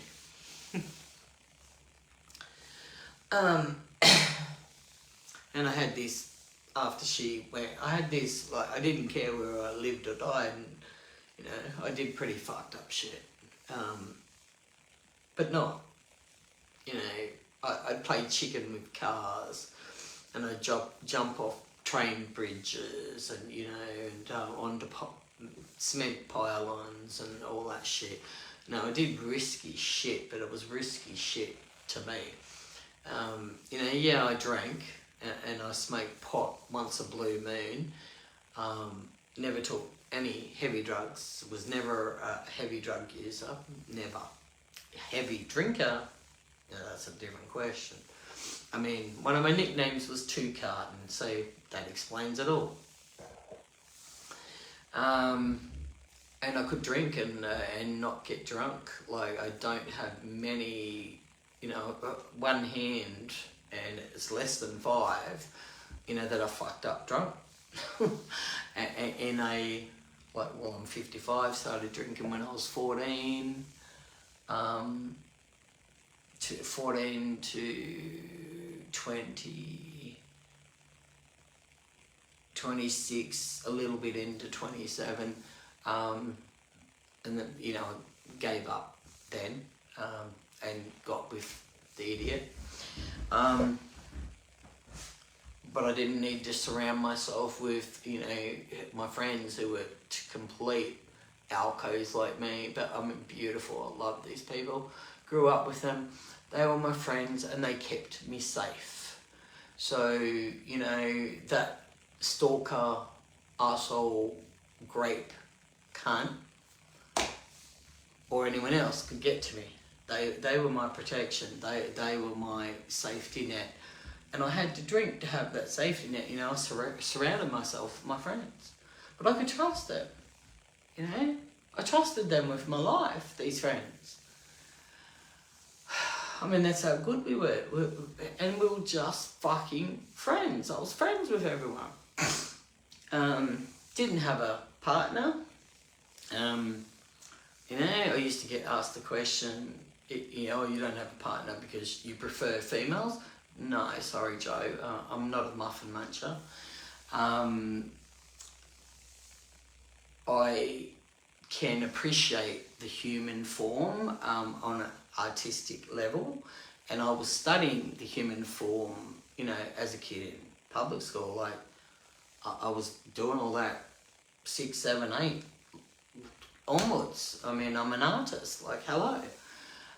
So the human form doesn't worry me. It's like, you know, someone creeping you out that fucking worries you. Someone who you know is evil, you know, shit like that is completely different to, you know, the artistic view of an artist. So, you know, I didn't dress provocative. You know, I went through a emo stage early 80s, before it became popular. I used to pinch my dad's suits, and I'd wear his big jacket suits, his, you know, footy socks and shit like that. But because, you know, you don't have a man see you gay. Like, no, I don't want a man because you're all idiots. That was mine, because you're all idiots. And it's like, what? Because I won't sleep with you, I must like women? You know, I won't sleep with someone that looks like a bloody gorilla. Anyway, full stop. And hell not because I'm gay. You know, the guy that asked me looked like a gorilla. And I mean, hairy fucking gorilla. It's ridiculous. You know, I've always had hormone issues and all that shit. I don't have a sex drive. Like, I was never a, you know, looking for that daddy figure, traumatized bullshit. I loved my dad. Like, my dad never hit me. Like, he never did nothing. He was a cunt when he was a drunk, but he never touched me. Like, he tried to do the best that he could with what he had. And he was living off trauma too. You know? Back in 40s, 50s, 60s, 70s, like that. Oh my God, there was a shitload of trauma. And you just didn't get a slap on the ass. I mean, you got flogged. You got absolutely flogged and bashed and pushed and shoved and hit and not just with bare hands, with weapons, you know? The thongs, the fly squatters, the jug cords, the extension cords, the coat hangers, you know, I could, the switch sticks, you know, and then make you go out to the tree and pick the perfect stick. And you had to pick their perfect stick, not yours, theirs. And you knew the size, the shape. If you didn't get it, you'd get worse. You'd get a bigger stick. You know, this shit really happened. And the Freemasons were pretty fucked. You know, my dad, after the court case and all that shit, my dad come home from his work trip. I don't know, I think he was in the shearing sheds or somewhere, I can't remember. And he come home. He didn't know what had happened until he come home because, you know, Mum had no way of contacting me. He's in the middle of nowhere, no phone. You know, someone's property out the boondocks. Who knows? I don't know which town he was in. And back in them days, like, they got houses and they had big yards, huge yards. And they were surrounded by fences, you know, like, and the fences were long because from the back of the house to the backyard, you know, we had blackberry bushes at the back. We had 5 dogs. We had a huge chicken coop. We had a menagerie of animals just in our suburban home in Bathurst. Well, my dad come home after, finding out what happened at the court and that he got off scot-free. My dad went out the backyard and he started ripping palings off the fences of the neighbours. One side got worse because he hated them. He didn't touch the palings at the back because he didn't know them people, so he didn't disrespect them. And next door neighbours, he liked them, so he took some palings, but not all of theirs. But the ones he hated, he fucked that fence line up. And that was a huge, long fucking fence line. So in the middle of the yard, we've got this big fucking pile of wood coming, and it's turning into this big, massive bonfire in the back of the yard. And the Freemasons, he had this hat. I wasn't allowed to touch it, but I did one day, and I got flogged for touching it. Never touched it again. But he walks inside, grabs his Freemason stuff. By this stage, he'd rang every relative known to man, and they've all rocked up, whoever. Friends, relatives have rocked up to the backyard. And they've started drinking and lit the bonfire. He walks inside, grabs the hat and anything else that's associated with the Freemasons, and throws it and burns it in the fucking fire. And from that day on, every time he's seen them, and I knew who everyone was because, hello, I was with Mum when we went to the lodges to pick him up. Photographic memory, hello. I might not have knew their names and that, but I seen them. Business owners, police officers, high-ranking police officers, parliament members. Did I say shop owners? There was many of them. Could have been judges and that, but at this stage I was 9, turning 10. I was 8 turning 9 in 79 when the cousin drugged me and abused me. And then I was 9 turning 10 when my sister died. I was 12 when I was pushed off the terrace. After my sister died, that was, I stabbed my foot with the pitchfork because it was after the funeral, all that shit. No one was playing with it. And I kept picking it up and putting it down. But I was watching it. So, And my dad yelled out, "You be careful with that." And I looked. And without me knowing, obviously I've looked at my dad and the pitchfork has gone at a different angle. And I've turned back and boom, straight through my fucking foot. I don't know what happened. I woke up getting put into the back of the station wagon, the Holden station wagon. I blacked out. I remember him rushing me into the hospital, and I blacked out. And I was blacked out for I don't know how long, because the next minute I remember I was going to school with a slipper on my foot. And I didn't care about the fucking injury, I didn't care about the fucking slipper. I just cared about all the fucking, the sorries, because my sister died.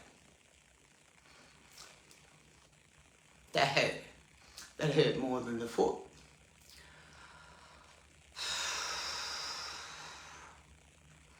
Okay. Lucy. Righto. So that was 2002. I moved into this house 30th of August 2002. After I walked into community services, come on, get off me, mummy. After I walked into community services and I said, find me a house or take my children. Because I jump on a train with all my shit and my kids and go to another town. Mind you, a town I did not want to go to. So I've walked in, I've still got that paper today, like, as I said, I'm a hoarder. I've still got that paperwork signing my kids over. Oh, can you stop? Like, you need to stop, puppy. Okay, I'm going to quickly rush to the toilet. I'm going to quickly give her a feed, and I need to grab more water, and I'll be back. Like, I'll be as quickly as I can. Come on, I'll give you some biggies. Oh, I'm going to pee myself. Oh, come on. Wait. I'll use the other toilet. Come on.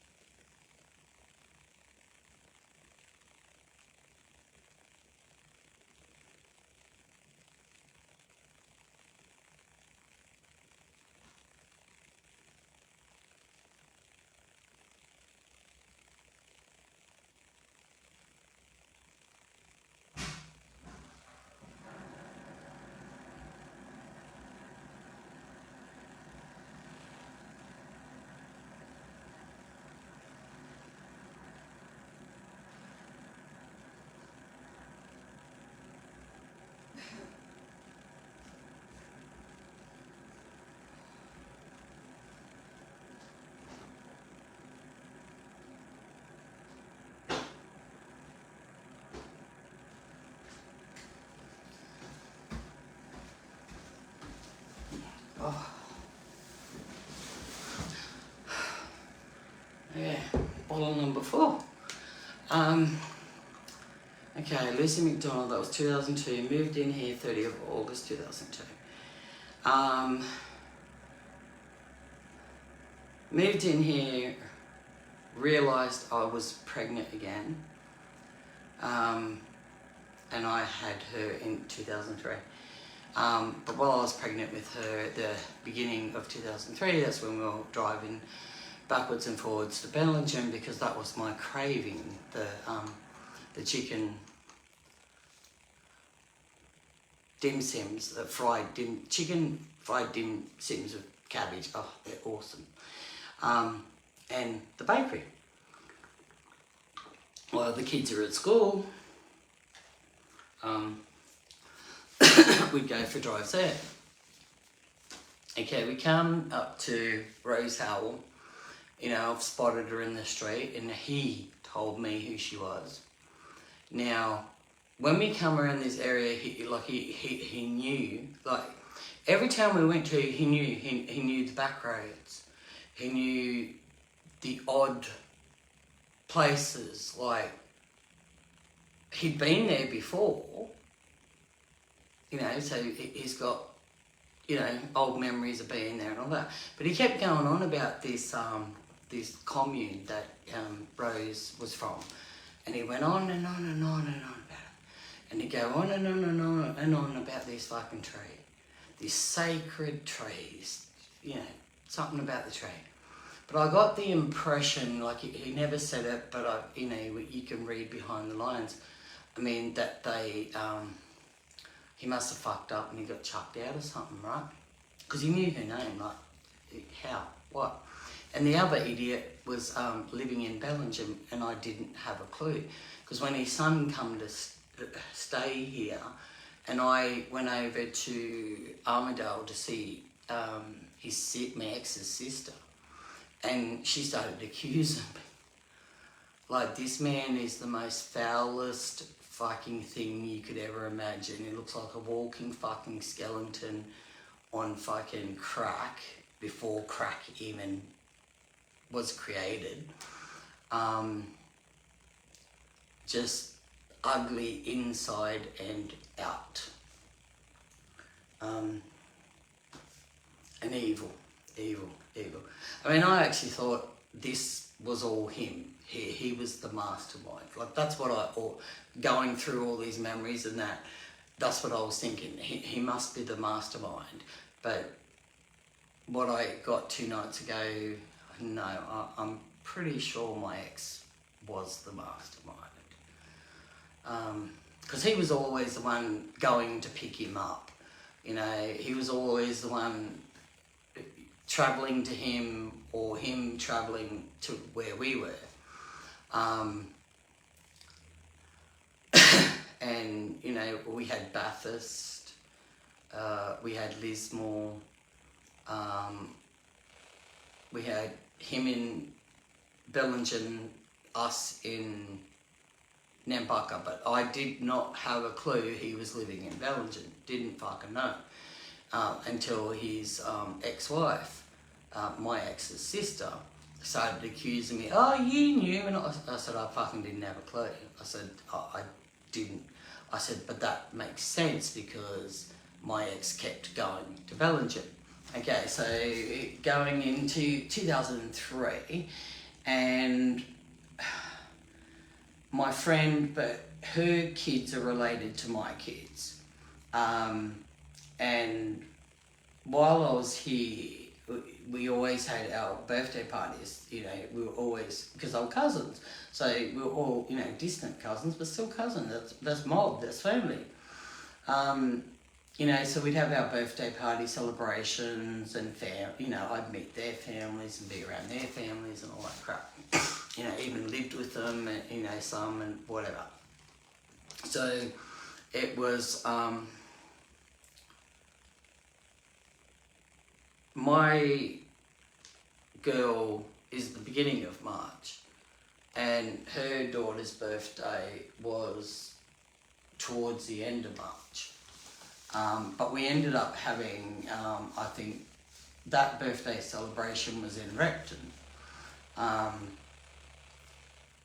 And they had friends that I'd never met, and they had a speedboat, and you know, they were gonna a really big, huge fucking speedboat, looked gnarly, and they were gonna, you know, give the kids rides on the Repton, I don't know, lake, whatever you fucking call it. So we drove out there.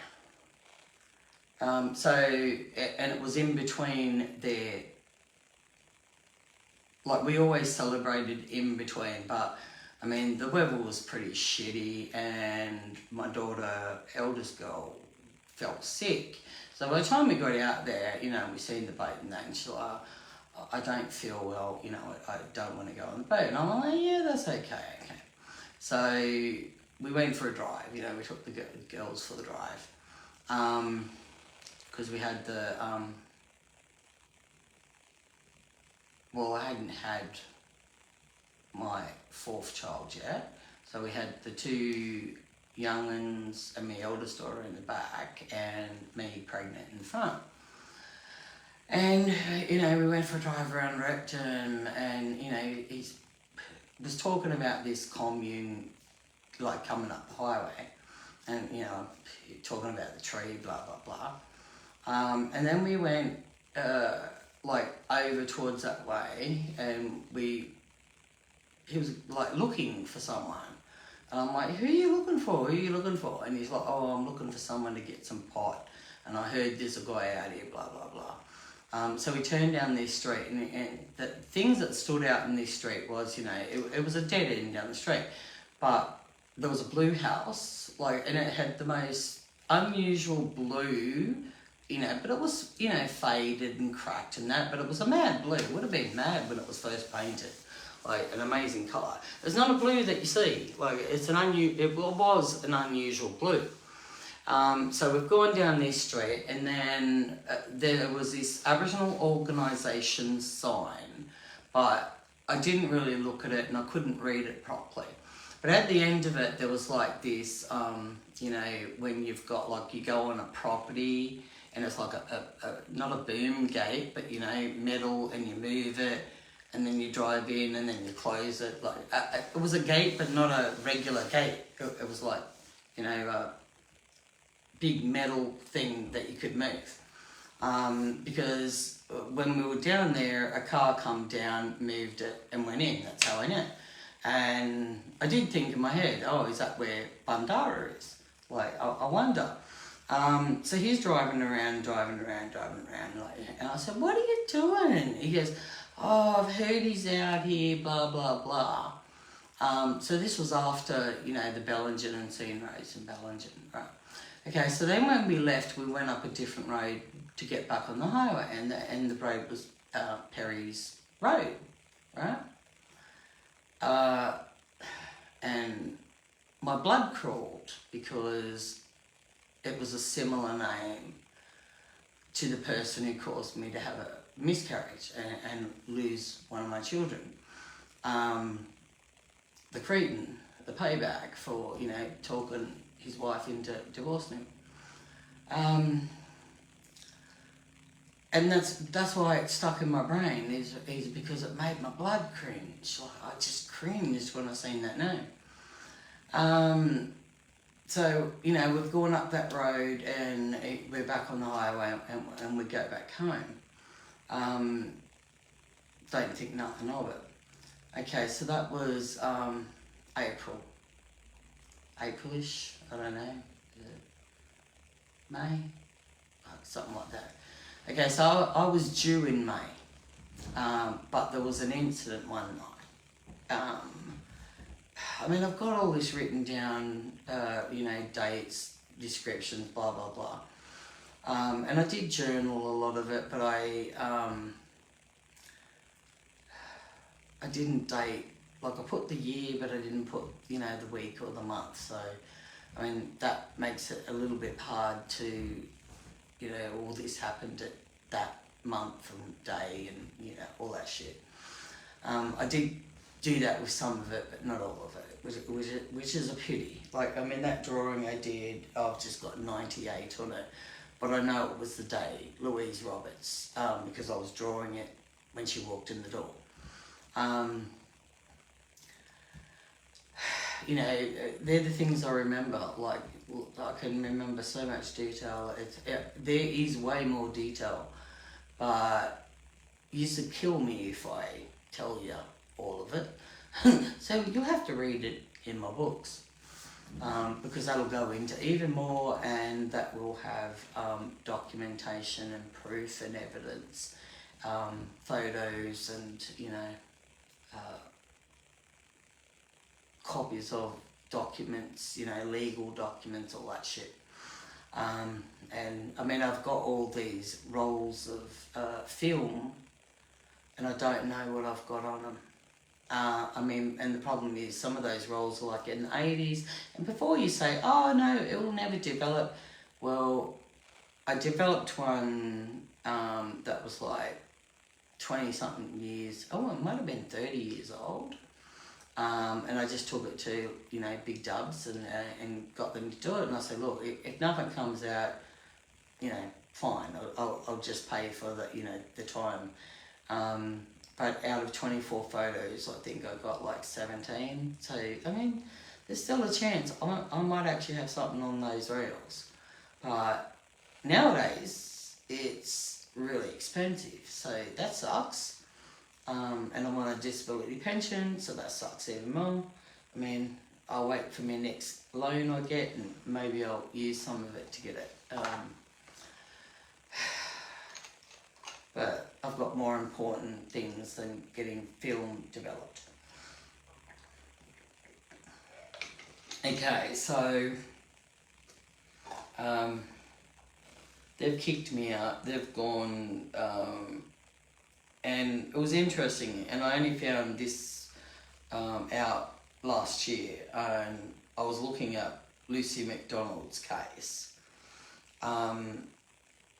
because I was looking, but I wasn't looking, because I mean, I was in denial of a lot of it, and it was just so damn traumatizing. Like, I was having a hard time coping and dealing with it, and I had no one to talk to.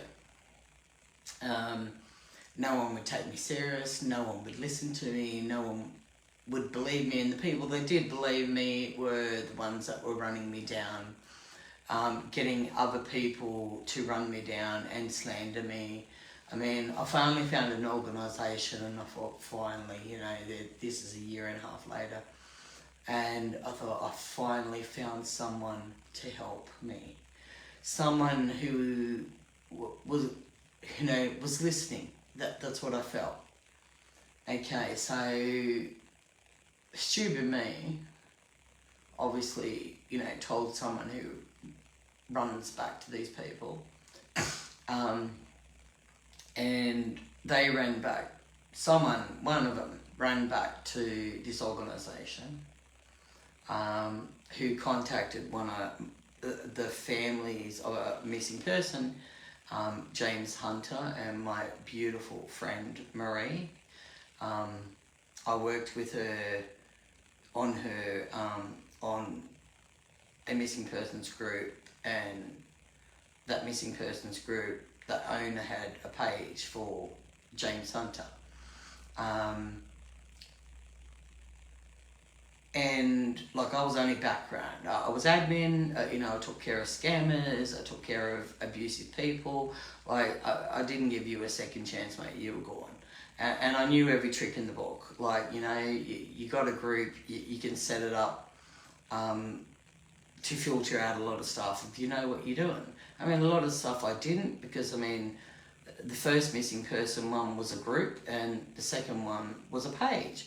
So I had to relearn, or, you know, I knew everything about a group, but then I had to learn about pages. So it was all different dynamics and everything. And they don't make it simple for you. Like, nothing's fucking simple.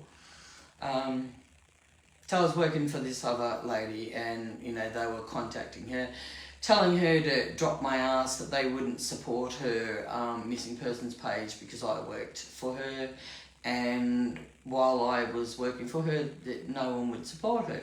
I mean, there was a lot of shit going on, there was a lot of shit fight going on from group to group to group to group, a lot of people doing wrong shit. Okay, so I finally found this, you know, missing person search organisation, and I was telling them stuff, and, you know, they would believe me. I knew that, you know, it felt so much relief that someone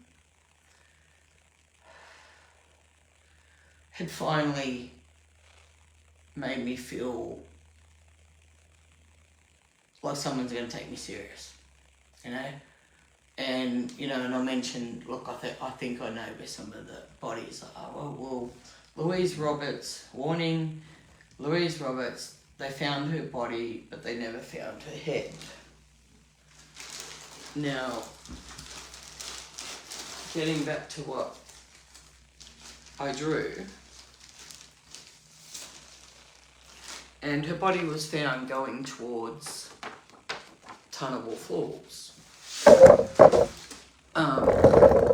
The place I drew, the pregnant woman with no head standing on the edge of the water at Tunnable Falls, the morning that Louise Roberts rocked up to my house. The one and only time that I met Louise Roberts. Never seen her again. A pregnant woman. The pregnant was me because, you know, doctors told me there was 1 in 1,000 chance of ever having another child. My fallopian tubes were completely destroyed. You know, polycystic ovarian syndrome that was so severe it crushed my fallopian tubes, and there was so much scar damage that, and that's another story. Someone taught me a healing technique in Lismore, and I went on to have 3 more kids. Like, it completely healed me. And I've got proof with gynecology pictures, I've got proof with gynecologists completely blown away that when they sent me for tests and I come back, there was no damage, there was no scar damage, and they wouldn't believe me, and I literally had to show them my medical stuff, and they're like, that's impossible to get rid of scar tissue, scar damage, like that just don't disappear, like ever. So yeah. So her body was found going out in the national park, going out towards this waterfall that I drew that picture that morning. Headless body. Okay, so that's one major connection of the last 2 days. Going back to Dubbo, where Malcolm Naden, who apparently, allegedly, killed 2 cousins and went on the run, was a fugitive, actually ended up this way in 2005, because that's when it happened. But you know, I'm by myself here with the kids. I've plotted and planned, and it worked. I got rid of him, and I had in my head, that's it, that's the end, like, don't come back. Even though he did rock up, he never walked through my door ever again. And if you got my phone number, like I did, I'd bring up the phone company and please, I need, you know, a change for my safety. And I just kept doing that over the years and kept doing that. You know, he kept showing up. He even knocked on my door once, like seriously, like how fucked up's that shit? I opened the door, I didn't recognise him, and when I did recognise him, I yelled out to my girls, "Girls, your father's here. Do you want to talk to him? Because I don't." And I walked back into the kitchen and went back to washing up. Well, my youngest girl didn't know him. The other 2 had, you know, probably had memories, but you know, yeah. So my youngest daughter was hiding around the corner, and the 2 other ones went to the door, and I'm washing up. And the next minute, my second eldest walks past me and walks out the back. And I'm like, "What are you doing?" She says, "I can't talk to him. He knows nothing about us, blah, blah, blah." Then the next minute, Misha comes. Shit. My other child comes, and she didn't want to talk to him either. And I just stayed there washing up. You know, they'd shut the door, so, and my youngest was hiding. And I thought, oh, fuck. And I put the washer down, and I've come to walk back out, and I see him walking away, and I went into automatic mode to yell out, and I stopped, and I'm there with my hand mid-air, and I just put my hand down and just shut my mouth, watched him get in the car. There was 2 cars. There was him in the first car, 2 lads in the second car, don't know, didn't have a clue who they were, couldn't even see them, so couldn't describe them for shit. But I could describe the cars, but not the 2 guys that were in it. Same night that a friend of mine who I met doing community services, and a great guy, Al, he was beautiful, I mean, may he rest in peace, was paraplegic from a, you know, footy accident. Well, the same night that they rocked up earlier that afternoon, the club that Al lived near was doing a charity raising thing for him and his family, you know. They did a big charity thing and built this beautiful, you know, wheelchair access home for him and his family to look after him. Awesome. Everyone loved him. He was the maddest guy. I loved him. Had the maddest sense of humour. God, he made the day go good, you know. Took away the boredom. He was hilarious. And the club was robbed that night. The night that he rocked up here with 2 cars and other people that I didn't know. So yeah, what were they up to? I mean, they've done home invasions. I've overheard conversations of, you know, robbing people, doing home invasions and all that shit. And it was only accidentally overhearing conversations because they made sure I didn't hear a lot of their stuff. They made sure. Like, this was the most calculating, evil thing I've ever experienced. And I've experienced a lot. Alright, so 2003, Rose Howell. Now, last year I watched a news clip, come across it on my phone, of Rose Howell's mum. And I haven't been able to find it again, but I know it's there. It's got to be there somewhere. I just haven't found it. But I mean, you know, the denial thing and all that, like, I've been avoiding. I mean, it took me 1.5 years to do an email about it. Like, you know, the police told me to make a report to, the Queensland Royal Commission, but the person I told her, and she's, you know, like the person that lost my house key and stole shit and that, because I had to go down to, Sydney medical thing for my daughter and all that. And on the way back, we stopped at her, her brother's place because it was her birthday. And I knew about what happened up here, of course, because it was when we came back from the funeral before we went to the medical stuff. And I stupidly sent her a text message and said, drop my stuff out the front and just go.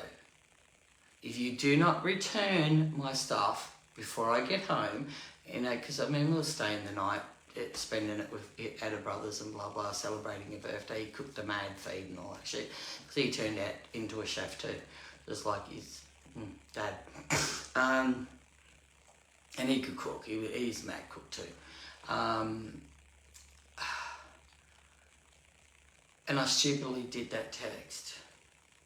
And when I got back and I rang the police, she got in first and made a report, a lying report about me. I never got my keys back. I had to get locks, chained, everything. I might be a hoarder, but I'm one of those people, if just say there's a mark on the wall, tiniest dot, and I know it's there. I'll come home and someone's like rubbed that mark off the wall, I'll know that mark's gone. If there's a book and someone gets the book and turns it slightly, I'll know that book's been touched.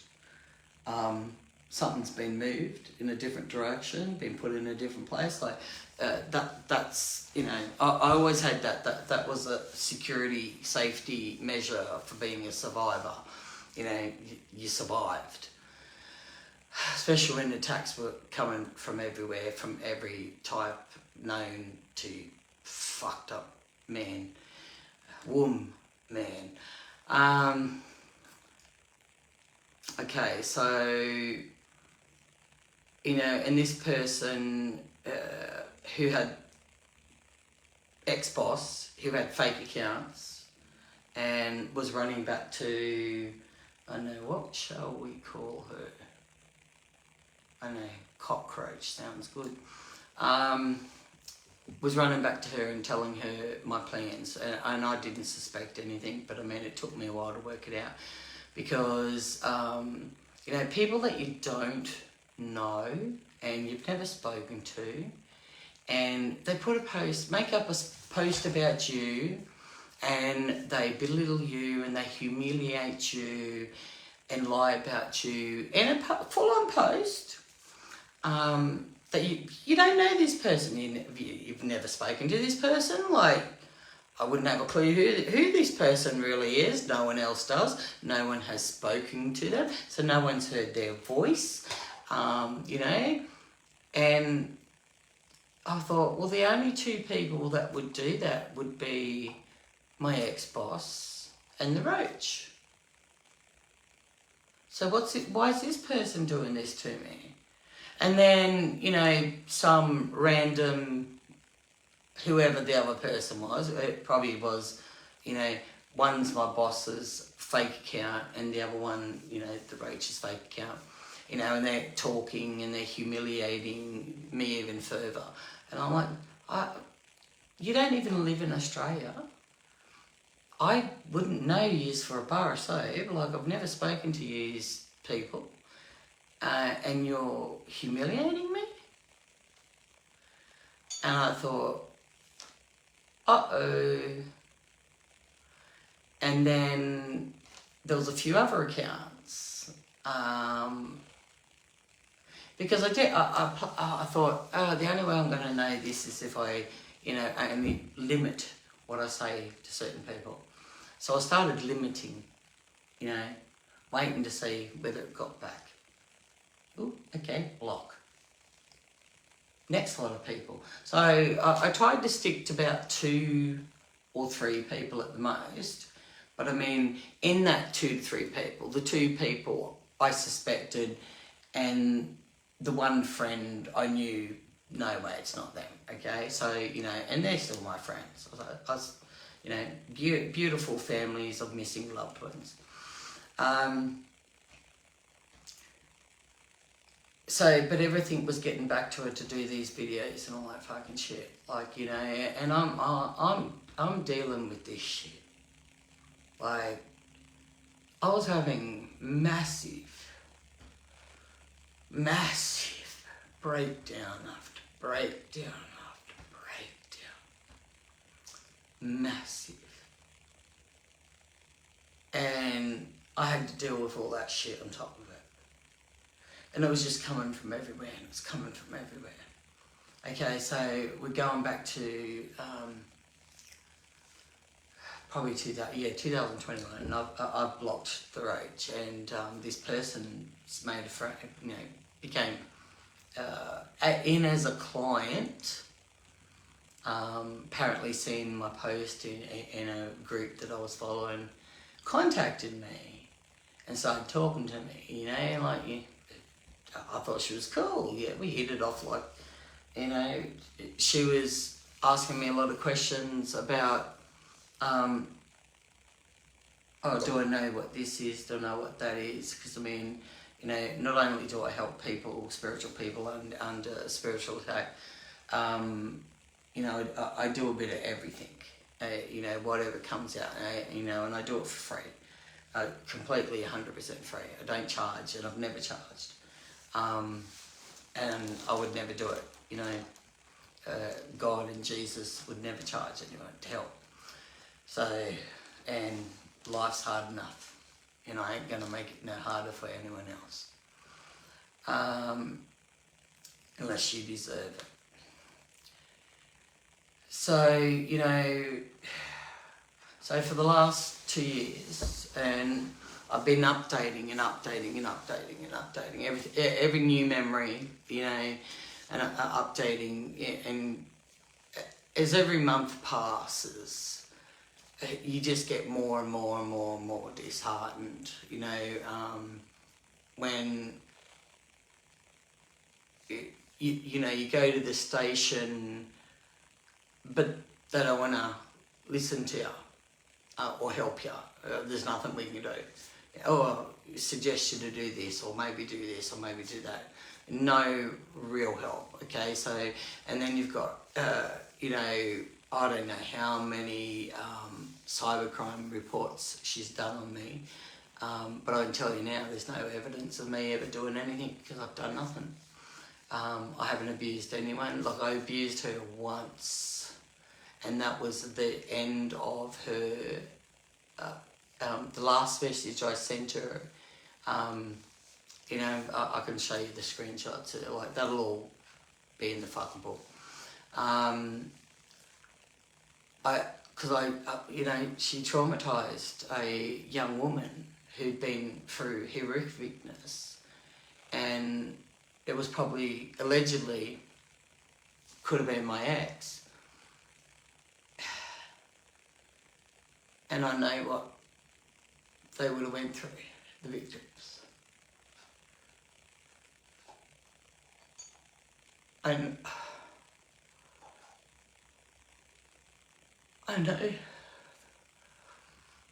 the brutality they would have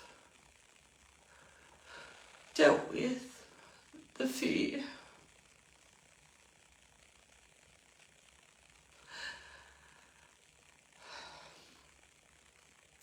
Oh, pictures, no.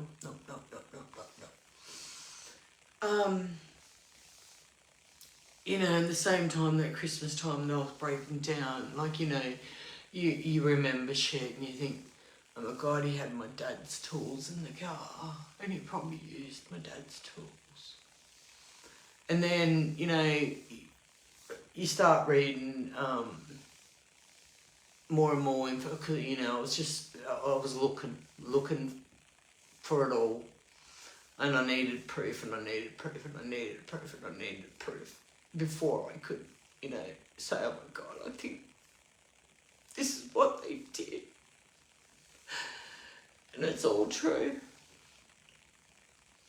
And, you know, they're talking about serial killers, like 64, you know, people. They didn't care if it was male or female. And it started in Newcastle, like they were in a boarding school in the 70s, 80s in Newcastle. And I guess that's where it probably started. He was diagnosed in 2004, probably at the end of 2003, or beginning of 2004, by a court-appointed psychiatrist. Paranoid schizophrenic, which I knew because he'd been diagnosed that in Newcastle when he was 19. Paranoid schizophrenic with split personalities, and that was here in this town at the courthouse. Court-appointed psychiatrist with sociopathic tendencies bordering on psychopathy. And I remember the day, like he'd left here because he had to go to the court-appointed psychiatrist, and, you know, I said goodbye, you know, blah blah. And he came back, and I was sitting on the stairs where it goes to the garage, and, you know, the doorway. Yeah, I was sitting on the stairs, and he comes walking down the driveway, and he walks in there, and he looks real pale. He looks real ashen, and he looks at me, and he goes, "This is what the psychiatrist said." And I looked up to him, and I went, "Oh my God, he's fucking right." He goes, what do you mean? I said, "Oh my God, that makes sense. That makes so much fucking sense." Like, I could see it, but not fully see it, you know, because of the trauma and all that shit. And those memories all come flooding back. Like, I can see it more now than ever. Okay, so we got the photo of Louise Roberts, and she just happened to be found without a head. Now there's another spot where I think that might be that we went to, and he was looking for something. Like, you know, I stayed on this side, and him and my daughter walked around the rocks, and, you know, and there was this big wall of beautiful greenery. Oh, it looked gorgeous, and rocks and all that shit, and it looked so green. It was beautiful.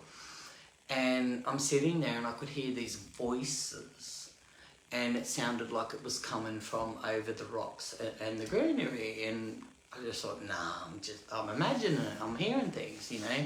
Maybe it's like echo points, you know, and there is such thing as echo points, where you can hear people from miles away. Bathurst had echo points all over the place. So a sound, you know, could have been literally miles away, you know, 20 miles away, and you could hear it. Probably not 20 miles, but you know what I mean. It'd be well over 10 miles anyway. 10 Ks. Okay, so, hang on, where are we now? We're going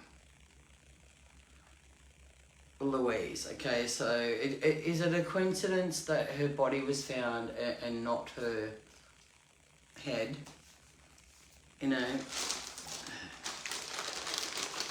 the drawing I did the morning, she walked into my house. And you know, when he asked, he said, how come you drew it without a head? And I said, because I don't know how to draw people's faces. I said, I can draw a body, but I can't draw a face. I said, I've never been able to do it, you know, blah, blah, blah. Okay, so then we go on back to 2 nights ago. We've got to mention this, because this was the doozy for me. Like, I lost my shit all day yesterday. I had massive breakdowns yesterday. I mean, I've been trying to do shit to distract myself all day today, but, you know, it got to the point, I'm like, nah, this is it. This is fucking it.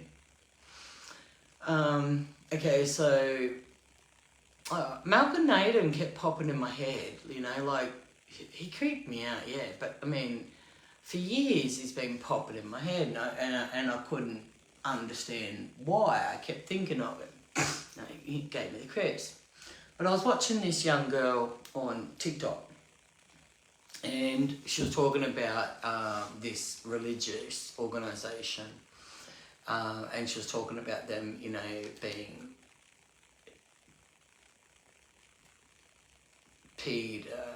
you know what I mean, and them being, you know, murderers, blah, blah, blah, blah, blah. Okay, and she did this one TikTok video in Tamworth, and I didn't pay much attention. I didn't pay much attention to her name. I mean, I should have took a screenshot. Should have paid more attention, because I'm looking for her and I can't find her.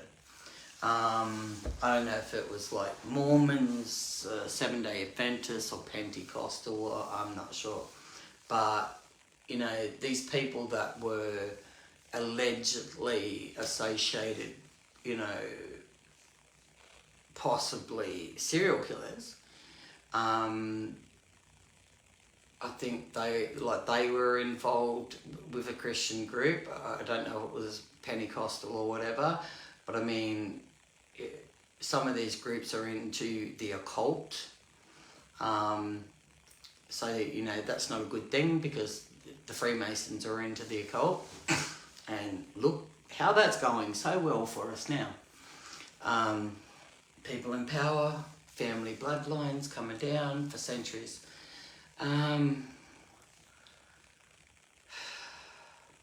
Okay, so she's talking about this church group, Christian group, whatever they are. And I just come across her one night, and she mentions Malcolm Naden. And I'm like, what? And she's saying he didn't kill them, you know, he didn't bloody kill them, blah, blah, blah. And I'm in my head going like, fuck off, you know. And I actually made a comment on her post, and I said, he was my ex's cousin, and I met him in Dubbo, so that was in Dubbo 96, and he made my blood crawl, and his eyes went black, you know. I said to this young person, look, Never, I mean, I've probably seen her a couple of times, but I mean, I just swiped and no, I didn't. I just thought, you're full of shit. That's, fuck. He murdered them, he killed them, like, there's no doubt in my eyes, blah, blah, blah. But 2 nights ago, okay, so he's popping in my head, and he's popping in my head, and he's popping in my head. Now, I always had this fucking thought that there was something about dates and numbers. So, for the last 2 years, I've been trying to find a connection to why they, like, a significance to why they killed these people. And I kept going through numbers and dates, I've got books and books and books of scribble and, working out, doing numerology, I just had this feeling that there was something there, something that connected this all together. Now, I mean, to me, this is a whammy. This broke me. Like this, yeah. I just kept repeating, what the fuck. I mean, I must have done that for hours when it all first started coming together. Okay, so, I thought, I haven't really done proper research on, these people. And there's times and places and towns that I haven't even checked yet. Because you can't imagine how much has come out of my brain, like how many memories, how many details, like talk about fucked up overload, like it's made my brain shut down. Like, I mean, where you just stare at a spot and you feel numb, like you just, like, you feel like your heart's breaking. But I'm not breaking for me. Like, it's not me. The tears are not for me. Like, I went through the blaming. I couldn't understand why I never seen it. I couldn't understand not figuring it out any sooner. Like, I never suspected a fucking thing. Never suspected a thing. So I went and checked, and I was looking at Louise's stuff, and I was looking at, a few others, and I went and I thought, fuck it, I haven't looked at Malcolm Naden's shit, like. Okay, so remember the picture, okay? And how it just coincides with her dying the same way. And I think half of my brain went into meltdown mode because it knew what was coming. So I went back to the numbers, the dates, and looked up religious groups and started thinking, maybe there's a religious date connected to it. And I could see some. I actually could see some religious dates. But then Malcolm Naden popped in my head again. And I'm like, he's got to be popping in my head for a reason. Maybe there's something I've got to find. So I typed in, I couldn't remember his name properly. I had a moment blank. So I just typed in murders in Dubbo. I couldn't remember the year of it or whatever. Oh yeah, that's right, Malcolm Naden. Dear old cars. So I started reading it. And then, like, okay, so my name is Leslie Marie Butler. And I started reading this, and then it come to, like, 2005, he did a runner, he hid, he travelled hundreds, if not thousands of kilometres, you know, and was up this way. But I, you know, at this stage wasn't reading the news or anything, so like, you know, I heard stuff but didn't really check it out, didn't check nothing out. There was nothing, you know, nothing registered in my brain that, you know, they were alleged serial killers that have been killing since the 70s. When he was caught, and the place that he took them to, the name of that place is Butler's Falls, outside of Dubbo. Butler. Now my ex was, you know, I got rid of him in 2004, actually. The 30th of May 2004 was the exact day that I plotted and planned and got rid of him. It all fell into place. It was meant to be. It was meant to be. Because everything just fell into place. It was a miracle happened. And I was able to get rid of him and get him out of my life. So he was down that way, and he would have been driving out, you know, to Dubbo, to family. He would have been driving out to Bree. He would have been going backwards and forwards, because, I mean, he used to go, you know, fish the rivers, camping, all that shit. Like, we did it. That's the life I love. Like, I'm a country girl, camping girl, loved it. You know, I'll still get in the car and put a blanket and an esky and, you know, go out bush and just sit down somewhere and have a mad lunch, mad swim, you know, whatever. Love bonfires, they're my favourite, like going out in the country. I don't like suburbia, don't like living in suburban countryside, never have, never will.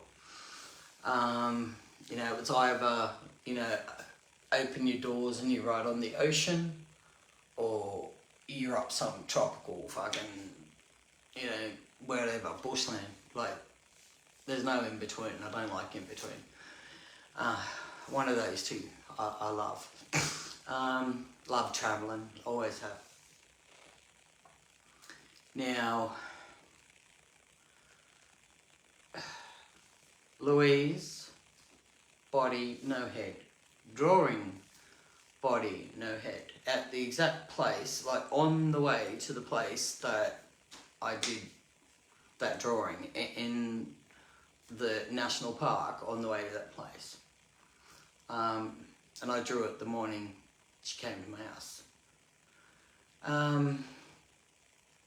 Then Malcolm Naden and two cousins, but you got to remember, like, his great grandmother was a Roberts, so Louise Roberts and Lucy McDonald are actually, you know, from the line of Roberts, and they're cousins and they're related. So he's their cousins and they were related, and he's, you know, more or less taken his own family.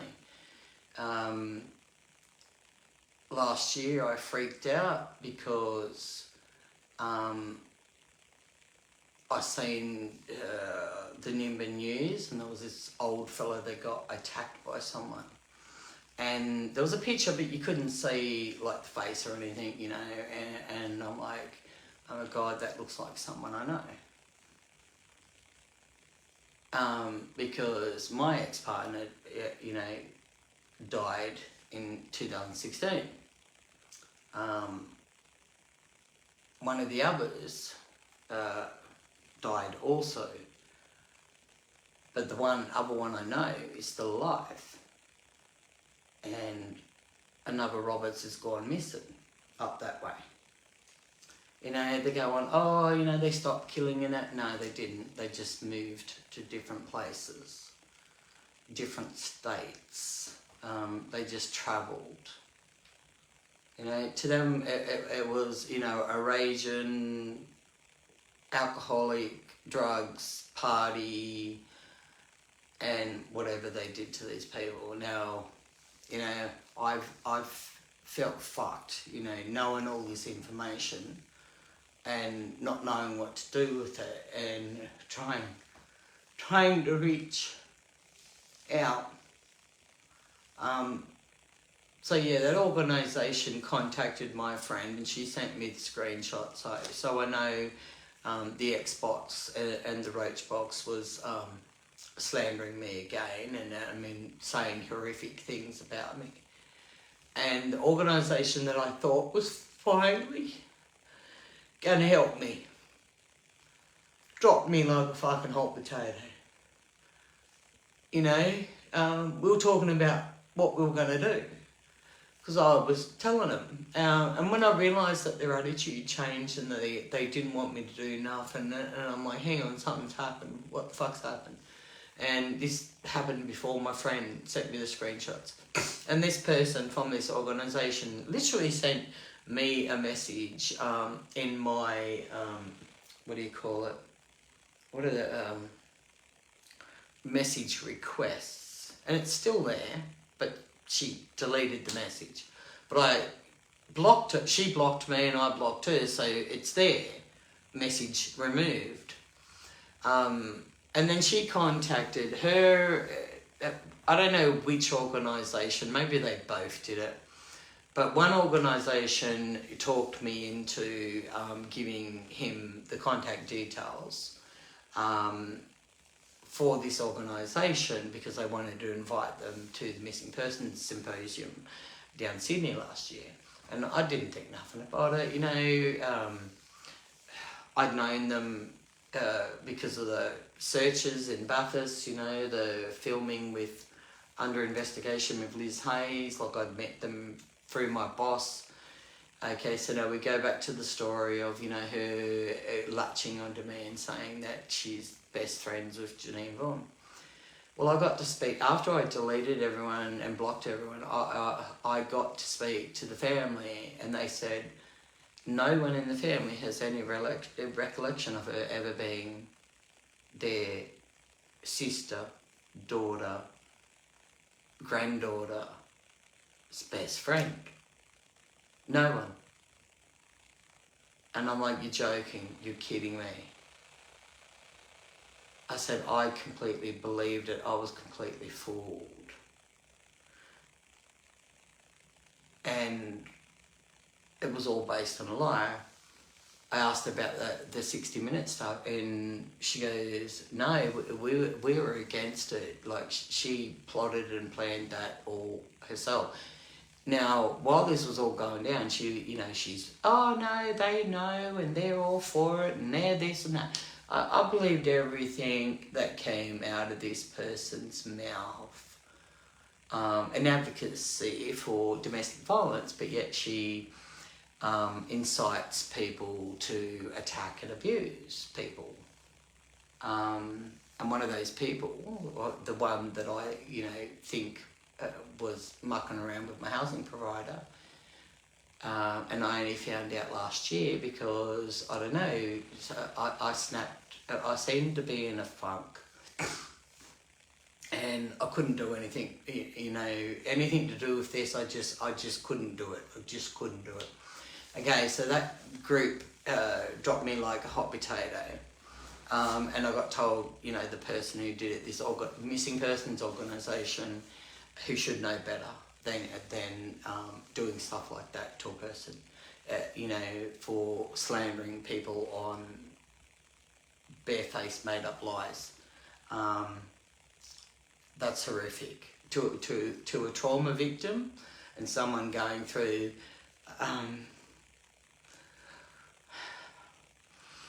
so much, and I've been going through, post-traumatic stress disorder since fucking the dawn of time I was born. And so much trauma and grief.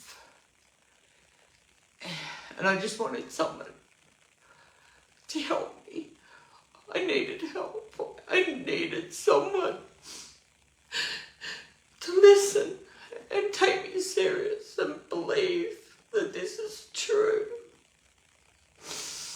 And there's way more say it all. I can't. There's so much. I can't say it all. And so I sent her a message, and something's obviously happened. And I instantly thought, oh my God, they've done this. They've contacted them, and they've turned them against me. All on lies. Not one bit of evidence, not one bit of truth, but I've got 6 years of evidence and proof of their shit.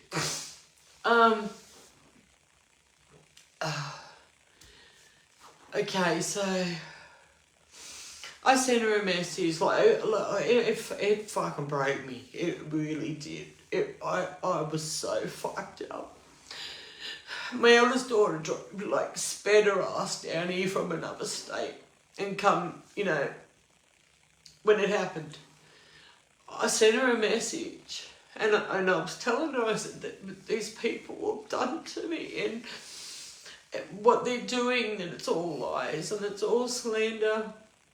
Next minute I get a message, I'm not going to take your abuse, and I'm like, how is it me explaining what they've done to me for the past 4+ years, me abusing you, how does that get turned on to you? And I said, I've not abused anyone. I sent a message, so I've not abused anyone. What do I was telling you what they've done to me, and she didn't want a bar of it. And I thought, no, fuck this. So I sent her a message, and I said, I do not give you permission to use any of my information. And I blocked her. And I blocked the group, the organisation. I hadn't blocked phone numbers yet, but I've, Messenger in the groups, and then I blocked. And I had massive, my face fucking started drooping, that videos on my page, everything I say is 100% true. And because I said, I do not give you permission to ever use my stuff, she then sends me a text message to my phone and starts calling me all these terrible things. And at the end of it, she goes, and I'm going to the police, and you're now a suspect. So my daughter rushes down, and I block everyone, and I turn everything off, and we went for picnics on the beach, and oh God, I love my girls, They've done so much for me. So we were relaxed for the next 3 days, and I needed it, because I was broken. But the weird thing about it was, the moment she sent me that message abusing me and saying she's going to go to the police and I'm a suspect,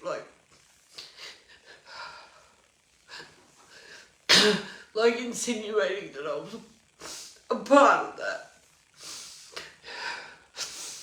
The third person, out of the blue, the person I blocked, but I didn't block her phone number, but it was on my broken phone, so I couldn't see the messages properly. It was like, this one sent me the abusive message and probably blocked me because I couldn't send nothing back.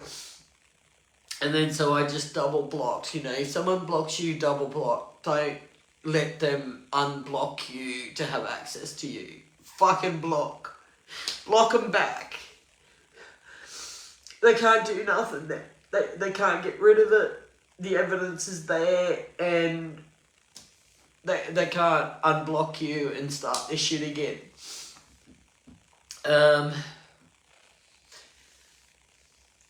Okay, so this other person, instantly, it was like, as soon as this organisation sent me this text message, I'm getting a text message from the third person that I blocked in 23, halfway through, mid 23. Now, we became really good friends, and I thought, but I mean, she was sort of losing the plot towards the end of it, and it was really affecting me, and I just couldn't handle it. I couldn't deal with it. I mean, she just spent 3 years using all my trauma to re-traumatise me.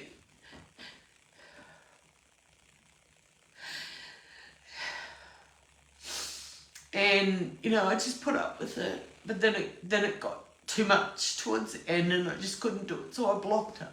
I hadn't spoken to her for about a year. 2024, that organisation dropped me like a hot potato. And out of the blue, I get a message on the phone, but it was the broken phone. I'd dropped it one too many times, and practically most of the screen was black, but you could I could still see bits and pieces of the message. But and I was getting a new phone. My daughter was giving me her old phone. She was updating and giving it to me. But before that happened, I had to rush downtown and grab a little bodgy phone. Just so I had access, to these people and organisation and that. So this person, and I strayed away. I thought, people fucking have their moments, people fuck up, and, it was me not being able to handle, the stuff that she was coming out with anymore. Because it was like 3 years I was living in the trauma again. I didn't think that she was getting the information of anyone. I didn't place her in any of those categories or anything like that. And, and I did think that's odd, that group's just abused me, and this woman sends me a message. I'm like, that's odd. It's uncanny, the quickness of it. So I restarted, talking to her and, catching up. No, how you going? Blah, blah, blah. Just totally forgiving her and forgetting everything, because she became a friend. I thought she was a nice person. I thought she was a truthful person. So, we're talking, catching up and all that shit. And then, I don't know, because, this stuff kept going over my head. And this organisation, really, really fucked me, And I told this person, I said, I hadn't spoken to you in so long, and this is what's happened. You're gonna freak. You're absolutely gonna freak. On this shit, so I'm telling her, and she said, oh my God, Leslie, all that shit, whatever. And I don't know, down the track, the ex-boss was, messages, oh, you get him, you go for it and all that shit. So, more or less instigating the Roach Box to abuse people. Egging her on, because everything on her TikTok, it's all lies. Yeah, she might have abilities, but she's not working with good abilities. She's not working with good spirits, and I'm telling you for a fact, she's not. I've never seen a more nasty person in my life, other than my ex. I couldn't recognise it at the time, just like my ex. They were traumatising me they were, you know, she makes her videos and she makes it like funny and laughing and all that shit. Like when my ex used my trauma, oh, I'm only joking. Oh, don't take it serious. It's just a joke.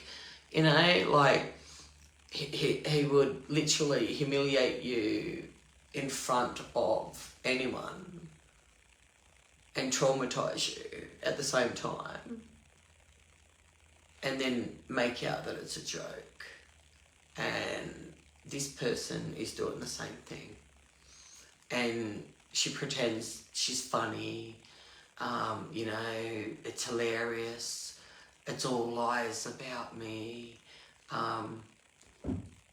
Hello, you. Since I've known you, you have been kicked out of 3 places where you've caused damage. I've never caused damage to any property. I've never been kicked out. I've never been blacklisted.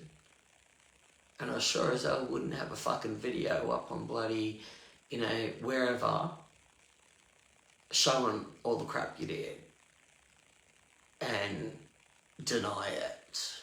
That's one thing I'd never do. You know, if I fuck up, I fuck up. I'll fully admit it. You know, I fucked up going through that neurological disorder, and he's had me fucking doing, you know, the gossiping shit. I don't do gossip. Like, that's not me. And I've got high standards of working in that. So all my clients, everything I do is confidential. I don't tell the world their story because it's not my story to tell. You know, I don't help someone and then go, oh, I did this and did that and did this and did that. Anyone can get on Google Earth and, you know, you're ADH2, you work flat chat. I worked with you, so I know what you do. And I know your level of capability on the internet. And, you know, I spent that time with you, experiencing you, you know, doing the whole stuff for the 3 missing in my hometown. And I know everything about that town. I knew everyone in that town just about. You know, my family's been there since the 1800s. So I know a hell of a lot of people. And I know places. You know, I've gone fishing in every river, swimming in every river, you know, camping on just about every single around the property and surrounding towns. And I know them all. And I know the information that you got off me. I know the information you get off the, you know, online media, you know, whatever. I also know that you get other people to do shit for you. I also know that you speak to everyone and as many as you can and pretend to be friends with people just to get information. And I also know you steal information and pass it off as your own, as you've done to me. And I've got the screenshots of you with my information and my stuff that you've screenshotted and you've cropped, because I can show you the full extension. And I'm not frightened to show my responses. And I tell you what, when people start seeing this shit, they're going to see how bad they are. And you need to hang your heads in shame for what you have helped this person do. Like, you know, everyone goes like, we're against domestic violence. We're, you know, against it, and we'll stand up and we'll fight and all this shit. Okay, for starters, she's nothing. She's nothing. She hasn't been through not even a little hair on a fucking pinky of what I've been through. But she'll play, she has, and poor me and all that sorrow. Because I mean, I did a video and I said post-traumatic stress disorder, and then she comes out with a video, oh, my husband punched the wall next to me. You see the difference with what I've just told you all? Okay, so then we've got the ex-boss encouraging her and making her do this shit. And then we've got the new person that came in, and once again I started getting suspicious. I was in this funk and I couldn't understand why I was in this funk and why I couldn't function, and I mean, I just thought this was too much, and my brain's just shutting down, you know, it's not working properly. Then this person sends me a video of like a link to a tarot reader, okay, and I thought, oh yeah, okay, you know. So I went to look at this tarot reader and I started Chosen 144, and I started watching his videos, and it was like his videos were opening my mind up, and it was triggering memories, and I'm going like, what the fuck is this shit? You know, it was almost like I was coming out of the funk. I mean, I called it a funk because I couldn't function, I couldn't do nothing. You know, I mean, I was just going through the motions, through the actions, but, you know, and I stopped helping my clients. I just couldn't focus. I stopped doing meditations. You know, I was still talking, clients slash friends, because I mean, they've all become friends. There's not many that haven't. Beautiful people all over the world. I love them. And like, I couldn't understand why all of a sudden I was in this funk. But you know, it went on for a couple of months or a few months, whatever. So I'm watching these videos and I started to realise that, you know, I had an old spark coming back, and the way I used to think, you know, like in survival mode, the stuff I went through, survival mode, it's inbuilt in you. It never stops. It's there every day, 365 days, every year, moments. It's there. It's ready. It's ready. You're ready for action. You've got 10,000 plans, you know, and possibly 4 or 5 different directions planned out. You know, it doesn't matter if you're walking in a home, in a car, it doesn't matter. You're watching everything. You're watching what's behind you, in front of you, sides. Like, you're noticing everything. You're noticing if a car's, you know, following you for too long and all that stuff. Like, I mean, it's intense. In survival mode, it's intense. Like, you know, you come out of fear, because, I mean, it's pure adrenaline and fear, like you're running on. So, you know, I've got what we call bundis. I've got them planted everywhere in the yard, everywhere in the house. There is not a weapon that I can't use. There's not a spot that I can't get a weapon. Like, I know this house, even in pitch black darkness at the back of my head. You know, even with my furniture in the kitchen and, you know, all my stuff in the lounge room and that, like, you know, come on, do my carpet, dudes. Next week, they sent me a reminder, 14 days. So it's now been,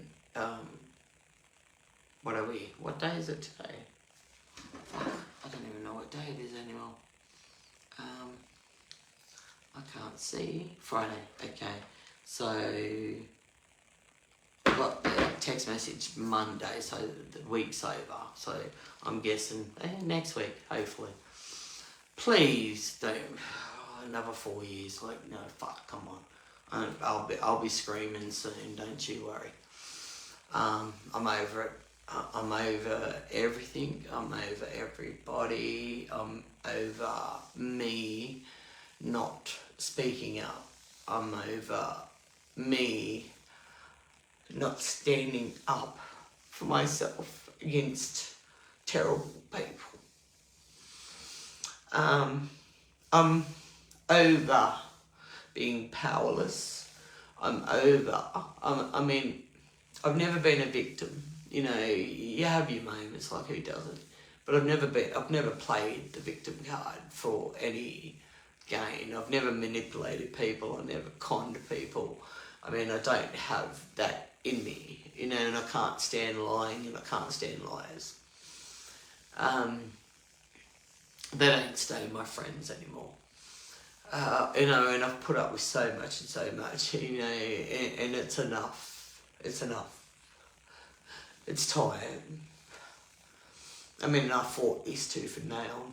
Like, I was aiming for next month, like, you know, but that just come undone with this new information.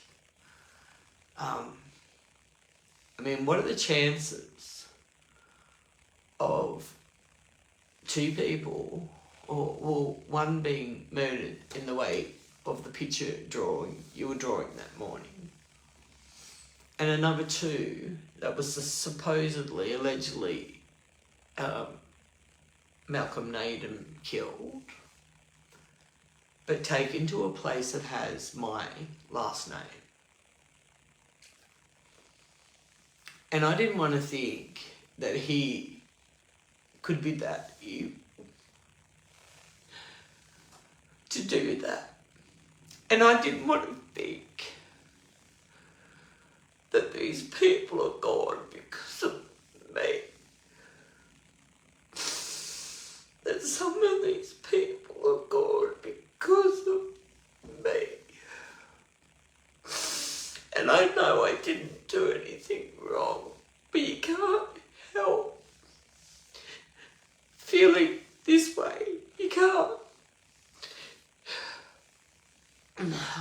I feel stupid that I didn't see it. I didn't see anything. I didn't suspect anything. I mean, the relationship was fucked up, yeah.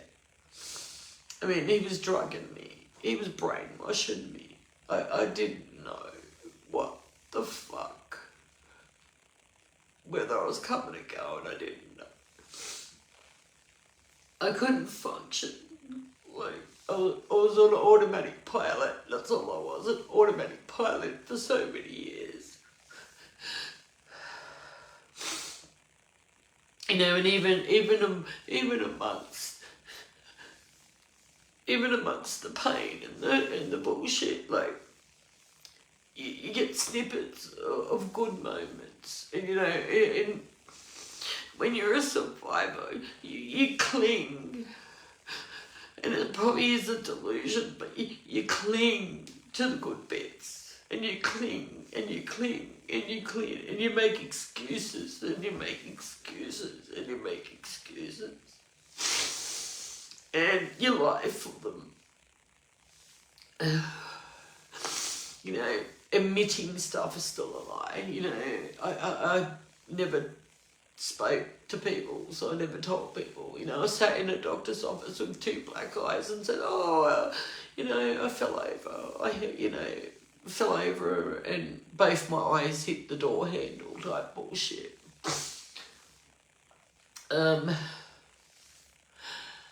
It's like, you know, and you become codependent. Everything's taken away from you, and you can't even, you know, they ask you, you know, what do you feel like for tea? And you can't even give them a simple answer of like what you would feel like to eat. No suggestion. And then they, you know, and then they humiliate you and make fun of you because your brain can't function, but I mean, that's the state they get you in.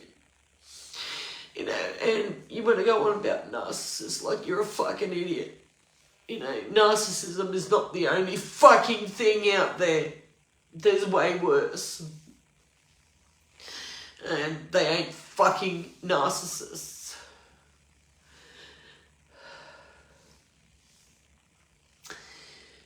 So that's what's been going on. That's my story. That's what I'm dealing with right now. And she's still, you know, doing videos and posts and trying to get a reaction. And I mean, I've done everything. I was so long and so hard to ignore her. I mean, at first I did reactive abuse. Like, I did react. And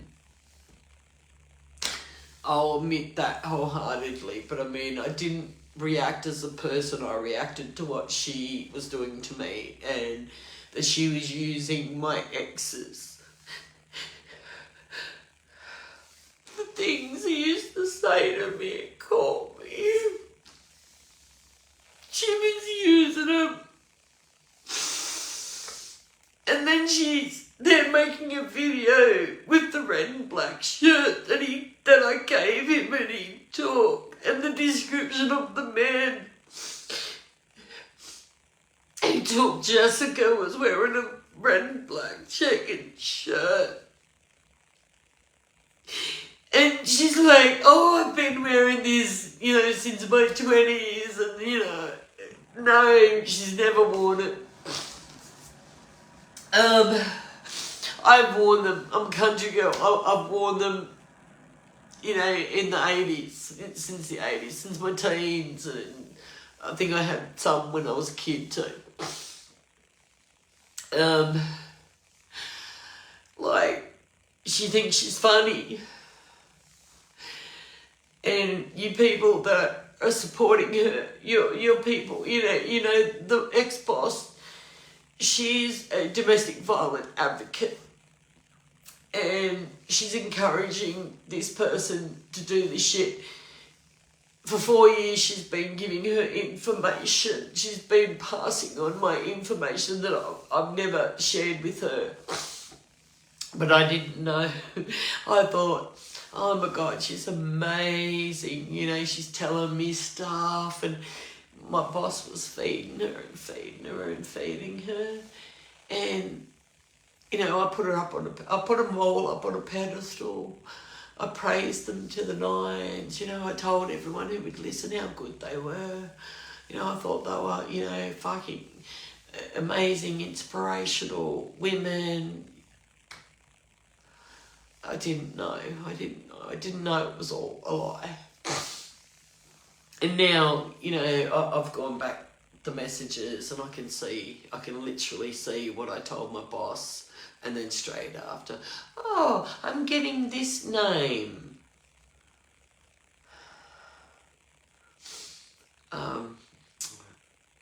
You know, I've got no doubt she's gifted. Like, she's got her ex in my head and has had him in her head for quite a few years. I mean, she's coming out with shit that I've never told anyone, that only me and him know. So, there's got to be something there with her. But I mean, for him to be in her ear, that means she's not on the good side of, you know, she's not a light being. She's not a light being. Anyone that has something like that in your ear, you're not a light being. You know, you're calling things upon yourself that you have nothing about.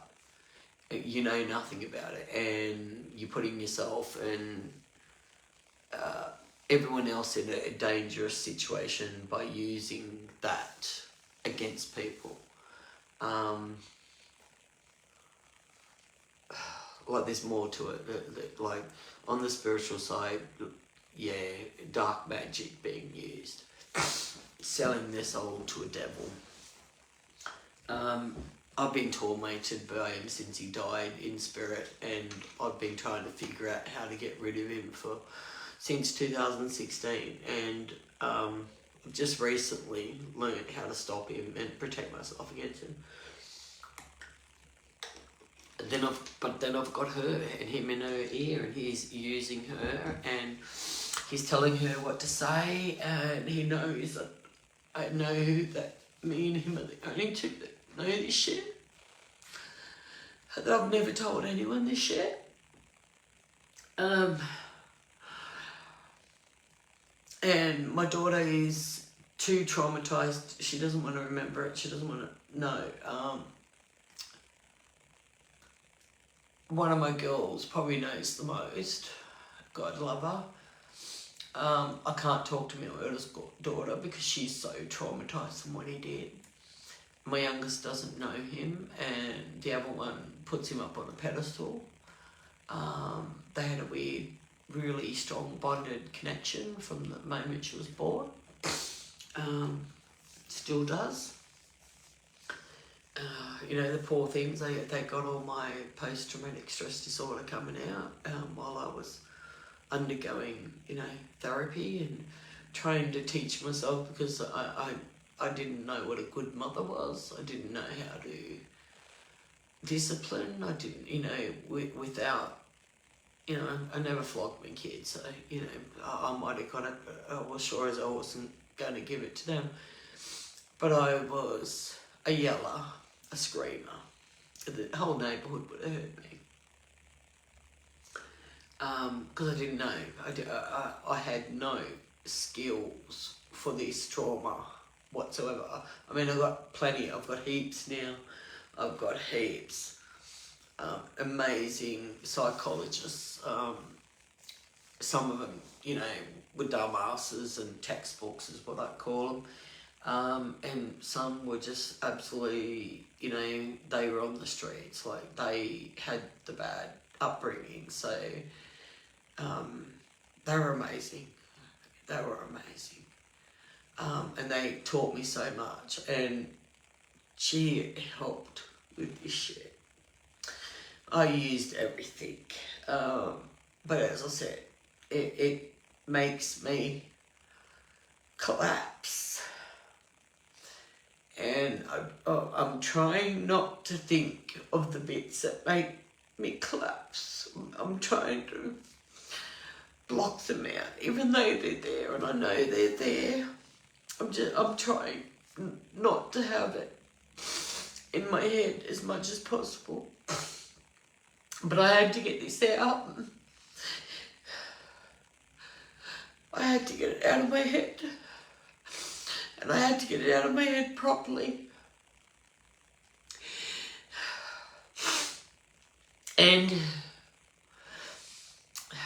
to you, police, whoever, don't you think it's time to come and speak to me now? You really need to talk to me, because there is way more. And there's evidence.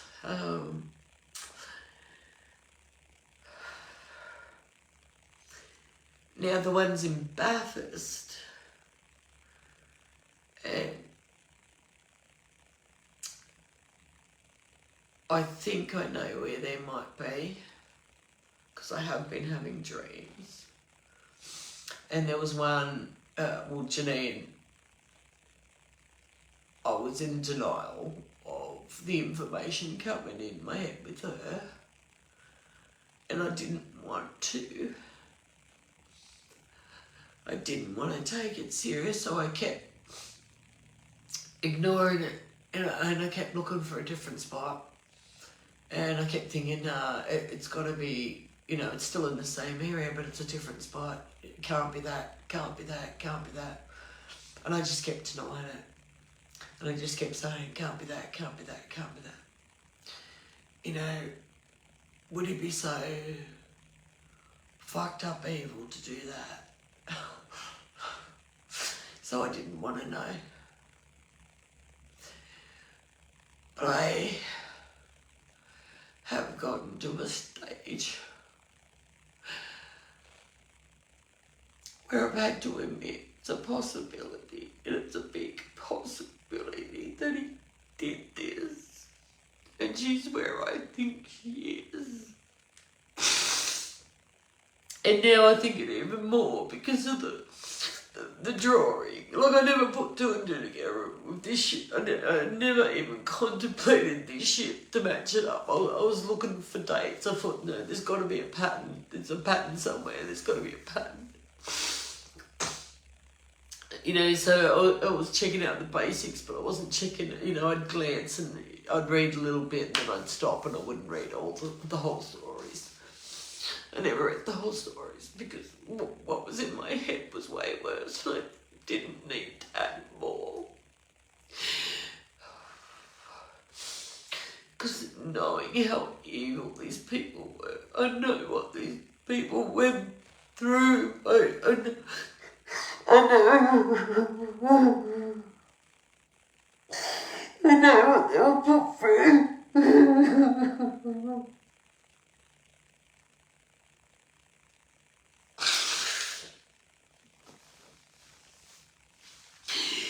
So, I think someone needs to share this with the police. You know, if I don't know, like, hopefully this don't disappear. Because this is one fucked up story. And I did it here. I bought a podcast equipment because I was aiming for next month. And, you know, I was trying to get my art studio back into working order and that. But, you know, all my furniture's in the house and I can't clean properly and I can't do anything. And I can't put nothing together and I've got no energy to do anything.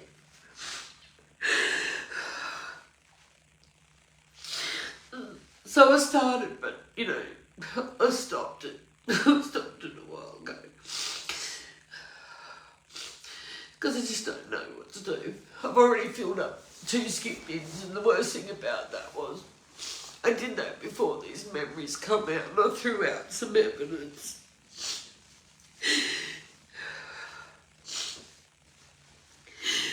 And I mean, that's pretty fucked up shit. But I didn't know that I was gonna get a fucked up spirit, my nephew, telling me this. I didn't, not in a million years could I think that this is what happened. Not in a million years. I could never imagine this shit. I didn't know what was coming. I didn't know what was coming. And now I think he killed people because of me. Like, he aimed shit at me with these people. Like Andrew Russell, the year was 2000. And I had a mate named Russell that I used to party with back in the 80s. Like, I fucking loved him. He was a man cunt. And my ex comes out with him. We're in Armidale. And he said, oh, you know, do you know an Andrew Russell? And I said, I don't know, name's familiar, you know, probably because the Russell, you know, held a thing. And I said, I don't know. I said, I wouldn't have a clue. Like, I mean, I said, you know, the name's familiar. I think I know him, but he goes, are you related to him? And I said, don't think so. You know, left it at that. That was the end of that. Because, I mean, I used to tell him stories and I was talking about Russell. Me mate Russell, you know, me and the girls, we used to fucking play jokes on him and party and all that shit. You know, we did some pretty fucking hilarious shit. And didn't think nothing of it. And I thought, okay, so 2001, before he tried to kill me and possibly, allegedly, went after Janine, he once again asked me, did I, you know, I don't know how many months before, you know, when we were in Nambucca and that was 2021, you know, he's like, do you know an Andrew Russell? Are you related to him?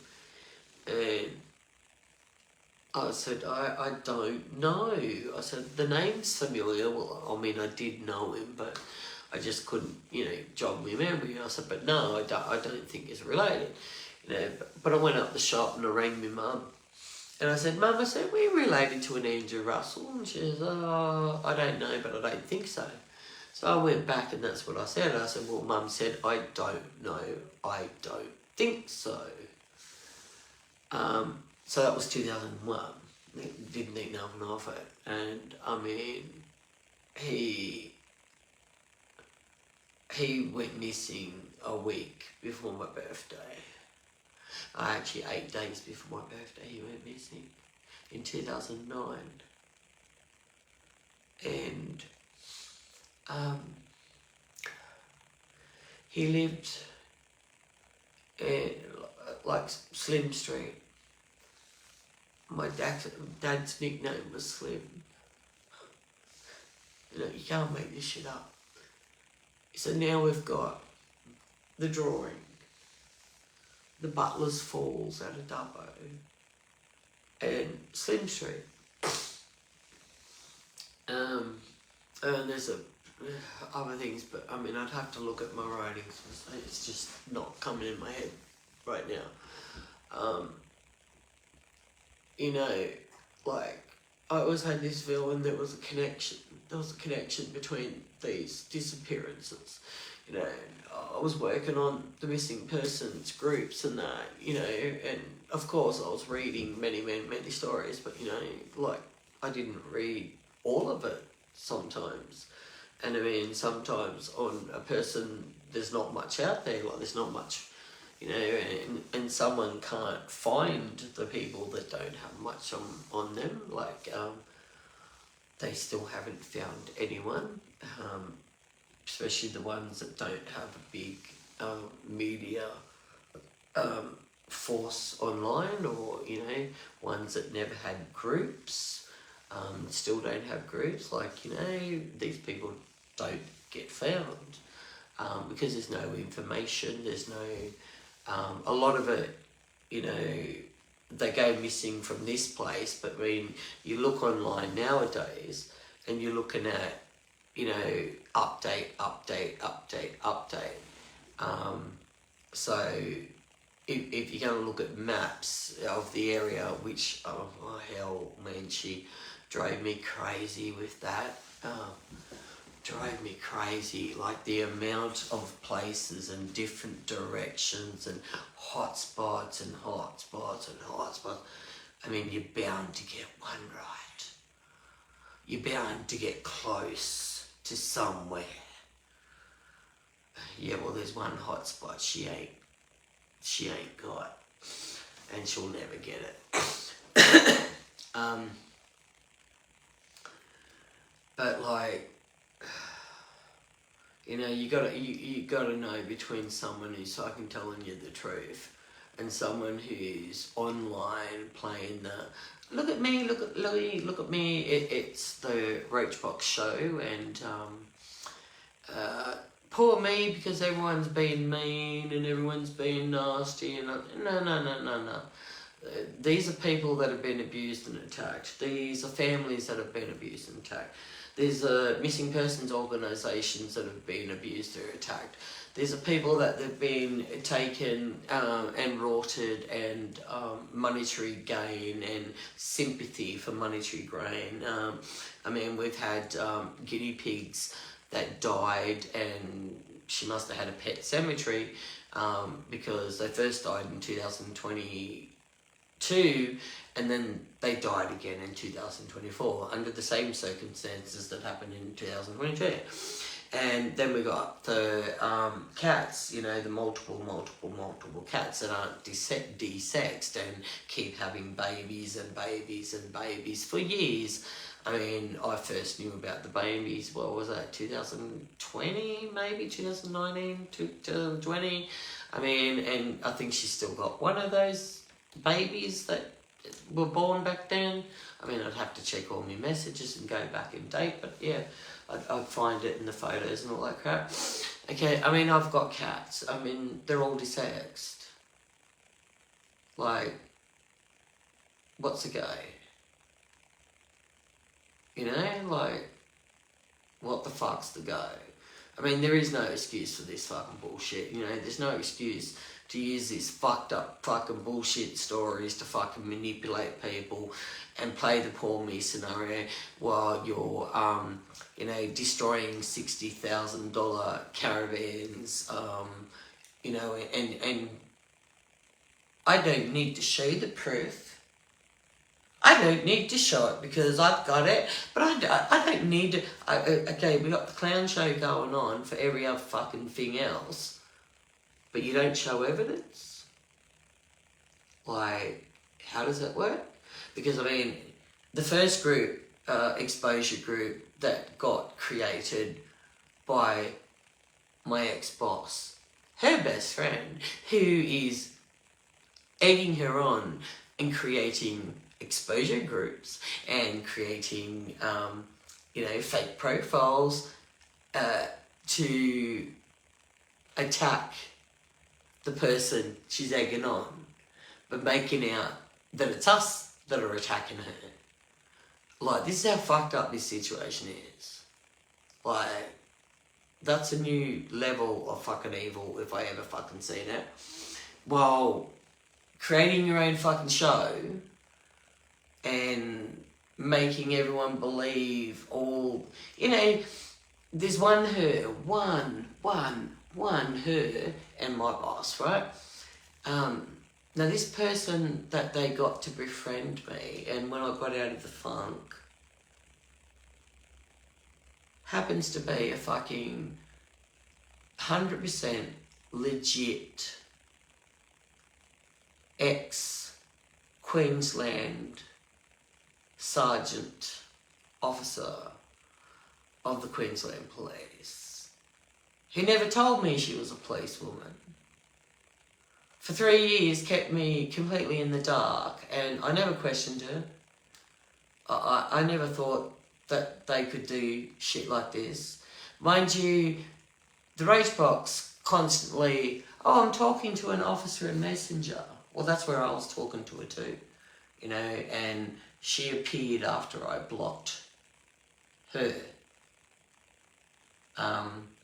So it was either the ex-boss who's encouraging people to do shit for her, to slander and attack and abuse, you know, oh, my hands are clean, I'm a domestic violence,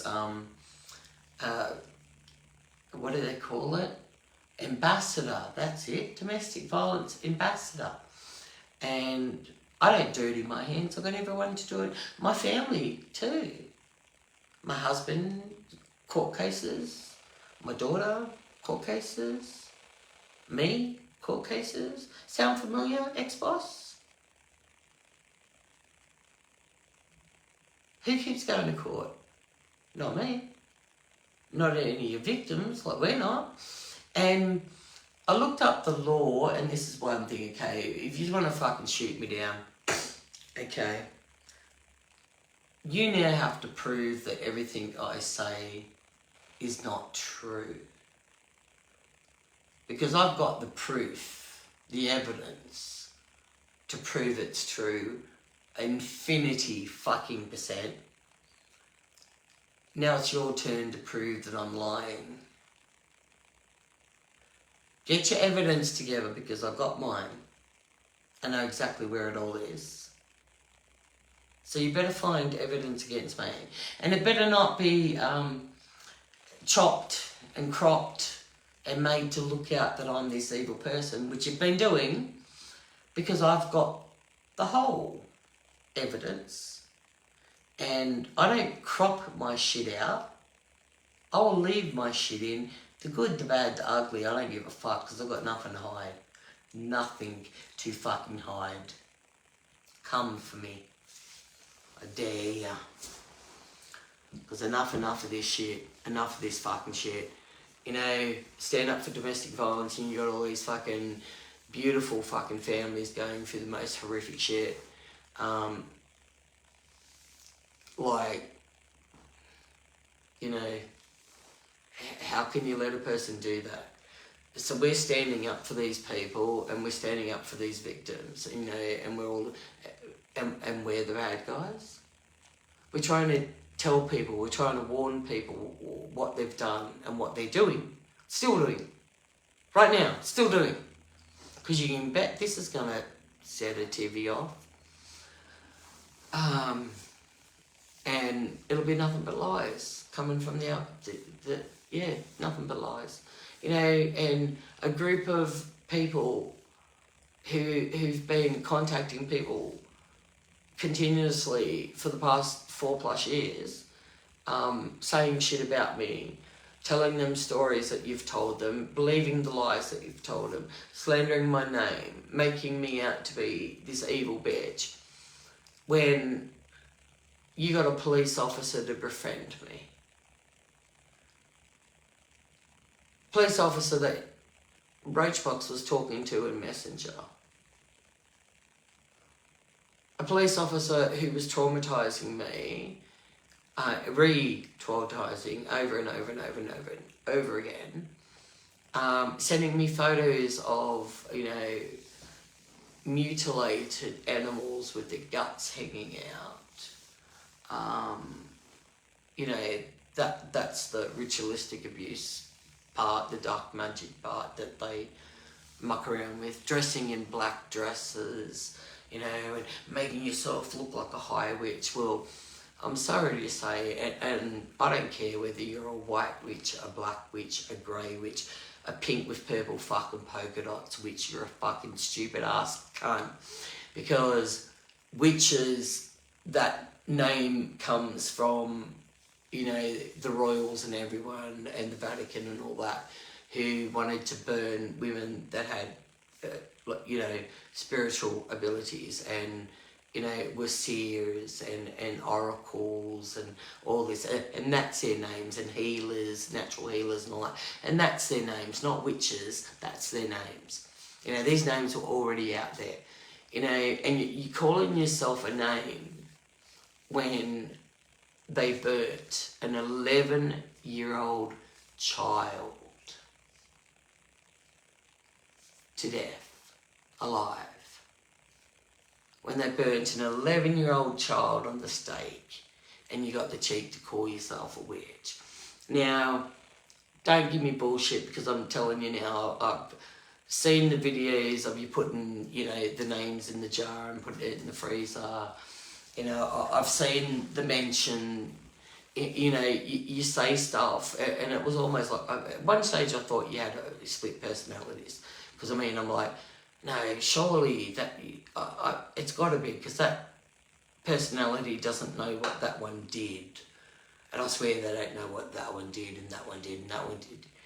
Because you were completely contradicting everything you were saying, and chopping and changing and chopping and changing and chopping and changing.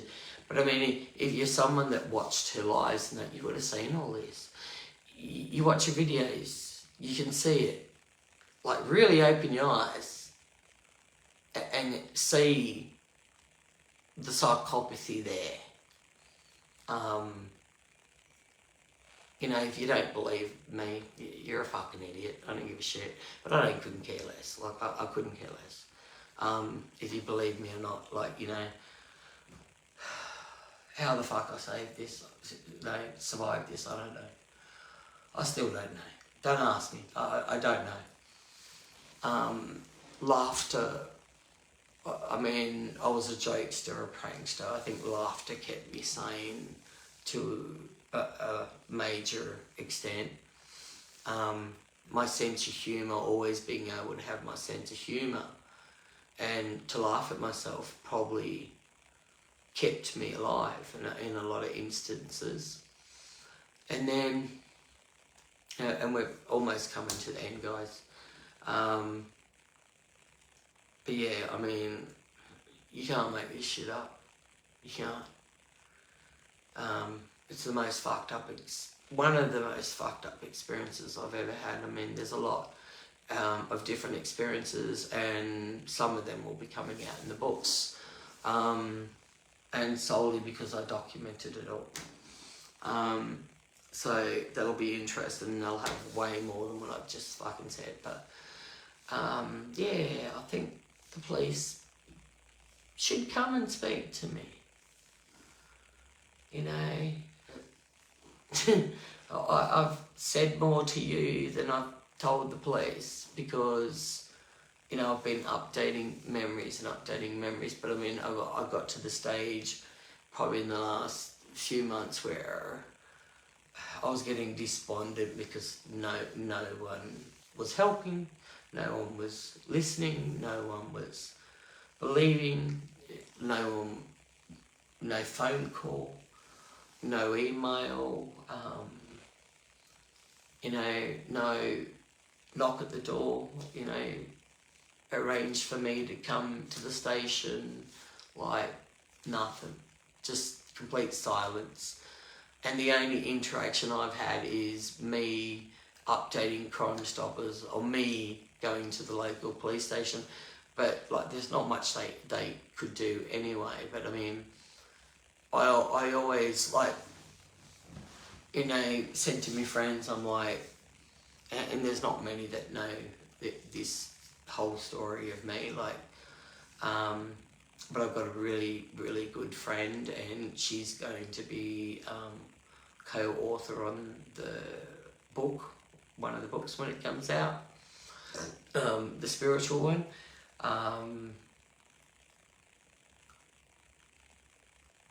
And it's like, I mean, she knows more about me than anyone, even those idiots, the boss and the rage boss. She's been digging through, and I shared everything with her. Like, I mean, there's a lot I've left out because I didn't want to burden my kids with it. I didn't want to burden friends and families with it. I'm barely coping with this, and I didn't want people to have to cope with what I told them. I told one of the families, I said, how long do you reckon I should give them? You know, probably, I don't know how many months into it, that I first made the first reports in June 2023.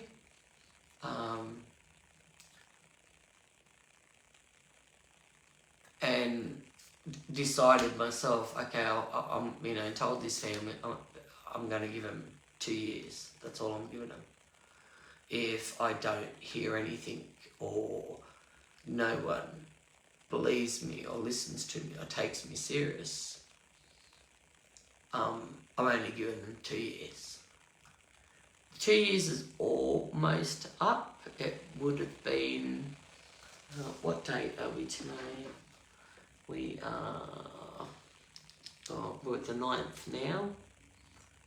Started on the 8th. Finish on the 9th. 9 is the ending. It's fitting, the number 9, 9th day. Well, here in Australia it's the 9th, 8th, if anyone's overseas. This will be here for whoever to watch, because I mean, I already checked it out. I've never done a Facebook Live. This is my first one.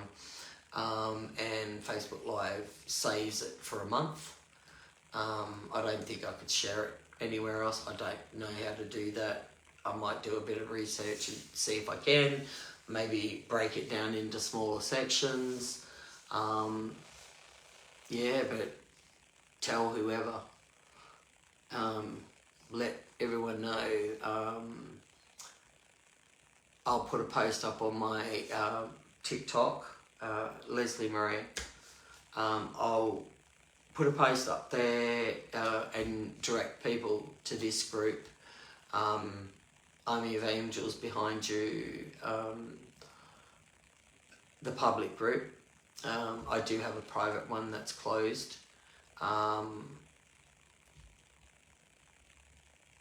Because I don't share people's stories. Like, I don't even share it in that group.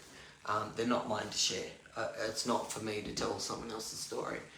I mean, I'm telling my experiences, what I've been through, what I've been put through. So legally I'm allowed to use that, and I can mention what people have done to me because it happened to me. So legally I can tell. And I checked all that out too. And it doesn't matter, you know, these women have to prove that what I said is not true. And I've got all the proof to tell you it is true. Like every single bit of it, every single abuse, every single slander, every single attack.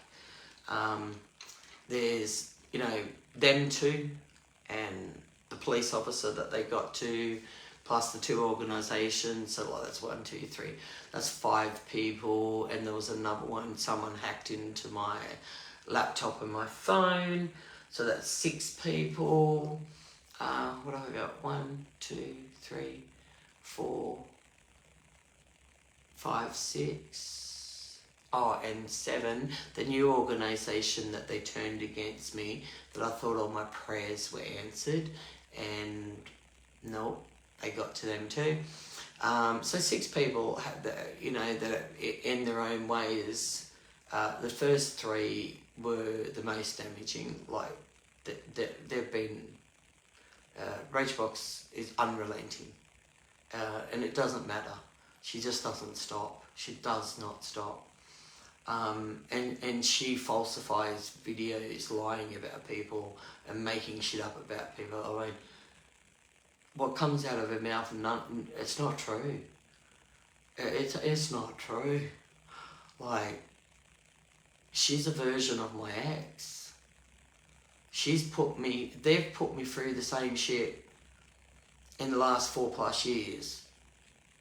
What my ex put me through, more or less, but without the physical violence, you know, and the drugging type shit. Like, they've pretty much put me through everything else, and traumatized me dramatically. I have my moments, like, I don't know, this is, like, I'm going to have more moments. I've still got memories coming in, I've still got stuff, like, coming, I'm seeing. So there's bound to be way more shit, and probably more evidence that I'll find, probably more connections. I definitely know. I mean, there's around about 9 people that I can honestly say yes, but if I add the 2 that Malcolm Naden allegedly murdered, so that's 10, 11. Then you got the ID of the 2 people I found in the bag under, so 11, 12, 13. And that person that I seen that assaulted an old man looked like the one that's still alive. Like, couldn't see his face, but the body and what he was wearing, I'm like, I swear I've seen him wearing something like that before. Up Nimbin, like, I swear. And, you know, there's another family member that has gone missing up that way. Like, how many times do you pay attention and start noticing coincidences? Like, when do you stop saying it's a coincidence and saying, no, this shit's fucking real? There's just too many coincidences, and I can't deny it now. I can't push it, and I can't be deluded, and I can't, no matter how much I wish and pray, like, this has happened, like, there's nothing I can do to change any of it. And I don't know if any of these places that I have in my head, that these people are actually there, because I've never managed to get anyone to help me or listen to me or support me, or, you know, and the one organisation that I did get, thanks to the Xbox and the Rage.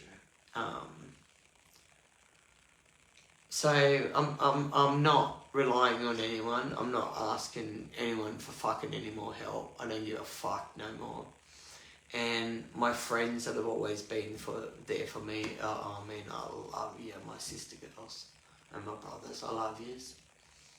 But those who were in on the game with these arseholes, those who ignored me and believed their lies and were completely taken in by it all and treated me like I was a crazy, fucked up cunt. You should not get fucked, because I'll never speak to you again. Missing persons online needs to be highly regulated. And even these legitimate government organisations, you need to be ashamed to gossip and slander about people and families. You know, making up wild, fanciful, deluded fucking stories about people has got to stop. Confidentiality needs to be the fucking key. You just don't have no ethics, you don't have no fucking morals, you don't have fucking nothing. And you're damaged fucking people. Mothers and sisters and brothers and aunties and uncles and grandparents and siblings, and like, you're hurting a lot of people. And those idiots that are encouraging the lies and the bullshit and believing it all and going to bat against people that are doing nothing, people that are their victims, and you're, you know, helping these group of people to do this to people, not only in Australia, not only in one state. I'm talking about like 1, 2, 3, 4, 5, definitely 5, 6 states that I know. 6 states in, like, Australia's pretty big. It's huge. Okay, so 6 states, you know, have got victims in it. And then you've got the USA, you've got England, and any other country where this woman who doesn't like anyone saying no to her is the most awful control freak. And if you don't do what she says and don't do it her way, she will destroy you. And it's not like a straight up destroy and she leaves you alone. It's a destroy and keeps destroying and keeps destroying and keeps destroying, keeps attacking, keeps abusing, keeps abusing. This is multiple. This is like, you know, there is so many people that they have done this awful shit to.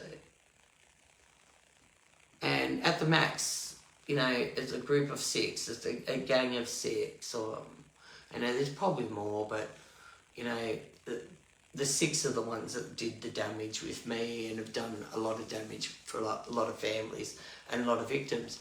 But, you know, we're trying to tell the truth, but everyone's believing her.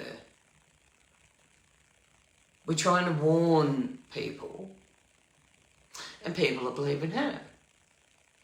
You know, we're trying to get them to stop. We want them to stop. You know, you're either against domestic violence or you're a perpetrator. And like, with all the shit I've gone through, I've always stood up. You know, I've been court support and everything. Like, I've helped a lot of people. I've helped people flee in the middle of the night. You know, I've helped people, you know, clean and pack and get everything out of the house. Like, I've done so much shit through my life, even with all this trauma. But you see someone who's attacking, you speak up and you yell. And you go, hang on, no, this is not on. This shouldn't be happening, this is bullshit. You know,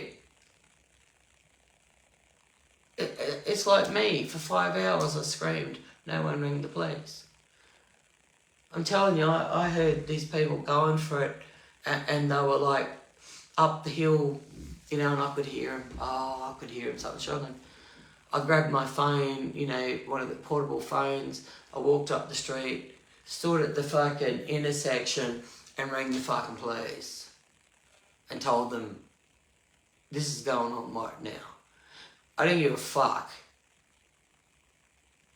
These crackheads saw me standing there. I don't give a fuck. You know, if someone comes for a neighbour, I don't give a fuck, I'm there. If I can help, I'm there. Anyway, I'm fucking doing it. I'm there. And I sure as I won't let anyone do what these people have done. Innocent or not. You know, some of yous were fooled. But you still did shit. You still spread the bullshit. You still believed the bullshit.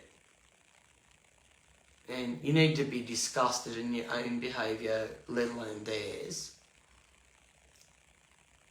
You know, I'm not going to stop. I will stand up for domestic violence. I'll stand up.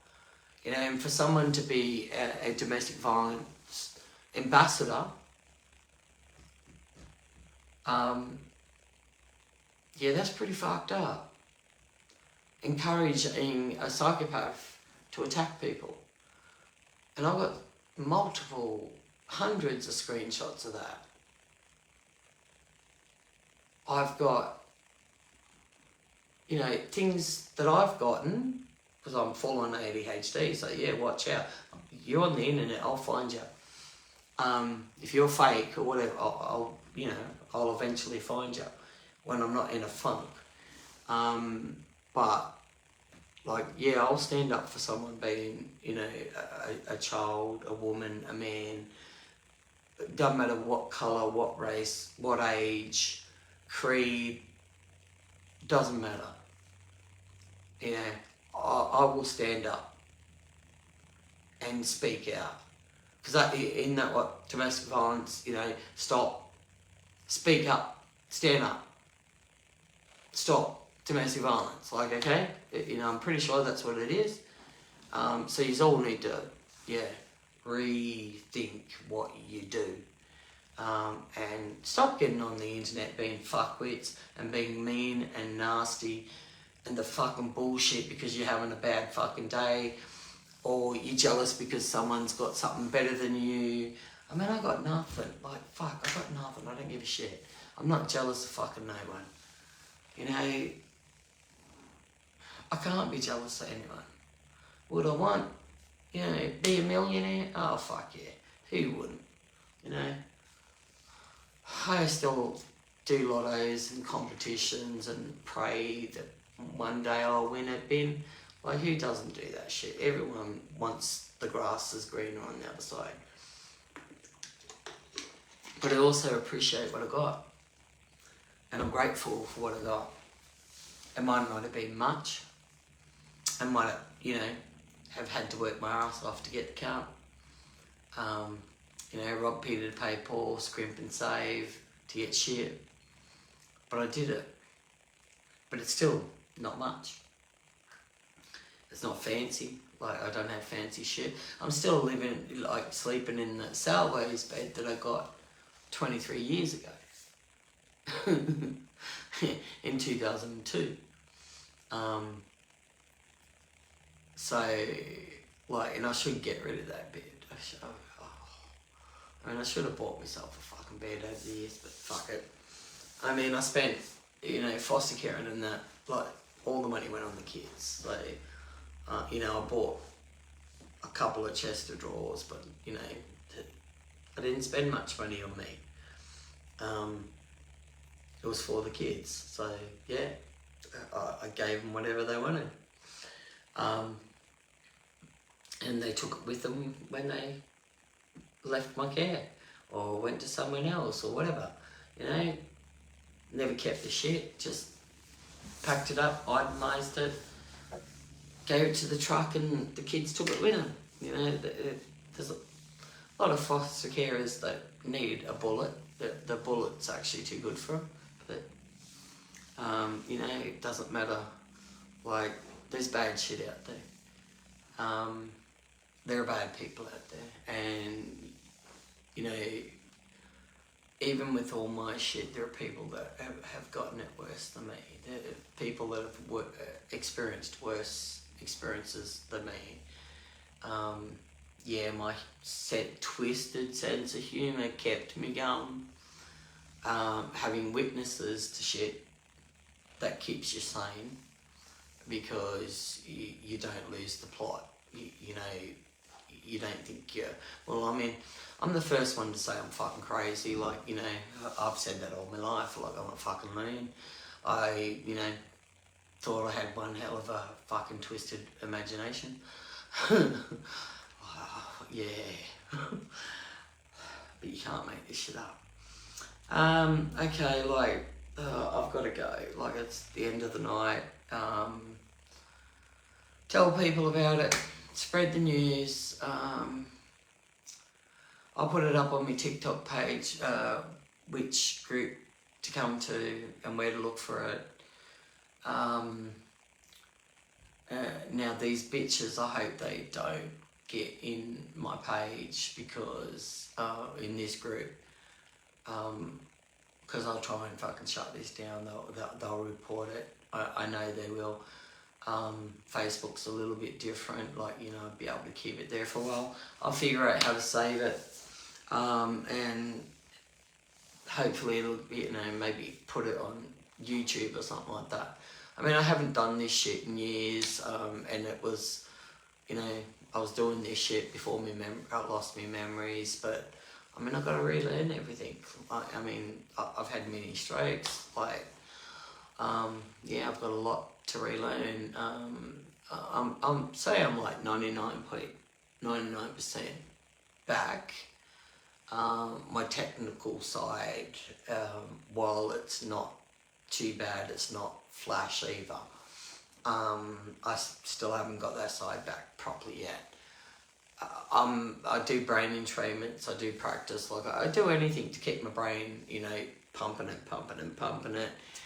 in the sense, but I mean, this experience of getting these memories back, like, yeah, wow.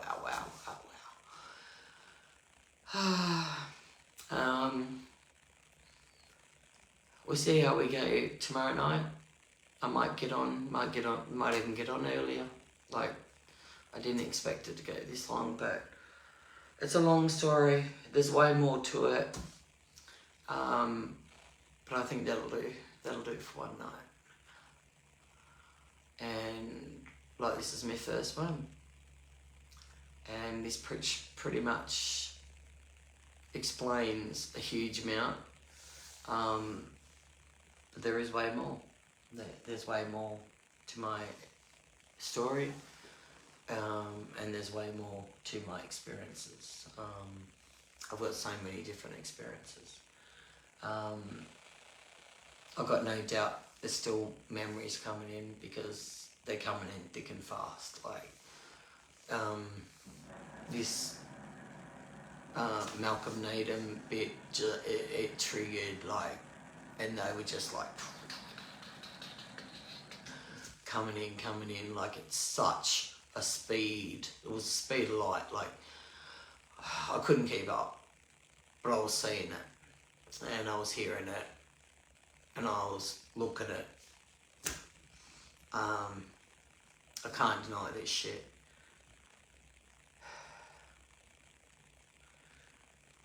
I want to help these families. That's all I've ever wanted to do, was help these families. I couldn't have imagined it turning into this. Like, I never imagined it turning into this. I never thought in my wildest dreams that this is what my memories coming back was going to turn into. And the experiences that I had, you know, like, and I'm still having. Like the abuse and the attacks and all that shit, fucking leave me alone. Just wake up to your fucking selves. Like, stop with your bullshit. But as I said, you know, they've made cybercrime complaints about me and multiple other people. When the police told me to come home and do an email up and send it to the Queensland Commissioner, I didn't even know where to start, how to do that. But I told her, my ex-boss, her best friend, I told her fake account, and she ran straight to her, and Ragebox made a video, I think it was last week, saying that she contacted the Queensland Commissioner and put in reports. And I'm like, oh, isn't that interesting that she's, you know, contacted who the police told me to cannot contact. And I only told her best mate's fake account because by that stage I'd figure it out who it was and who she was. But I couldn't tell anyone, and I was trying to tell people, but I was being cryptic. And then I came straight out, and like the straight out shit, no one took that serious. No one believed it. No one believed me. They all thought I lost the plot and was crazy. Well, I sort of did lose the plot and was a bit crazy because, I mean, my soul, like, this was hurting my soul. This hurts my soul. And what I've gone through is nothing compared to what these families have gone through. I mean, the heartache, what they go through every day. Marie, my beautiful friend who's became my friend, James Hunter, helped find James Hunter. Like, she needs help. Like, someone needs to help with the drone pictures. Like, she needs as many, you know, eyes as possible. Like, everything's there. Marie and her daughter Chloe, amazing, beautiful people. James Hunter, his father's was famous. He's passed away now, but he was famous. Pretty good actor. I liked his stuff. He was funny. So, I mean, I wish I had a car and could jump in that car and you know, and had a really good, supportive, I mean, because my health is hell and I can't do what I used to do. But I mean, you have supportive team in that, and just go check some of these places. I won't know if anything's there if they never get checked. I might be totally off.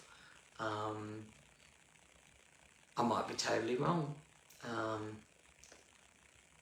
And all I can think of, but what if I'm not? You know, what if I'm not wrong? What if what I've been seeing is their spirits, you know? And there's a few others too that I don't think are related to these serial killers, but you know, I've always heard spirit. There's fluffy ones to, you know, every level, dangerous, known to man, devil, demon. To me it's normal because I've always seen this, you know. 2 years old was my first spiritual, I was 3 when I knew there was evil on this earth. That says a lot. But it's normal to me, and I've always heard spirits, yelling out to me. I've heard their cries, I've heard their pain, I feel their suffering. Like, they're trapped souls. I don't, like, religion, because of sin, guilt, feeling ashamed in that, they're trapping themselves. Like, this is their hell. There is no hell, this is their hell. So you've got all these trapped spiritual beings that have gotten out of their body, trapped here on earth. And then you've got, like Freemasons and dark magic, witches and all that shit, doing whatever, magic, whatever the fucking call the bullshit, ceremonies, rituals, to create beings and creatures and what you would call monsters under the fucking bed. I've had witnesses to this shit, and that's the only thing that's kept me saying this, because I've got really trustful witnesses. And I've had that all my life, thank God, because I think if I hadn't, I would have been more than a drunk, and I would have been seeing many, many, many mental health facilities. If I hadn't had those witnesses, I know I would have lost it. I would have lost it. Out of the bad, there was good, and you only need one person, to keep you. One person that cheers you on, one person that is nice, kind, will never hurt you. You only need one. Some kids don't get one. Some kids get none. I had the honour of knowing many growing up. So, I had, the good, the bad, the ugly of it all is what I say. It's all meant to happen. It all happens for a reason. You might not understand it. You can't explain it. God's plan is not for us to know. And it comes with the good, the bad, the ugly. Many, many, many. Not many people make it out, or make it through. Okay, so I'm gonna love yous and leave yous. I will be back. I've got to work out this podcast equipment and how to get it going. I should have charged up the microphone and all that shit. The phone was fully charged, but fuck, it drained quick. That was ridiculous. Till next time, guys. So yeah, that's my experience. One of my experiences of many. I'll